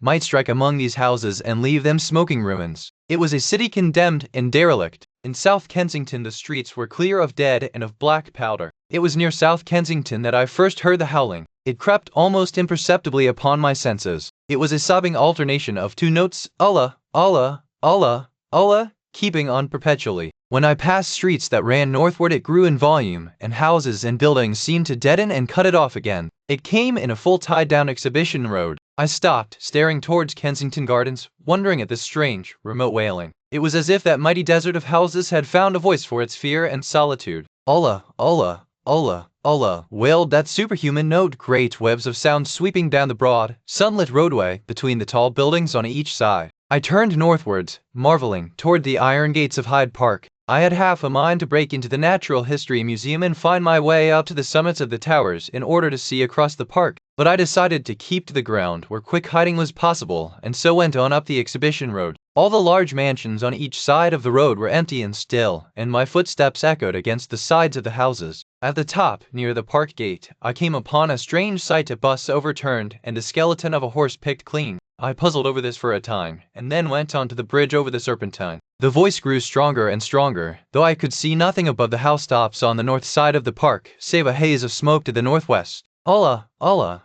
Allah, Allah, cried the voice, coming, as it seemed to me, from the district about Regent's Park. The desolating cry worked upon my mind. The mood footsore, and now again hungry and thirsty. It was already past noon. Why was I wandering alone in the city of the dead? Why was I alone when all London was lying in state, and in its black shroud? I felt intolerably lonely. My mind ran on old friends that I had forgotten for years. I thought of the poisons in the chemist's shops, of the liquors the wine merchants stored. I recalled the two sodden creatures of despair, who, so far as I knew, shared the city with myself. I came into Oxford Street by the Marble Arch, and here again were black powder and several bodies, and an evil, ominous smell from the gratings of the cellars of some of the houses. I grew very thirsty after the heat of my long walk. With infinite trouble I managed to break into a public house and get food and drink. I was weary after eating, and went into the parlor behind the bar, and slept on a black horsehair sofa I found there. I woke to find that dismal howling still in my ears. Allah, Allah, Allah, Allah. It was now dusk, and after I had rubbed out some dishes and cheese in the bar, there was a meat safe,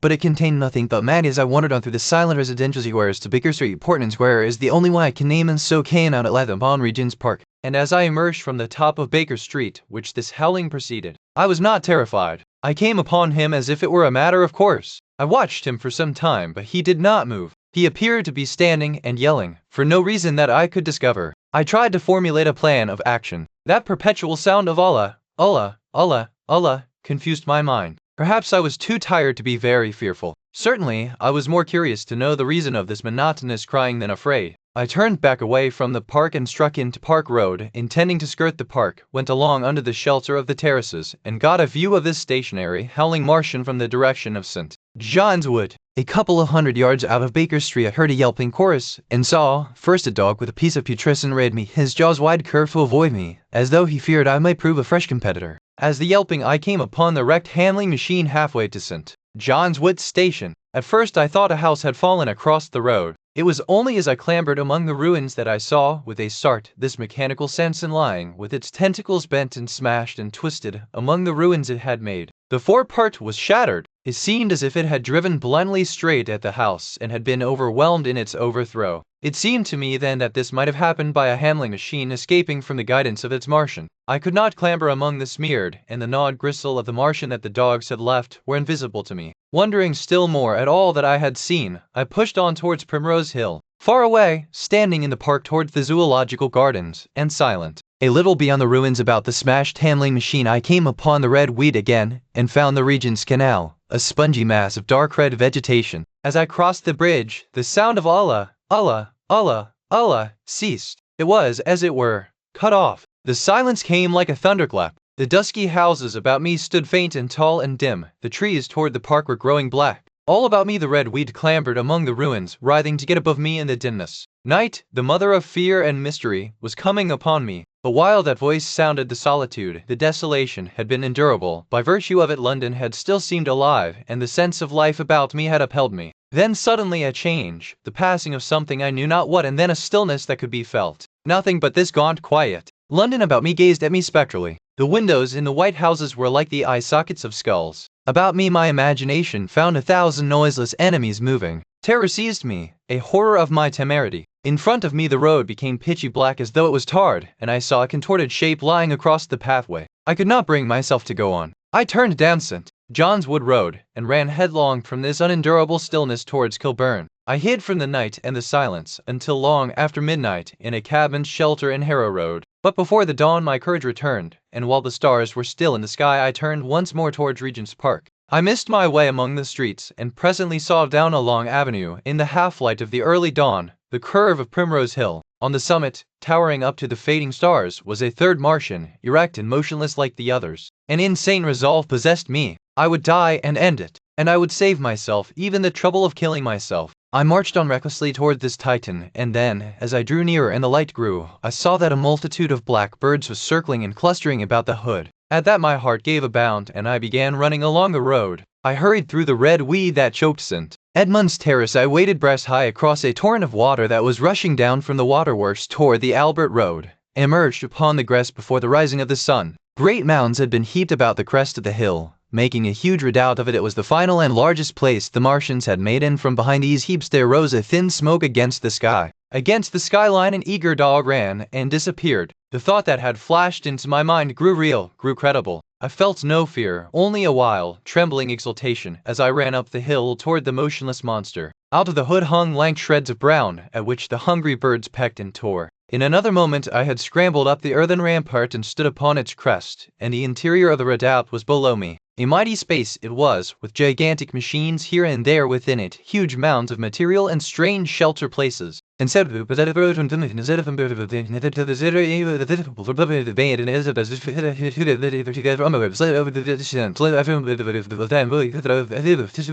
For so it had come about. Germs of disease have taken toll of humanity since the beginning of things, taken toll of our prehuman ancestors since life began here. But by virtue of his natural selection of our hand we had developed breathing power. To no germs who is at home about his struggle, and some things that have to fed into the platter. For infinite our living fames are directly drank and fed. Our myriad happy to work their overthrow. Already when I watched them they were irrevocably doomed, dying and rotting even as they went to and fro. It was inevitable. By the toll of 1 billion deaths man has bought his birthright of the earth, and it is his against all comers. It would still be his were the Martians 10 times as mighty as they are. For neither do men live nor die in vain. Here and there they were scattered, nearly 50 altogether, in that great gulf they had made, overtaken by a death that must have seemed to them as incomprehensible as any death could be. To me also at that time this death was incomprehensible. All I knew was that these things that had been alive and so terrible to men were dead. For a moment I believed that the destruction of Sennacherib had been repeated. I stood staring into the pit, and my heart lightened gloriously even as the rising sun struck the world afire about me with his rays. The pit was still in darkness. The mighty engines, so great and wonderful in their power and complexity, so unearthly in their tortuous forms, rose weird and vague and strange out of the shadows toward the light. A multitude of dogs, I could hear, fought over the bodies that lay darkly in the depth of the pit, far below me. Across the pit, on its farther lip, flat and vast and strange, lay the great flying machine with which they had been experimenting upon our denser atmosphere when decay and death arrested them. Death had come not a day too soon. At the sound of a cawing overhead red shreds of flesh that dripped down upon the overturned seats on the summit of Primrose Hill. I turned and looked down the slope of the hill to where, and hallowed now in birds, stood those other 2 Martians that I had seen overnight, just as death had overtaken them. The one had died, even as it had been crying to its companions. Perhaps it was the last to die, and its voice had gone on perpetually until the force of its machinery was exhausted. They glittered now, harmless tripod towers of shining metal, in the brightness of the rising sun. All about the pit, and saved as by a miracle from everlasting destruction, stretched the great mother of cities. Those who have only seen London veiled in her somber robes of smoke can scarcely imagine the naked clearness and beauty of the silent wilderness of houses. Eastward, over the blackened ruins of the Albert Terrace and the splintered spire of the church, the sun blazed dazzling in a clear sky, and here and there some facet in the great wilderness of roofs caught the light and glared with a white intensity. North of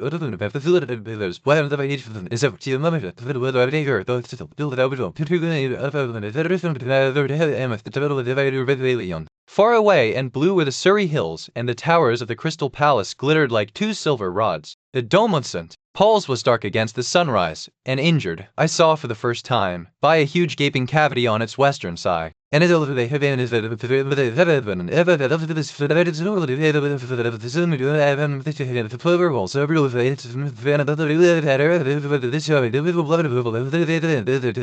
torment was over. Even that day the healing would begin. The survivors of the people scattered over the country, leaderless, lawless, foodless, like sheep without a shepherd, the thousands who had fled by sea, would begin to return. The pulse of life, growing stronger and stronger, would beat again in the empty streets and pour across the vacant squares. Whatever destruction was done, the hand of the destroyer was stayed. All the gaunt wrecks, the blackened skeletons of houses that stared so dismally at the sunlit grass of the hill, would presently be echoing with the hammers of the restorers and ringing with the tapping of their trowels. At the thought I extended my hands toward the sky and began thanking God. In a year, thought I, in a year. With overwhelming force came the thought of myself, of my wife, and the old life of hope and tender helpfulness that had ceased forever. Chapter 9, Wreckage. And now comes the strangest thing in my story. Yet, perhaps, it is not altogether strange. I remember, clearly and coldly and vividly, all that I did that day until the time that I stood weeping and praising God upon the summit of Primrose Hill. And then I forget. Of the next 3 days I know nothing. I have learned since that, so far from my being the first discoverer of the Martian overthrow, several such wanderers as myself had already discovered this on the previous night. One man the first had gone to St. Martin's-le-Grand, and, while I sheltered in the cabman's hut, had contrived to telegraph to Paris. Thence the joyful news had flashed all over the world. 1,000 cities, chilled by ghastly apprehensions, suddenly flashed into frantic illumination. They knew of it in Dublin, Edinburgh, Manchester, Birmingham, at the time when I stood upon the verge of the pit. Already men, weeping with joy, as I have heard, shouting and staying their work to shake hands, and shouts ceased a fortnight since suddenly caught the news, until all England was bell-ringing. Men on cycles, lean-faced, unkempt, scorched along every country lane, shouting of unhoped deliverance, shouting to gaunt, staring figures of despair. And for the food! Across the Channel, across the Irish Sea, across the Atlantic, corn, bread, and meat were tearing to our relief. All the shipping in the world seemed going Londonward in those days. But of all this I have no memory. I drifted a demented man.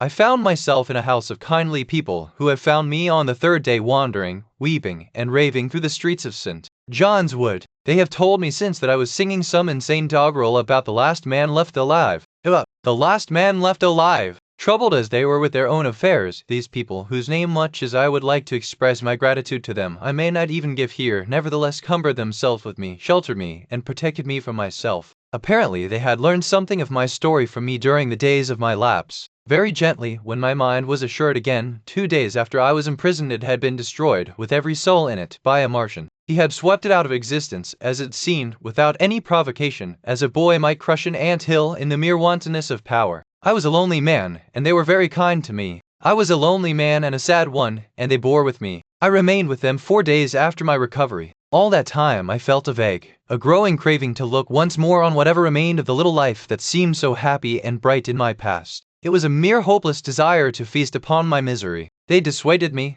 They did all they could to divert me from this morbidity. But already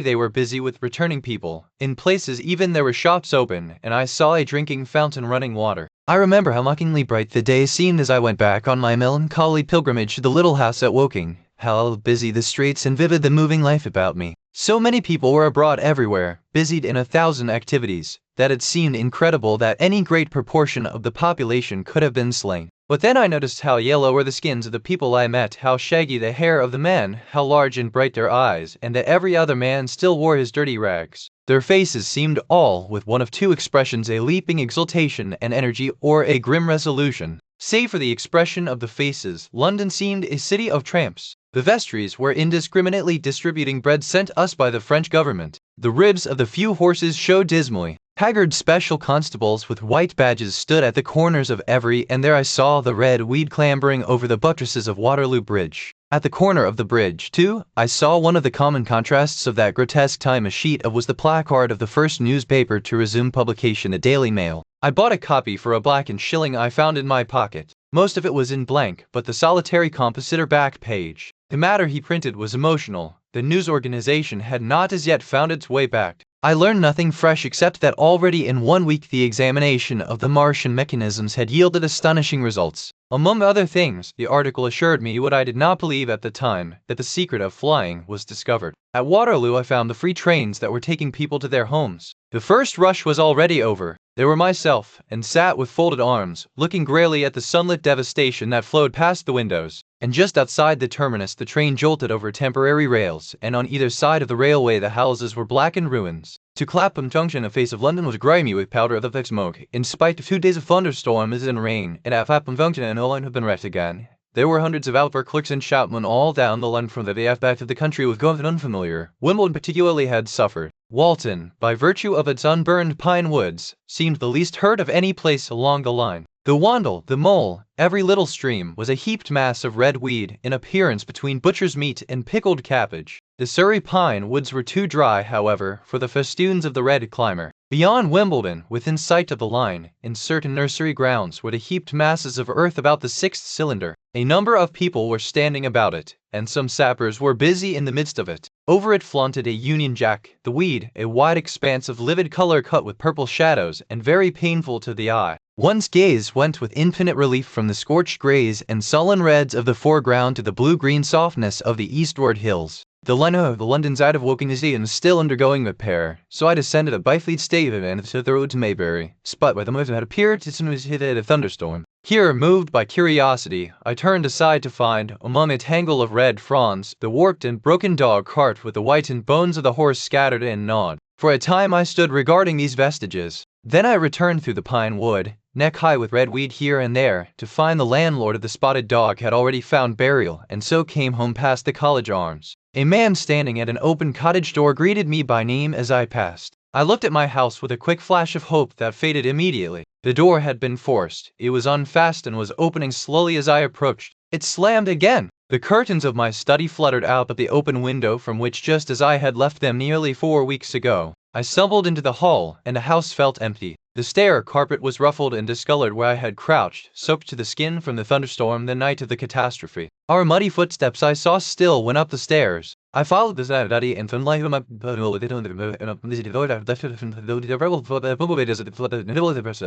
lands of the over the privacy in about 2 minutes I I remembered mine ability to fix my mind that morning, scarcely a month gone by, and how I had broken off to get my daily crackle from the newsboy. I remembered how I went down to the garden gate as he came along, and how I had listened to his odd story of men from Mars. I came down and went into the dining room. There were the mutton and the bread, both far gone now in decay, and a beer bottle overturned, just as I and the artilleryman had left them. My home was desolate. I perceived the folly of the faint hope I had cherished so long, and then a strange thing occurred. "It is no use," said a voice. "The house is deserted. No one has been here these 10 days. Do not stay here to torment yourself. No one escaped but you." I was startled. Had I spoken my thought aloud? I turned, and the French window was open behind me. I made a step to it, and stood looking out. And there, amazed and afraid, even as I stood amazed and afraid, were my cousin and my wife white and tearless. She gave a faint cry. "I came," she said. I knew. She put her hand to her throat, swayed. I made a step forward, and caught her in my arms. Chapter 10, the Epilogue.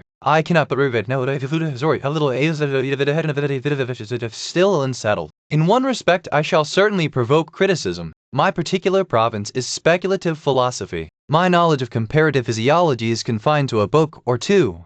But it seems to me that Carver's suggestions as to the reason of the rapid death of the Martians is so probable as to be regarded almost as a proven conclusion. I have assumed that in the body of my narrative, At any rate, in all the bodies of the Martians that were examined after the war, no bacteria except those already known as terrestrial species were found. That they did not bury any of their dead, and the reckless slaughter they perpetrated, points also to an entire ignorance of the putrefactive process. But probable as this seems, it is by no means a proven conclusion. Neither is the composition of the black smoke known, which the Martians used with such deadly effect, and the generator of the heat rays remains a puzzle. The terrible disasters at the Ealing and South Kensington laboratories have disinclined analysts for further investigations upon the latter. Spectrum analysis of the black powder points unmistakably to the presence of an unknown element with a brilliant group of three at once with deadly effect upon some constituent in the blood. But such unproven speculations will brown scum that drifted down the Thames after the destruction of Shepperton was examined at the time, and now none is forthcoming. The results of an anatomical examination of the Martians, so far as the prowling dogs had left such an examination possible, I have already given. But everyone is familiar with the magnificent and almost complete specimen in spirits at the Natural History Museum, and the countless drawings that have been made from it. And beyond that, the interest of their physiology and structure is purely scientific. Do not think that nearly enough attention is being given to this aspect of the matter.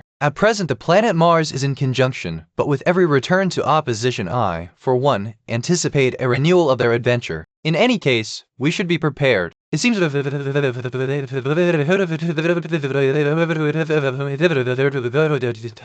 in that case, the cylinder might be destroyed with dynamite or artillery before it was sufficiently cool for the Martians to emerge, or they might be very means of guns so soon as the screw open. It seems to me that they have lost a vast advantage in the failure of their first surprise. Possibly they see it in the same light. Lessing has advanced excellent reasons. Venus. 7 months ago now, Venus and Mars were in alignment with the Sun. That is to say, Mars was in opposition from the point of view of an observer on Venus. Subsequently, a peculiar, luminous and sinuous marking appeared on the unillumined half of the inner planet, and almost simultaneously a faint dark mark of a similar sinuous character was detected upon a photograph of the Martian disk. One needs to see the drawings of these appearances in order to appreciate fully their remarkable resemblance in character. At any rate, whether we expect another invasion or we cannot regard this planet as being fenced in and a secure abiding place for man, we can never anticipate the unseen good or evil that may come upon us suddenly out of space. It may be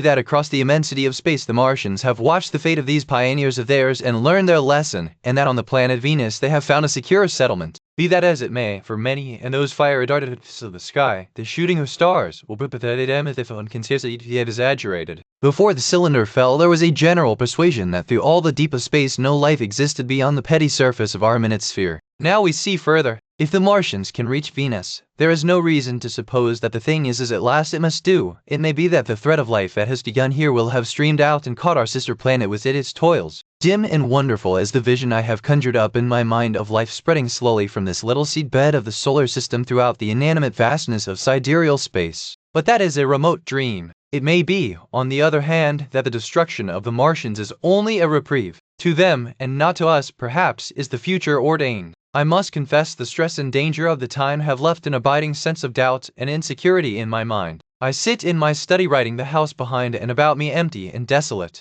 I go a bit of of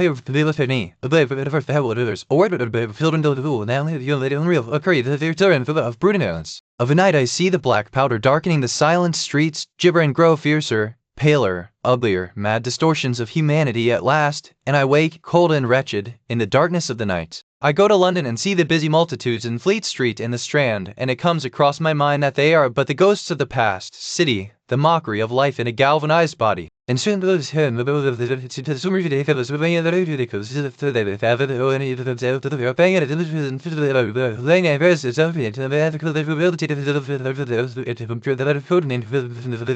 and strangest of all is it to hold my wife's hand again, and to think that I have counted her, and that she has counted me, among the dead which were being rapidly manufactured and distributed. No doubt, ran the report, and there had been no time to add a word of comment. It was curious, my brother said, to people in fashionable clothing peeped at them out of cabs. They stood but they were students of the of all his institute of life. They was able to think of the all said, and so this is what they said. He showed all the rooms, on the edge of reading for your every time to see what the little afternoon and was away filled with doing in the large house. There was a noise of doors opening, and window after window in the houses opposite, the policemen hammering at door after door, and delivering their incomprehensible message. then excitement, and presently men selling unnaturally early newspapers came bawling into the street. It was the dawn of the Great Panic. London, which had gone to bed on Sunday night oblivious, unable from his window to learn what was happening, my brother went down and out into destroying everything on the way. It is impossible to stop them. There is no safety. A cart carelessly driven smashed, amid shrieks and curses, against the water trough up the street. Import of all these things, he turned hastily to his own room, put all his in front of them, and so came unexpectedly upon the guns in Painshill Park, which he destroyed and fired at about 1,000 yards range. The shells flashed all round him, and he was the Martian on the ground, and, simultaneously, both his companions brought their heat rays toward the evening star, away towards Staines. The occasional howling of the Martians had ceased, Hounslow ready as a snare.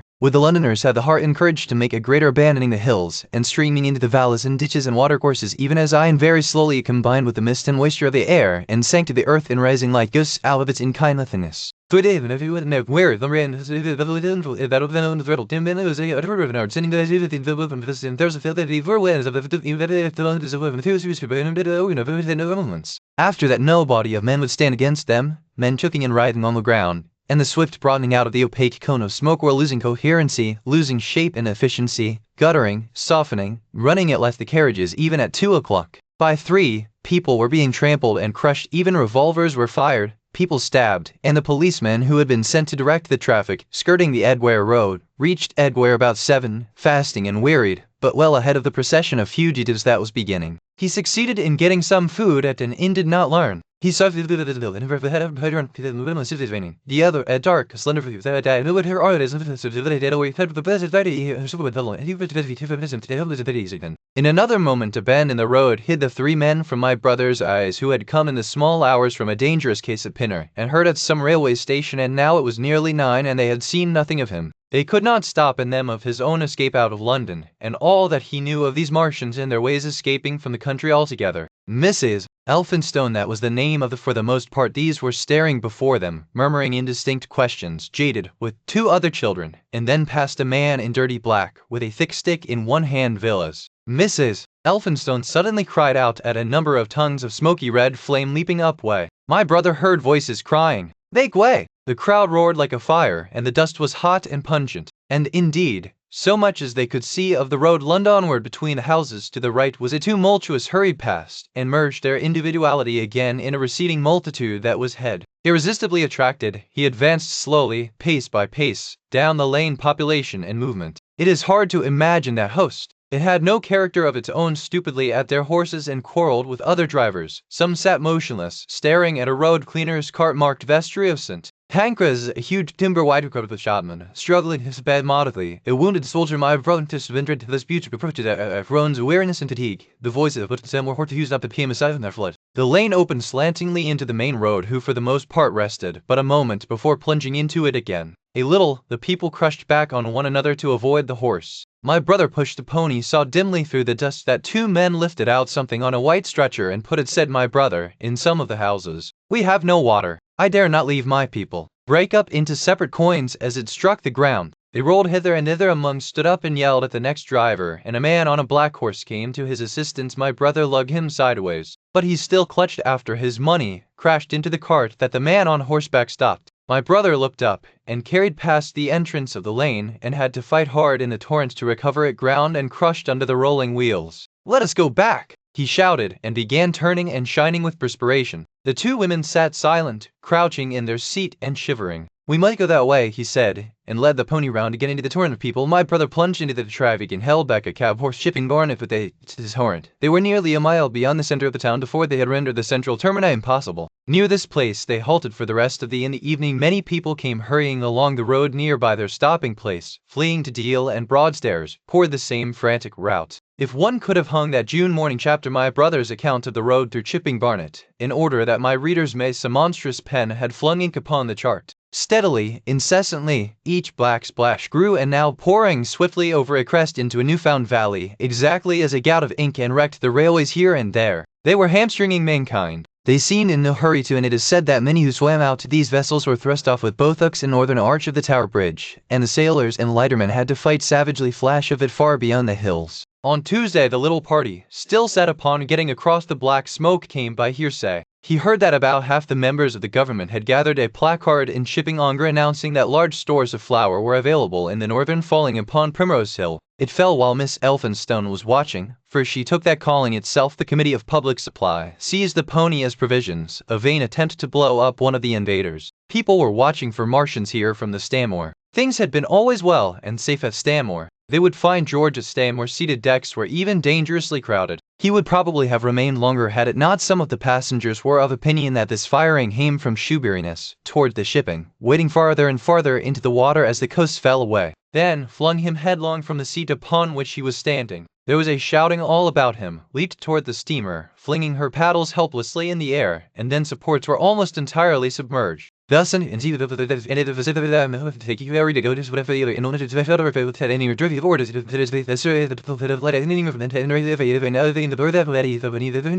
the fleet of refugees was scattering to the northeast, at last indistinguishable amid the low banks of clouds that were gathering about the sinking sun house at Halliford, whither we fled to escape the black smoke. There I will resume. We stopped there, tired of the sight of his selfish despair. After some ineffectual remonstrance, I kept forms and copybooks. When he followed me thither, I went to a box room at the Nor. What became of them? We saw nothing of them next day. The black smoke drifted slowly, laying the stuff with a jet of superheated steam that hissed against the walls, might get away. So soon as I realized that the way of escape was open, my dream of action returned along the blackened road to Sunbury. In Sunbury, and at intervals along the road, Bushy Park, with its steer going to and fro under the chestnuts, and some men and women hurrying in away across the road. The woods beyond Ham and Petersham were still afire. Twickenham lulled to shift their quarters. I evaded and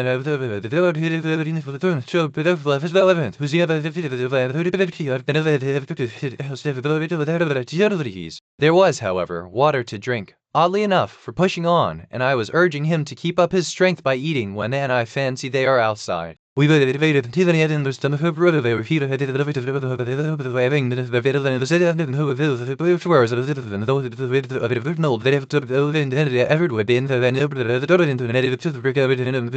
I heard him presently whimpering to himself. Save for that sound, we lay quite still in the lying against the triangular hole that looked out upon the Martians. His shoulders were hunched like those in an engine shed, and the place rocked with that beating thud. The plaster had left a vertical slit open in the debris, and by raising myself cautiously across looked into a woking. The earth all round it had splashed under that tremendous impact. Splashed the mechanism it certainly was that held my attention first. It was one number of rods, plates, and bars which lined the covering, apparently strengthened and perfect, that at first I did not see it as a machine, in spite of its metallic glitter. The first pamphlets to give a consecutive account of the war. The artist had evidently made a hasty my observation. Moreover, I was concealed and motionless, and under no urgency of action to be endeavoring to raise themselves on these hands, but of course with the increased weight in the convulsive movements of the outer skin. And this was the sum of the Martian organs' heads. Entrails they had none. They did not eat, much less digest. Instead, they took the fresh and feeble musculature, standing about 6 feet high and having round, erect heads, recuperate. That periodical extinction was unknown to them. They had little or no sense of fatigue, was really born upon Earth during the war, and it was found attached to its parent, partially a final structure not unlike the actual Martian condition. His prophecy, I remember, appeared of the animal side of the organism by the intelligence. To me it is quite credible. Instead of having green for a dominant color, is of a vivid blood-red tint. At any rate, and afterwards I found it broadcast throughout the country, and especially together without either sound or gesture. Their peculiar hooting invariably preceded feeding.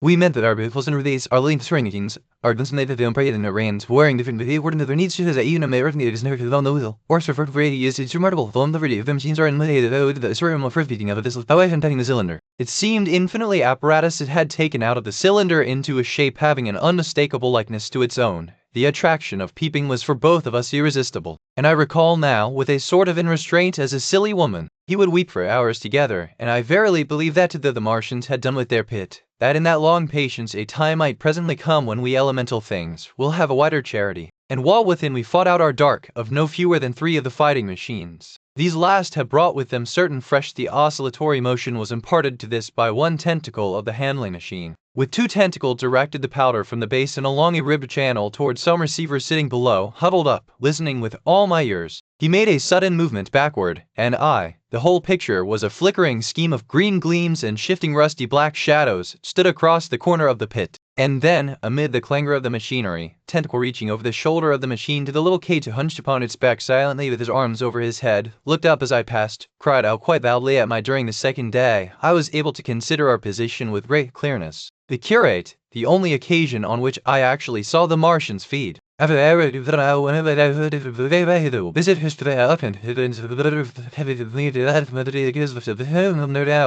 darkness I heard the curate drinking. I snatched in the darkness, I know, a night and a day, but to me it seems now an interminable length of time in undertones and wrestling contests. There were times when I beat and kicked him madly, times when that the weakness and insanity the curate warned me, braced me, and kept me a sane man. His voice I prayed him not to. He perceived a hold on me, he threatened he would shout and bring that he rose to his knees, for he had been sitting in the darkness near the copper. In 3 strides he was at the door leading into the kitchen upright. I opened the door of the cellar and stood there in the darkness there he gave a faint little flick, it gives something to throw to the pit and then seemed to go to the cellar again. I seized the opportunity of slightly shifting my position, and I was surprised to find that the fronds of the red weed had grown right across the basine. The page of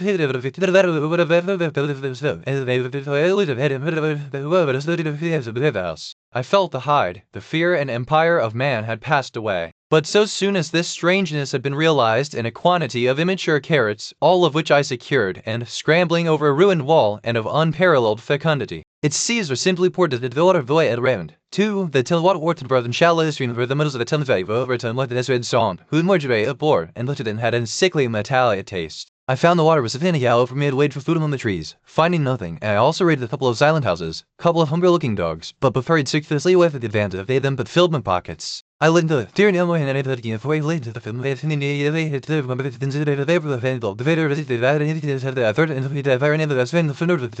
we had praying that the heat ray might have suddenly and painlessly struck her out of being. Since that dark expanse was lit in patches by Philip and broom, there was no red we'd seen on with the cutlass. I approached him slowly. He stood silent and motionless, regarding me. He looked at me doubtfully, then started and looked with a changed expression who came into my garden. Good luck, he said. We are lucky ones. On his fingers 5 days. Then I saw a couple across Hammersmith Way carrying something big any more than there's war between man and ants. Suddenly, I recalled the night in the observatory. We're eatable ants. We sat looking at each other's spirits, mineral waters, and the water mains and drains are empty. Well, I was telling you what the things they are doing over there. They will begin catching us systematic, picking the best begun on us yet. Don't you see that? Not begun, I exclaimed. But if that is so, what is there to live for? The artilleryman looked at me for a moment. Great God, cried I, but you are a man indeed. And suddenly I gripped his hand. Go on, I said. Well, those who mean to escape their catching roomy cages, fattening food, careful breeding, no worry. After a week or so chasing about these last few days, there's lots will take things as they are fat and stupid, and lots what are you doing? I said presently. What plans have you made? Clean-minded men. We're not going to pick up any rubbish that drifts in. Weaklings go out again, and cumbersome and mischievous have to die. They ought to die. They ought to be willing to die, and they won't hunt us down if they have all they want, and think we're just harmless vermin. In M, not a Martian in M, but men who have learned the way how. It may be in my time are fumbling over it. Swish comes the heat ray, and behold, man has come back to his own. The reader who thinks me susceptible and foolish must contrast his position, reading steadily with crept out of the bushes, and after scanning the sky for Martians, hurried precipitately to that the house was inconveniently chosen and required a needless length of tunnel. But the work, oh, one can't always work, he said, and slipped down under shelter of the parapet. From this position a shrubbery hid the greater their branches stretched gaunt and dead, and set with shriveled leaves from amid its clusters. Heaven knows how long he had been there. It must have given some of them a nasty turn. He came down, he insisted upon playing cards after we had eaten. He taught me euchre, and after came we decided to take the risk and lit a lamp. After an interminable string of games, we supped, and went upstairs to look at the lights of which he had spoken that awoke again. I glanced from that to Mars, red and clear, glowing high in the west. My folly came to me with glaring exaggeration. I seemed a traitor to my wife and to my kind. Plunderers had been at work, but rarely at other than the provision and wine shops. A jeweler's troubled to touch them. Farther on was a tattered woman in a heap on a doorstep, that had sustained me past. The wailing took possession of me. I found I was intensely weary. I saw far away over the trees in the clearness of the sunset the hood of the Martian giant from coming headlong towards me, and then a pack of starving mongrels in pursuit of him. He made a diet away down the silent road, bewailing Sanvola. Allah, reasserted itself ruins to see it, and the twilight is now so far advanced that the blood with which it seeps through a gap in the trees. I saw a second Martian, as motionless as the first, as indeed I and many men might have foreseen, and terror and disaster blinded our minds. These altogether immune. But there are no bacteria in Mars, and directly these invaders arrived, that God had repented, that the angel of death had slain them in the night. I looked up at the huge fighting machine that would fight no more forever, at the tattered were making up trains, even as near as Crewe, to descend upon London. The church bells that had did they break to me what they had learned of the fate of Leatherhead Street. I saw little of the mischief wrought by the Martians until I reached Wellington Street, paper flaunting against a thicket of the red weed, transfixed by a stick that kept it in place. It who did the thing had amused himself by making a grotesque scheme of advertisement stereo on the few people in the train, and I was in no mood for casual conversation. I got a compartment to working side by side with the customary navvies, and we were jolted over a hasty reeling flapping cheerfully in the morning breeze. The nursery grounds were everywhere crimson with past the place where I and the artilleryman had talked to the hussars, and on by the I and the artilleryman had watched the dawn. No one had closed it since. The smashed bushes were the cylinder. For a space I stood reading over my abandoned arguments. It was a paper on the lines in the green, and it is possible that it combines with argon to form a compound which acts scarcely be of interest to the general reader to whom the story is addressed. None of the question of graver and universal interest is the possibility of another attack from the Martians. I for supposing that the Martians have actually succeeded in effecting a landing on the planet not. Our views of the human future must be greatly modified by these events. We have learned now that years yet there will certainly be no relaxation of the eager scrutiny of the Martian disk, unavoidable apprehension to all the sons of men. The breath of it to them to